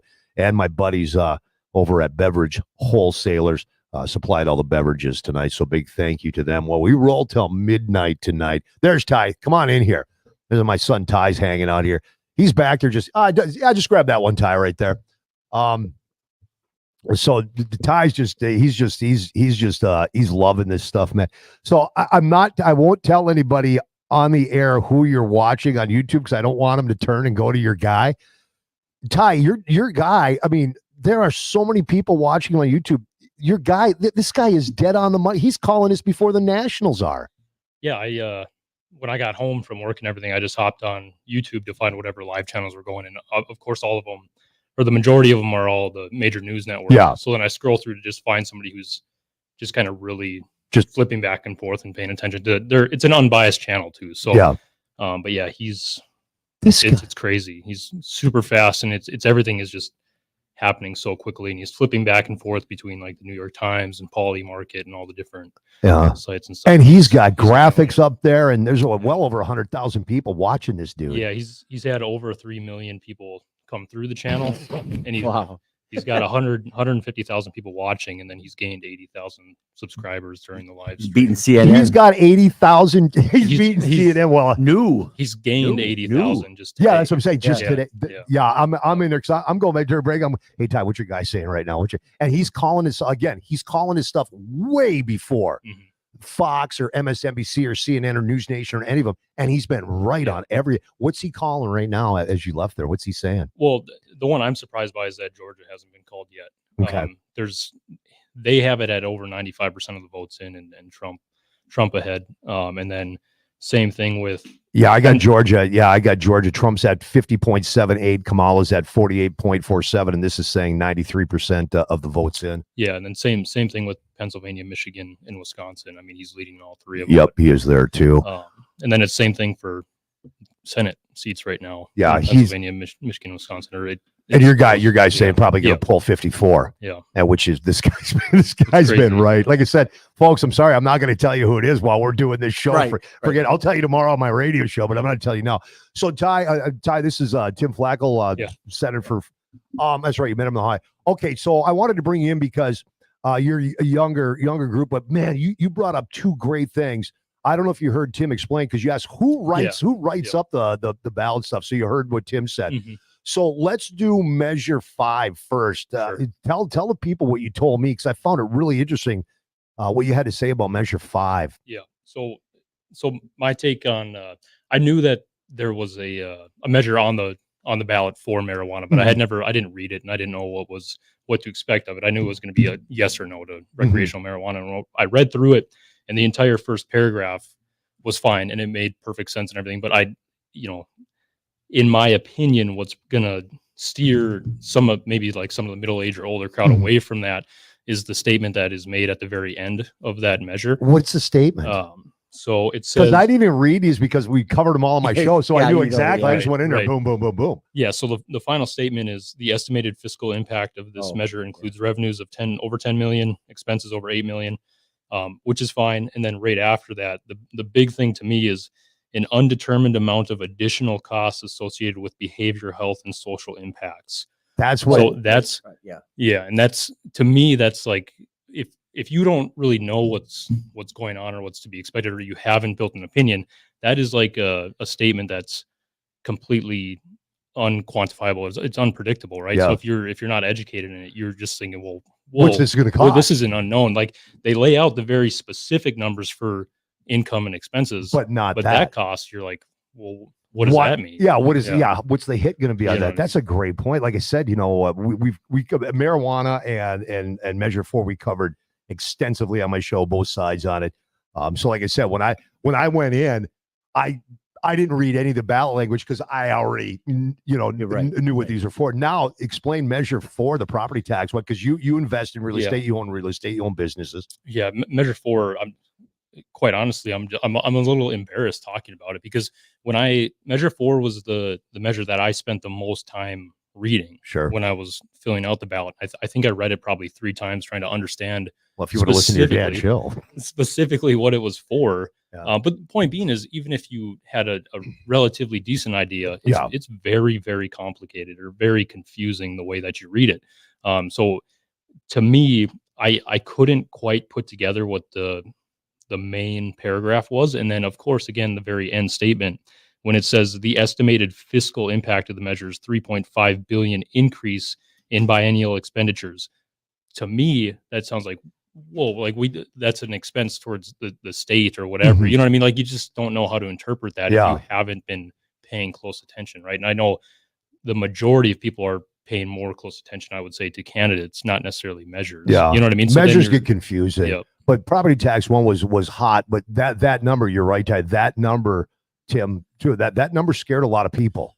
And I think around 2007, actually, I was one of the sponsors of a constitutional amendment to say, when something's on the ballot, it should have a fiscal impact, because, like, as a legislator, we have to budget that in accordingly. And, an idea may be good at 7 million, but not 70 million. Yeah. So that's kind of what the thinking was behind that. It's like, let's give them the whole picture here so that they can say, okay,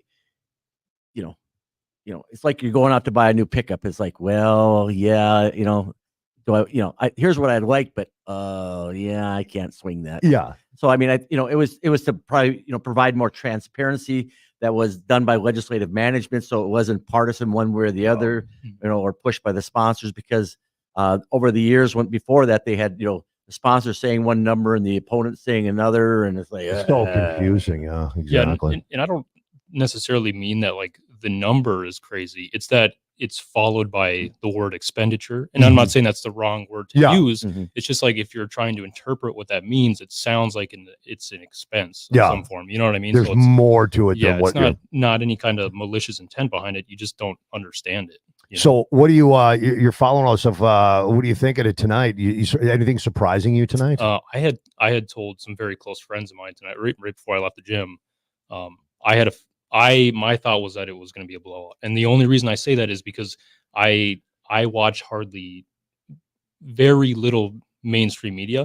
I watch hours and hours of politics every night, but it's all YouTube. It's all podcasts. A lot of people go. So when I can rattle off podcasts that I've watched Kamala Harris on and compare them to podcasts that Donald Trump and JD Vance have been on, and it's the Joe Rogan ones are fabulous. And that was like the most recent ones. Like, you guys might not have seen all the other lower level ones that they're on there. They're still very, very popular podcasts, but of course, Joe Rogan eclipsed them. Yeah. And the views, Kamala Harris appeared on one of the most popular podcasts on Spotify. Is that gal? It's Call Her Daddy. Yeah, Call Her Daddy. Yeah, right. And that podcast in the first couple of weeks, I believe she was still under 1 million. Like, first day it was hundreds of thousands.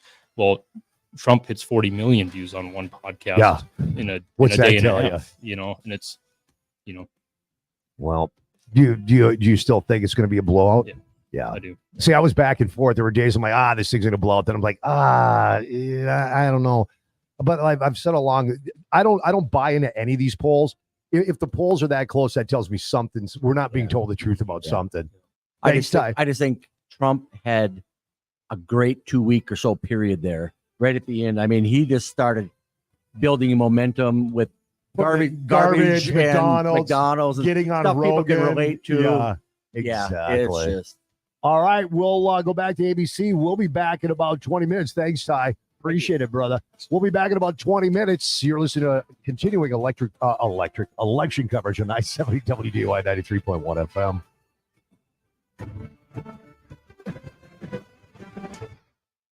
They'll have you laughing right along with them. They're Bonnie and Friends. I took the shot, and I saw Bart go, blew up everywhere. And I hear my uncle go, "Did you get it?" I said, "No, I hit the tree." And I came back the next weekend. My grandpa put up a photo of a deer on the wall, and then he grabbed that shell and he hammered the shell through the wall of the kitchen. And the photo said, "Don't be like Jimmy. Shoot the deer, not the tree."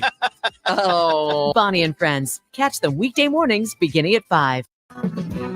As cooler weather approaches, it's time to gear up with Red Wing shoes. Hi, Teresa here from the Fargo Red Wing Shoe Store. Keep your feet warm, dry, and comfortable this season with our premium selection of work boots designed for the toughest conditions. Whether you're working outdoors or enjoying an adventure, Red Wing Shoes has you covered with durable insulated footwear. 3003 Main Avenue in Fargo. Red Wing Shoes for ultimate durability. Hey, it's Scott Hanlon to tell you about my dentist, Dr. Jeff, and the team at Designer Smiles. I do sedation dentistry because so much work can be done right away. How does it work? When you come in, all we do is we just give you a couple medications, a couple of pills that you're taking before your appointment, but you're not going to remember anything. These medications have an amnesia effect, and most patients will wake up the next morning and say, "I don't even remember what happened."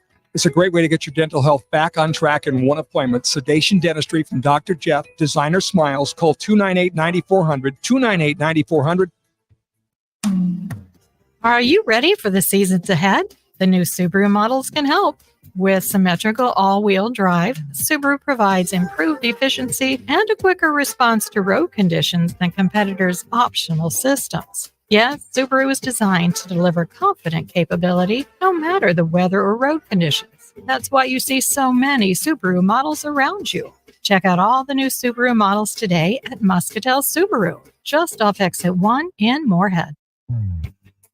Great November specials wait for you at a PetroServe USA. Red Bull 12-ounce cans, buy one, get one free. Monster 16-ounce cans, BOGO on that as well. Celsius $1.99. 5-Hour Energy, 2 for $5. Old Trapper 10-ounce bag, $12.99. Cheese, it's 59 cents. Giant Sunflower Seeds, 5-ounce bag, $1.39. Stun Guns, $5 off. Windshield washer fluid, $2.99. Little Trees Air Freshener, 89 cents. All this and more at PetroServe USA. There's one near you.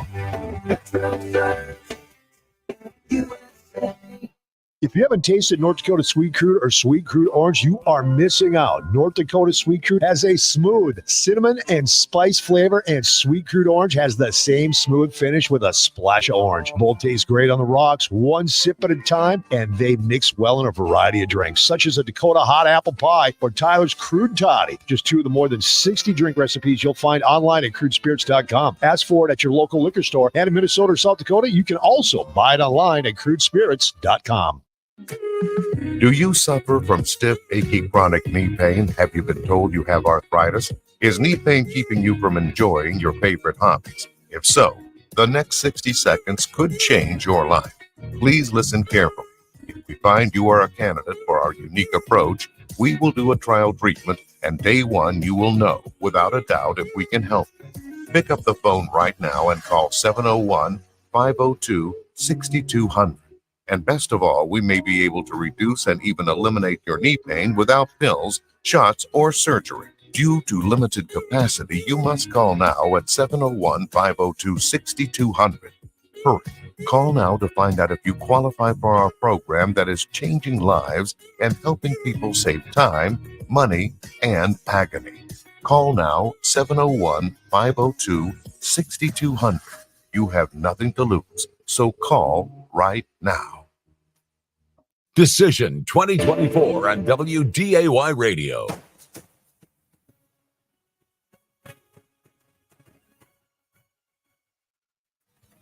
You're listening to live coverage from ABC News, Election Night, 2024. Once again, here's Alex Stone.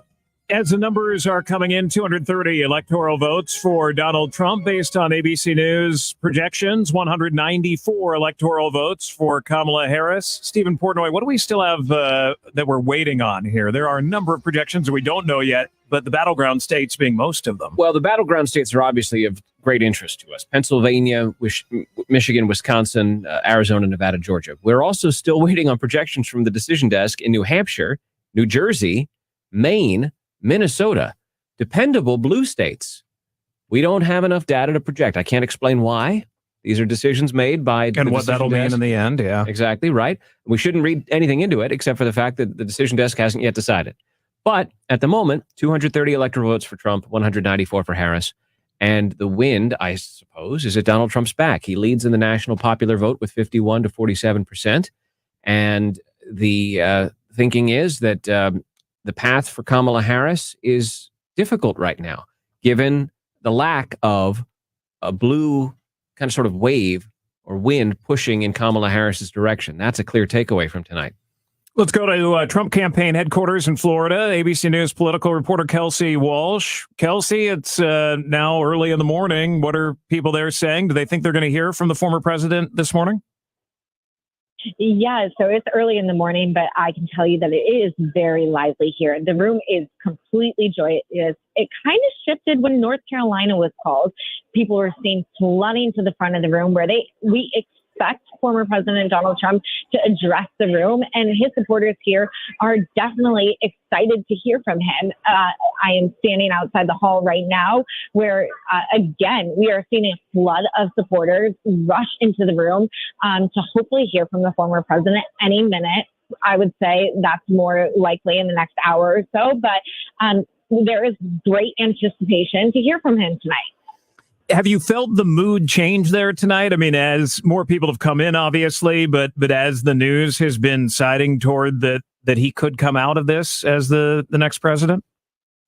Yeah, most definitely. When we got here around 8 p.m., supporters were cautiously optimistic. As the hours went by and the votes trickled in, it became more joyful. It was right around 10 p.m. where that mood definitely shifted. They started playing music. People were filming TikToks, doing the YMCA, and everything really changed around that 10 o'clock hour. It now feels more like a Trump rally here in Palm Beach, whereas when we started, people were kind of on edge. What has he been doing for the last number of hours? What do we know about his whereabouts? Yes, so Donald Trump is currently at Mar-a-Lago. He has been seen with several people, including Elon Musk and Dana White. They have had dinner.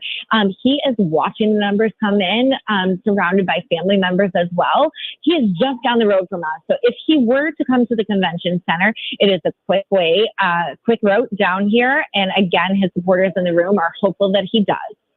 Kelsey Walsh at the Trump campaign headquarters tonight, the party in Florida. Kelsey, thank you. Gabby Abdul-Hakim is at Kamala Harris's campaign night headquarters at Howard University in Washington. Gabby, what's it like there? Hey, yeah, I think it's the exact opposite of what Kelsey has described. I mean, there's still music blasting and people are still having a good time, but the mood has definitely shifted. I think people were like really excited and people were dancing as the night first began. But, you know, as North Carolina and a few other, as Trump began to start lead in Michigan, I think people did a more somber mood began to permeate throughout the crowd.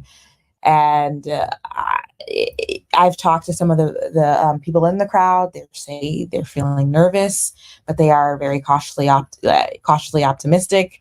But her path has become a lot smaller. I have a donor, a source that I was speaking to, and they're telling me that it's not going as well as they'd hoped, but they feel that there's still a number of paths. There's really only one path, and that's the blue wall. So So I think yeah, the mood has definitely taken a shift here. But campaign chair Jane O'Malley Dillon sent out an email to campaign staff saying that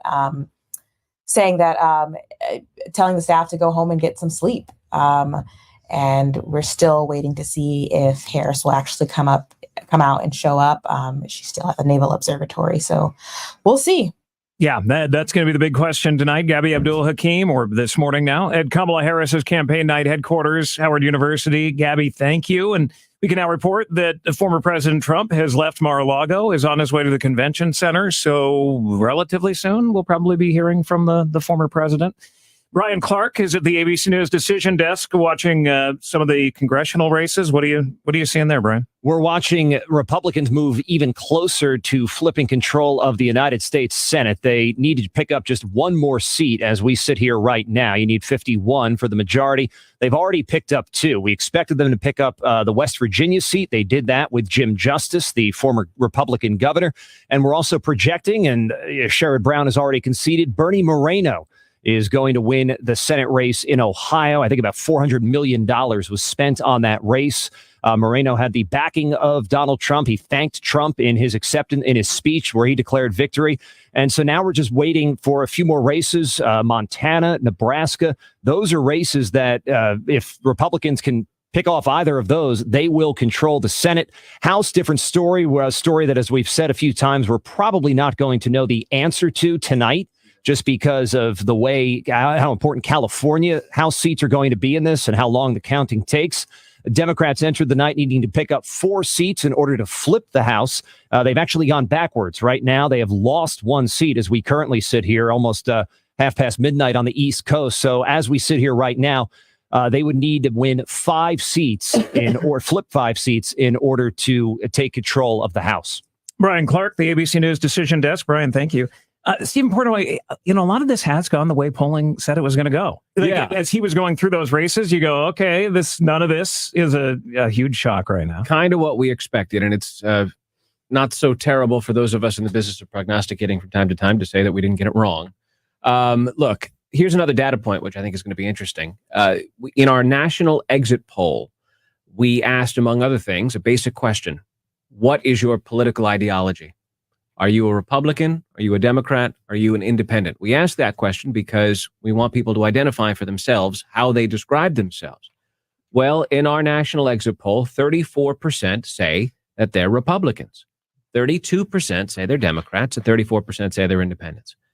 This is interesting because, according to Gary Langer, who is our polling director, it's the first time in exit polls dating to 1976 that the number of people who self-describe themselves as Republicans is larger than the number who self-describe as Democrats. That hasn't happened in our exit polling since 1976, and it's another data point that weighs in Donald Trump's favor. Sure. And you look at that and say, where are we as a country that people would switch from one party to the other? And again, Karen Travers, the economy, we were hearing tonight over and over again, the economy, the economy, the economy. Yeah, I think absolutely. I think that that's going to be a big storyline out of this, is a general dissatisfaction with the Biden administration, a discontent about the state of the country right now. Steve Roberts made the great point earlier about, this is not unique to the United States. You were seeing the kind of COVID era incumbents in countries around the world who were tossed out of power because of backlash due to inflation or just general pushback of what the countries had gone through over those years. And, I think there was a sense that even as Joe Biden's numbers, his approval ratings were so low, one thing, when you looked at Kamala Harris's poll numbers, her favorability went up as she was in the race, compared to where she was in June as vice president to where she was then as the Democratic nominee. Her favorability significantly went up in polls, and people liked her more when they started to hear more about her. But this could be, just in general, a backlash to Democrats' policies, Joe Biden's policies. And also, when people aren't feeling good about where things are in the country, you just want to change. You vote for the other guy. Right. And she's an incumbent without being an incumbent in many ways. So she didn't get that benefit of being new and totally disconnected from the White House. Right. And, she had a 100+ day campaign. There was no primary. The president, in that letter, when he announced he was dropping out of the race, initially did not say he was throwing his support to her. Very quickly then came out and said he fully endorsed her. And that cleared the deck. Like, that was it. There was never going to be a contest.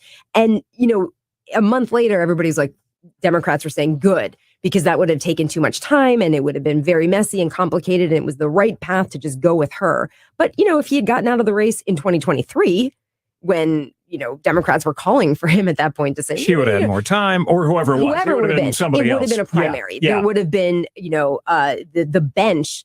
I mean, look at the blue state governors that they have, the Josh Shapiros, the Gretchen Whitmers, Secretary Pete Buttigieg. There is a bench for Democrats right now, but that didn't play out here. We know that former President Trump has left Mar-a-Lago. He's heading over to his campaign party. We may hear from him soon. Your voice, your vote from ABC News.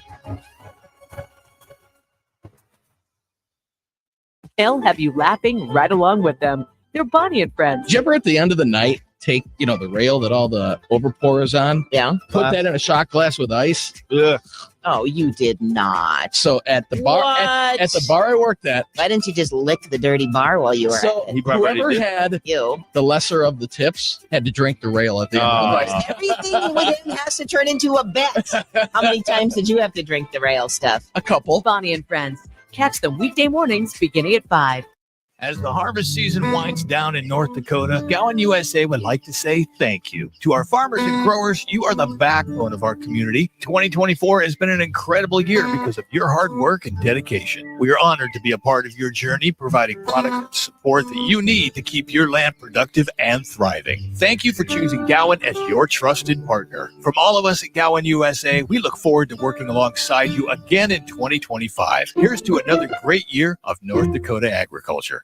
If you have a dental emergency, the first call you should make is to Dr. Jeff and the team at Designer Smiles. He's my dentist. How do you care for people with a dental emergency? Dental emergencies, they're never a good thing. It's like we don't want them to happen. Unfortunately, it's just something that happens. And when they do happen, it can be oftentimes traumatic, embarrassing. How quickly can you get someone in? Oh, when you call us for an emergency, we can get you in usually that exact same day or within a day of that appointment. Stop suffering. Call Dr. Jeff and the team today. They'll take good care of you. FargoDentalCare.com or call 298-9400 and tell them Scott sent you from the Flag. Your company should know Consolidated Communications has the only data center in the area that is SOC 2 certified. Consolidated has tested in-place systems to protect your valuable data. And with today's security concerns, that's more important than ever. Many business insurance companies require SOC certification. So work with a local data center that is SOC certified. For scalable, cost-effective data center solutions, go to consolidated.com/data center. Consolidated Communications. People with chronic lower back pain have often tried lots of different things. Most of those things just don't work, and they're searching things that do work. Non-surgical spinal decompression is a type of treatment done with a specialized machine that has very high success rates, and we're lucky to be one of the few clinics in the entire state that has it. My name is Sydney, and I had debilitating back pain for 11 years. I went into the clinic to receive treatment. After 8 treatments, I had been feeling much better. After those 8 treatments, I was back to playing volleyball, golf. Dr. Z at the clinic helped me get back to the sports that I love. A research study performed on low back patients that had already failed medical, chiropractic, and physical therapy, in other words, the surgery group, had a 90% success rate with decompression treatment. Whether it's chronic lower back pain, sciatica, knee injuries from running, neck pain, headaches, or shoulder problems, the clinic can help. Find us at theclinicnow.com. That's theclinicnow.com. Theclinicnow.com. Great November specials wait for you at a PetroServe USA. Red Bull 12-ounce cans, buy one, get one free. Monster 16-ounce cans, BOGO on that as well. Celsius $1.99. 5-Hour Energy, 2 for $5. Old Trapper 10-ounce bag, $12.99. Cheese, it's 59 cents. Giant Sunflower Seeds, 5-ounce bag, $1.39. Stun Guns, $5 off. Windshield washer fluid, $2.99. Little Trees Air Freshener, 89 cents. All this and more at PetroServe USA. There's one near you. Tired of feeling anxious stepping in and out of your tub? This is Gina, the owner of Style Safe. We're a locally owned and veteran-friendly company that specializes in tub-to-shower conversions, walk-in tubs, stair lifts, and ramps. Since opening in 2010, we've helped thousands of people maintain independence. Call Style Safe now for a free estimate within 200 miles of Fargo and get $1,000 off on a tub-to-shower conversion. Experience comfort and confidence at home with Style Safe. 701-356-5090. This is Decision 2024 on WDAY Radio. All right, we are back for our last round of the evening. Jay Thomas, boy, it's been a long day. Finished at 7. along with Tim Flakoll, Commissioner-elect, Cass County Commissioner-elect, Tim Flakoll. Congratulations. 75,000 votes. I called that one early. Yeah, wise man. And Chris Larson, producer extraordinaire and news guru, is in here. All right, so before we get to the numbers, Fargo Dome vote, that failed. We'll get to all this stuff. Before we get to that, just call Georgia already, okay? Right. It's over. It's done. Trump's got it. You can call Georgia. Call Pennsylvania. I mean, that one's done and over. Get that one called out. Wisconsin, you might as well call that one too.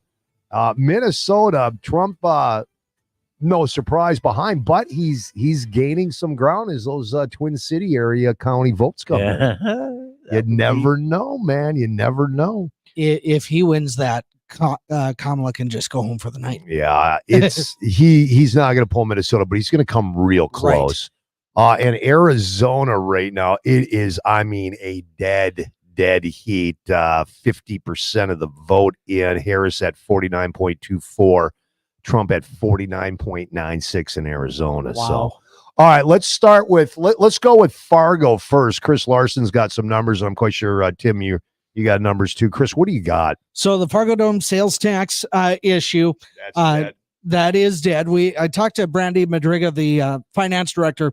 The reason the numbers are so late is they had a slow upload of the data, but we are all fully reported now. So that one fails 52% to 47%. Again, that fails 48%. Yeah, 48. Yep. Sorry. The Fargo lodging tax, that one passes 51 to 48. Okay, let me stop you right here. Tim, why did that one pass and not I would have thought the Fargo Dome would have been the one to pass and not the I think it comes down to let the man behind the tree pay for the tax, not me. Yeah. And it was one of those it's a lodging tax. They sold it totally as it's not, you won't have to pay it. Right. Yeah, it's because it's a lodging. They're going to up the lodging tax. Yeah, you have That's to have the like point. family or relatives or somebody staying in town. Or It's going to be me when I come stay in town for work things paying that tax. But I honestly, because it was a quarter of a cent, that means a quarter for every $100 you spend for the Fargo Dome. Fargo Dome needs the upgrade. They need those updates. They don't want that thing to turn into the Civic Center. I'm really surprised, but you know what this is saying? Moorhead, the school levy failed. Right. Okay.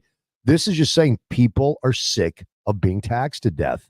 But with that said, Measure 4 did not pass. It got blown out of the water. But that, again, I think that there was so much money spent by the Keep It Local group.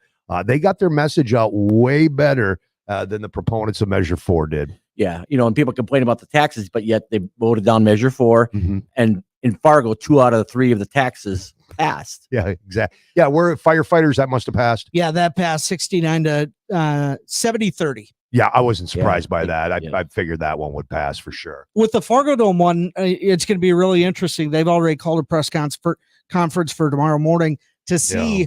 It's going to be interesting to see what the next plan is. Well, they have $45 million in their coffers. Right. They said they were going to kick $30 million in on this, and I don't think they sold that hard enough to, hey, look, we're putting $30. So I think they're probably going to move forward and with that $30 million and do, okay, what needs to be done right now. Yeah, I think the Fargo Dome and those that are involved in it have waited too long on the handicap accessibility issues, and they've kind of used that as a lever as to why this, Measure 1 should pass. And, it's been going on for years and years and years, and they just need to make something happen. Otherwise, I'm still a little surprised there hasn't been a lawsuit, like there was in the early days of the Fargo Dome. Yeah. Amy Klobuchar, of course, she wins a fourth term in the U.S. Senate, defeating Royce White. Looking for I don't have the numbers here, but she wins her seat. And I wasn't really surprised by that. Yeah. What else you got, Chris? So if we want to look a little further out to Cass County here, State Senator District 10, Ryan Braunberger wins that. District 16, David Clemens wins. District 22, State Senate Mark Weber. District 44, Josh Boucher. State Senator District 46, Michelle Powers wins that. District 10, Jared Hendricks and Steve Swantek. advanced. District 16 State Representative Ben Koppelman, Andrew Marshall. District 22 State Representatives Brandy Pyle and Jonathan Worry, as well as District 44 State Representative Carla Rose Hansen and Austin Foss. District 46 State Representative Jim Casper and Desiree Morton. And again, those all across Cass County as well. All right. No surprises there, Tim. The big one that when people were watching is the Senate and House in District 10. And Braunberger won by 99 votes. Wow. You know, he's an incumbent, and he won by 99 votes over George Roughhead. And really kind of not that big of a voter turnout, to be honest. A little over 3,000, was the total. I mean, the votes, 3,048 versus 2,949. So they'll hold that seat, and then the Democrats will add one seat in District 9 because former Senator Richard Marcellet won handily over current Senator Judy Estison, who's a Republican. So the Democrats will pick up one Senate seat. Now they'll have 5. All right. So percentage-wise, they had a big night. All right. What else you got, Chris? And then the 3 Cass County Commission seats, District 1, of course, Tim Flakoll wins that one with 98% of the vote. District 3, James Capitan wins with 98% of the vote. District 5, Joel Vettel walks away with 65% of the vote there. Okay. MSNBC and it looks like CNN as well. Not Fox News yet, but those two are both calling Georgia for Trump. Okay. Let me grab Ross here. Hey, Ross, you night owl, you're up on the election coverage on WDAY. What's up, Ross? Hey, guys. Hey. First of all, to you and Tim and Austin and everybody else, thank you so much for this. It was fantastic listening to you guys. Thank you. The honest truth is, on my TV, I've got Counting Cars going on. I mute it when you guys are on. When you go to national, I listen to Counting Cars. I love it. But, I'm not going to get into the national side. I think we all know how it's going to turn out. Yeah. But locally or statewide, I want to talk about Kelly Armstrong. Okay. I think I am extremely comfortable. I mean, no offense to Merrill Pepcorn. He's a decent, good man. Oh, Merrill's a great guy. Been a fine governor. Yeah. But I'm extremely comfortable with Kelly being our next governor.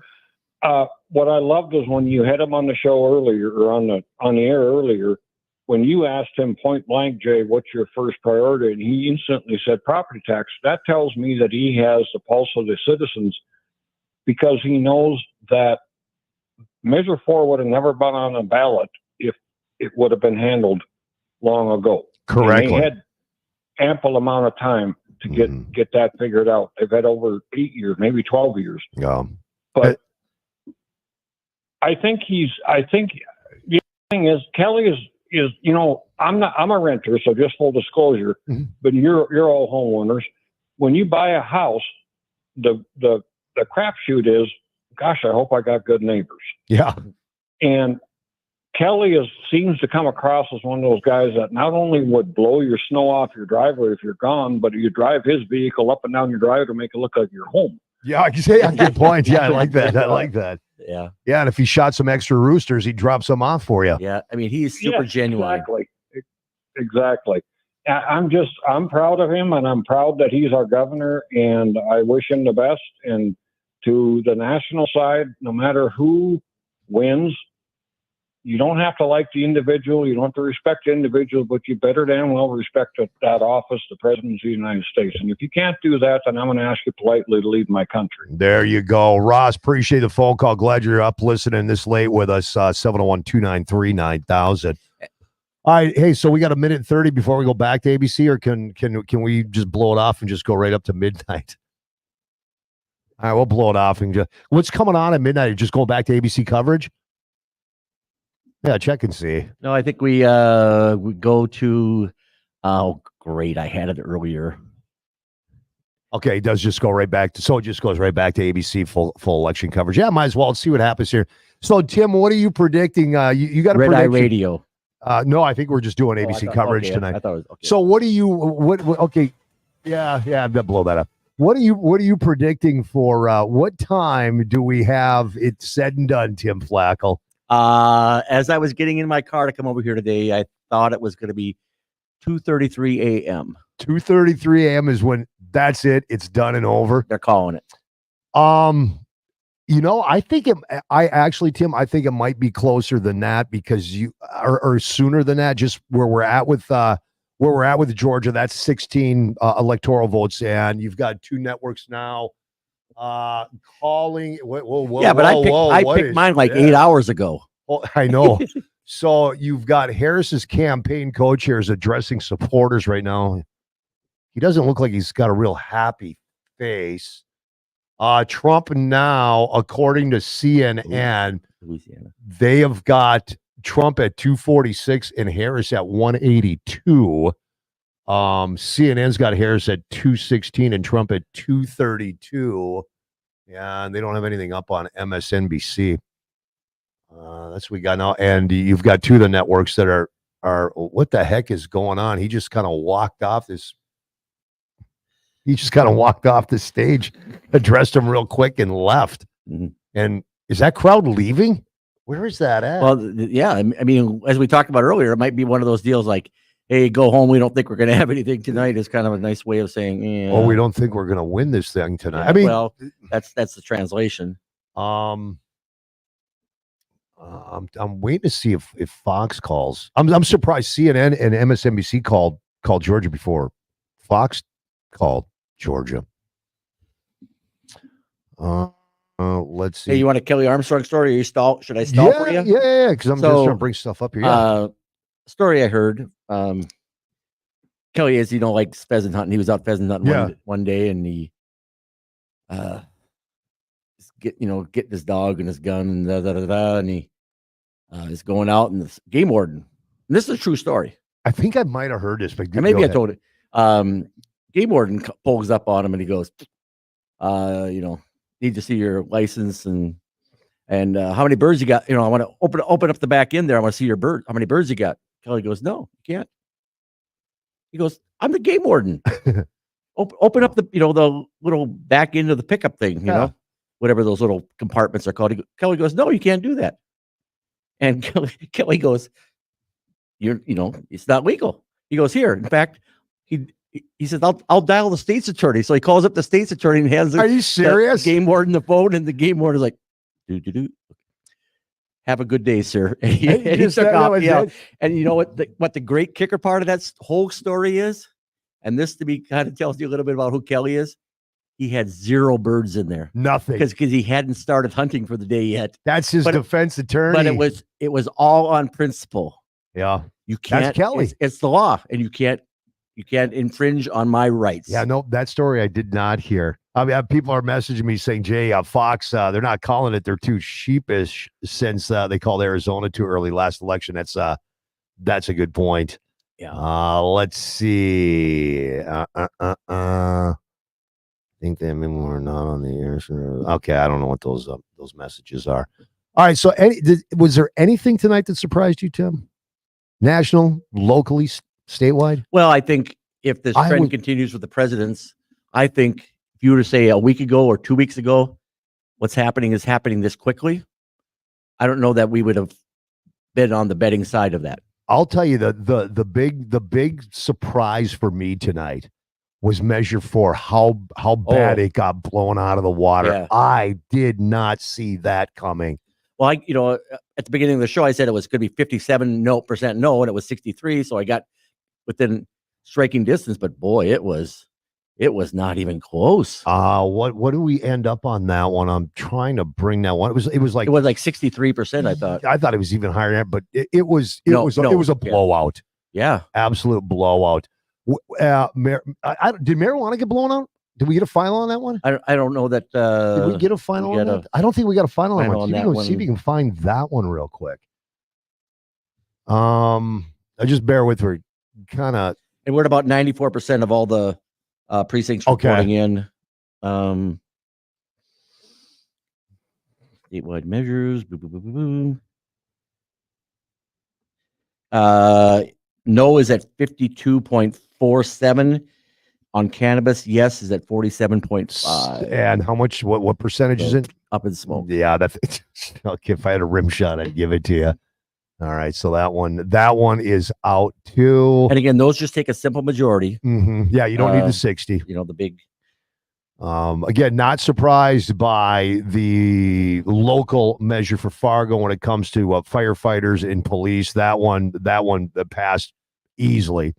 Not surprised there. I'm surprised by the Fargo Dome vote. That one surprises me, Tim. I really thought that one would pass before the convention center one passed, but you make a great point, hiding behind a tree and, hey, I'm not paying for it. And I'm saying this tongue-in-cheek joke, but maybe it's all the UND fighting Hawks fans that voted against it. I don't know, because they're jealous of the Fargo Dome football. Oh, boy. Wow. Way to get it started, huh? Man, there you go. Okay, so big reach. Let's talk real quick. So you are now a Cass County commissioner. What's on your agenda? What do you really want to start digging into? Okay, so there's a number of things, and some of the answers will come from Jesse Johnner issues. So one of the things, this spring we opened the new pod for 192 beds. They're doing a really good job of hiring people. Yep. And you can't wait until the last minute to expect to, just open the door. We have to get people hired on. Get them don't mean to interrupt you. Fox now has called Georgia. Okay. Get them trained in properly. Reduce the overtime that the poor people that are working there now are experiencing. So that's a big issue. We need to, and I've met with all of the, was there 16 department or unit heads? I've met with them before the election here. I've been attending commission meetings, so I try to get up to speed on the budgets and some of those kind of things. But it's going to cost more when we get 2 more beds. It is. And law enforcement's the biggest by far expenditure that the county has. Do you do you think that the pay scale for these deputies that work the jail, starting out, do you think that number's got to get bumped up? Well, I'm going to give you a 2-part answer. Okay. The short answer is yes. Okay. The long answer is they've made progress in that area significantly. Yeah. Now, if you really dig into it, the city of Fargo, mysteriously, when they compare their similar, communities, it's like Denver, Colorado. Who on earth thinks that Denver is a comparable, police force to Fargo? Yeah, No. it's not. I mean, so we certainly have to be competitive. We don't want to make this a job. We want to make it a career for people. Exactly. So that's really important on the law enforcement side. We have to make sure that we're as fair to the rural people as we are, are to the urban people, and vice versa. Finish the diversion, get it done on time and get it up and rolling, because we need to get that certified. It'll take about a year to get certified. All right. And then it'll save 60 million plus per year on flood insurance for people. We still have go ahead. No, I thought there might have been an update on Pennsylvania, but there's not. But back to the diversion, I think that we are not being given the true cost of what this thing's really going to cost us. I think it is going to be billions more than what we're being told. I do. I really do. Yeah. I think the costs, when it's all said and done, are going to be jaw dropping. Yeah. Well, and one of the things I've been doing with the thought that I was going to be on the commission, because no one was running against me, is try to hey, I would like to be on this. I would like to have this portfolio or that portfolio. Mhm. So like I would be like, there's 3 members that are on the Fargo Moorhead Diversion Authority. I want to be one of those members. Okay. I want to look at the portfolio for NDSU extension, because that's ag is my background, and that's an area that I really care about. I want to do something in the area of law enforcement and emergency management. One or the other, I don't know which, but there's 5. There's only 5 people. I was telling somebody the difference between the legislature, where I had to convince 24 people on my side in the Senate, and 48 on the House side. Right now in county commission, I have to convince 2 people. That's it. I mean, that's there's a certain lot easier. beauty to that, and I'm not driving on crappy roads in January, February, and March out to Bismarck. Where are we at with the diversion when it comes to progress? How long before this thing's ready to rock? I think it's 2027. Okay, when was it originally slated to be done? Is that? I think they're tracking pretty well. Is that where it was? Yeah. And did we find did Vettel?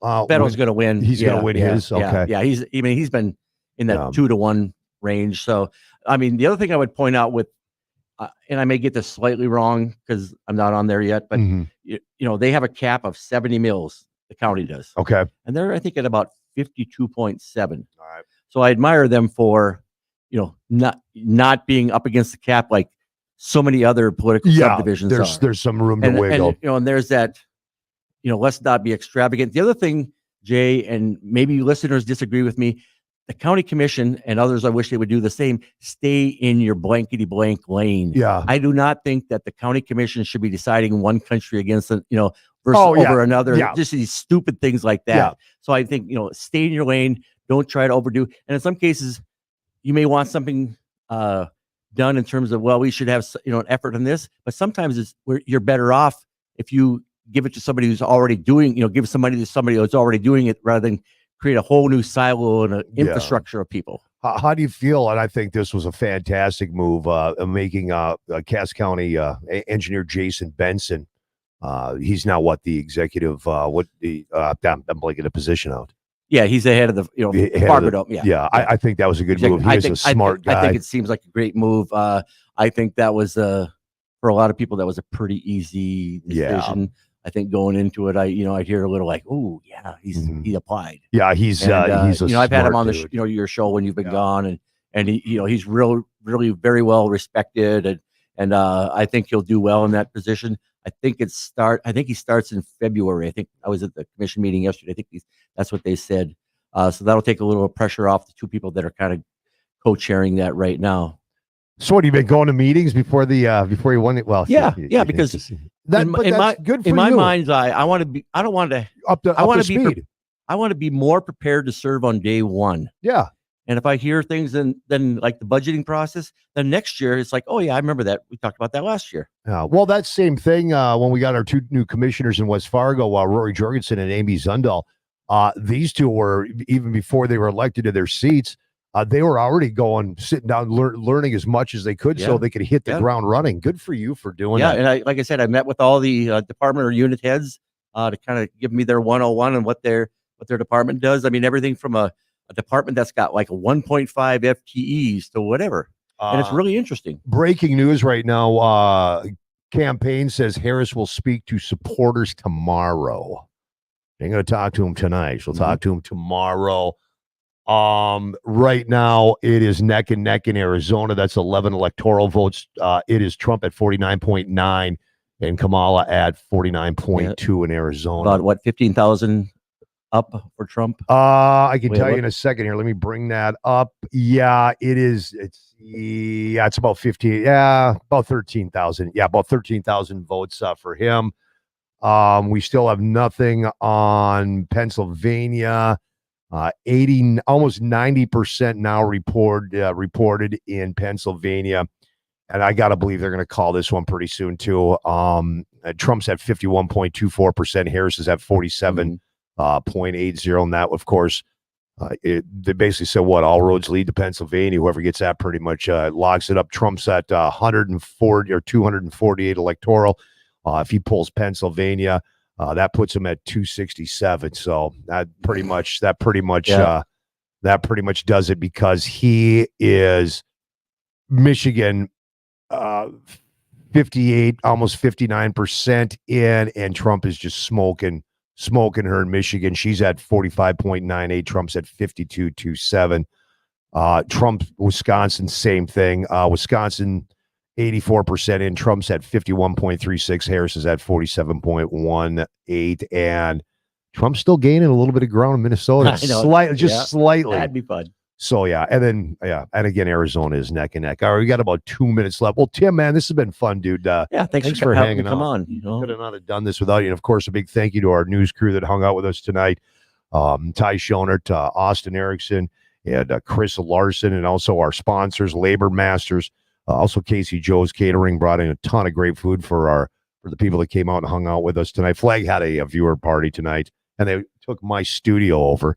Foul on that one, because we got all the cool cameras and everything in there. And also beverage wholesalers, Don and Randy, fantastic, man. They took care of us.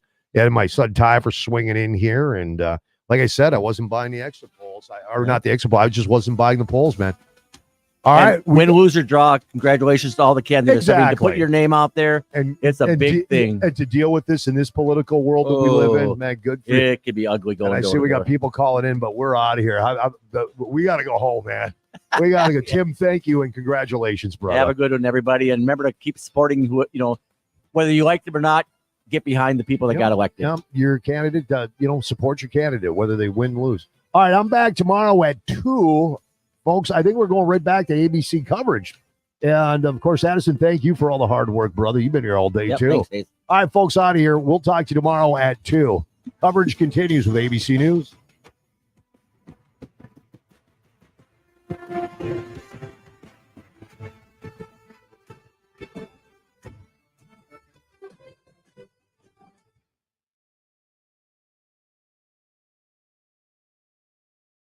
Weather and news, fast and first. This is WDAY Radio, AM 970 and FM 93.1.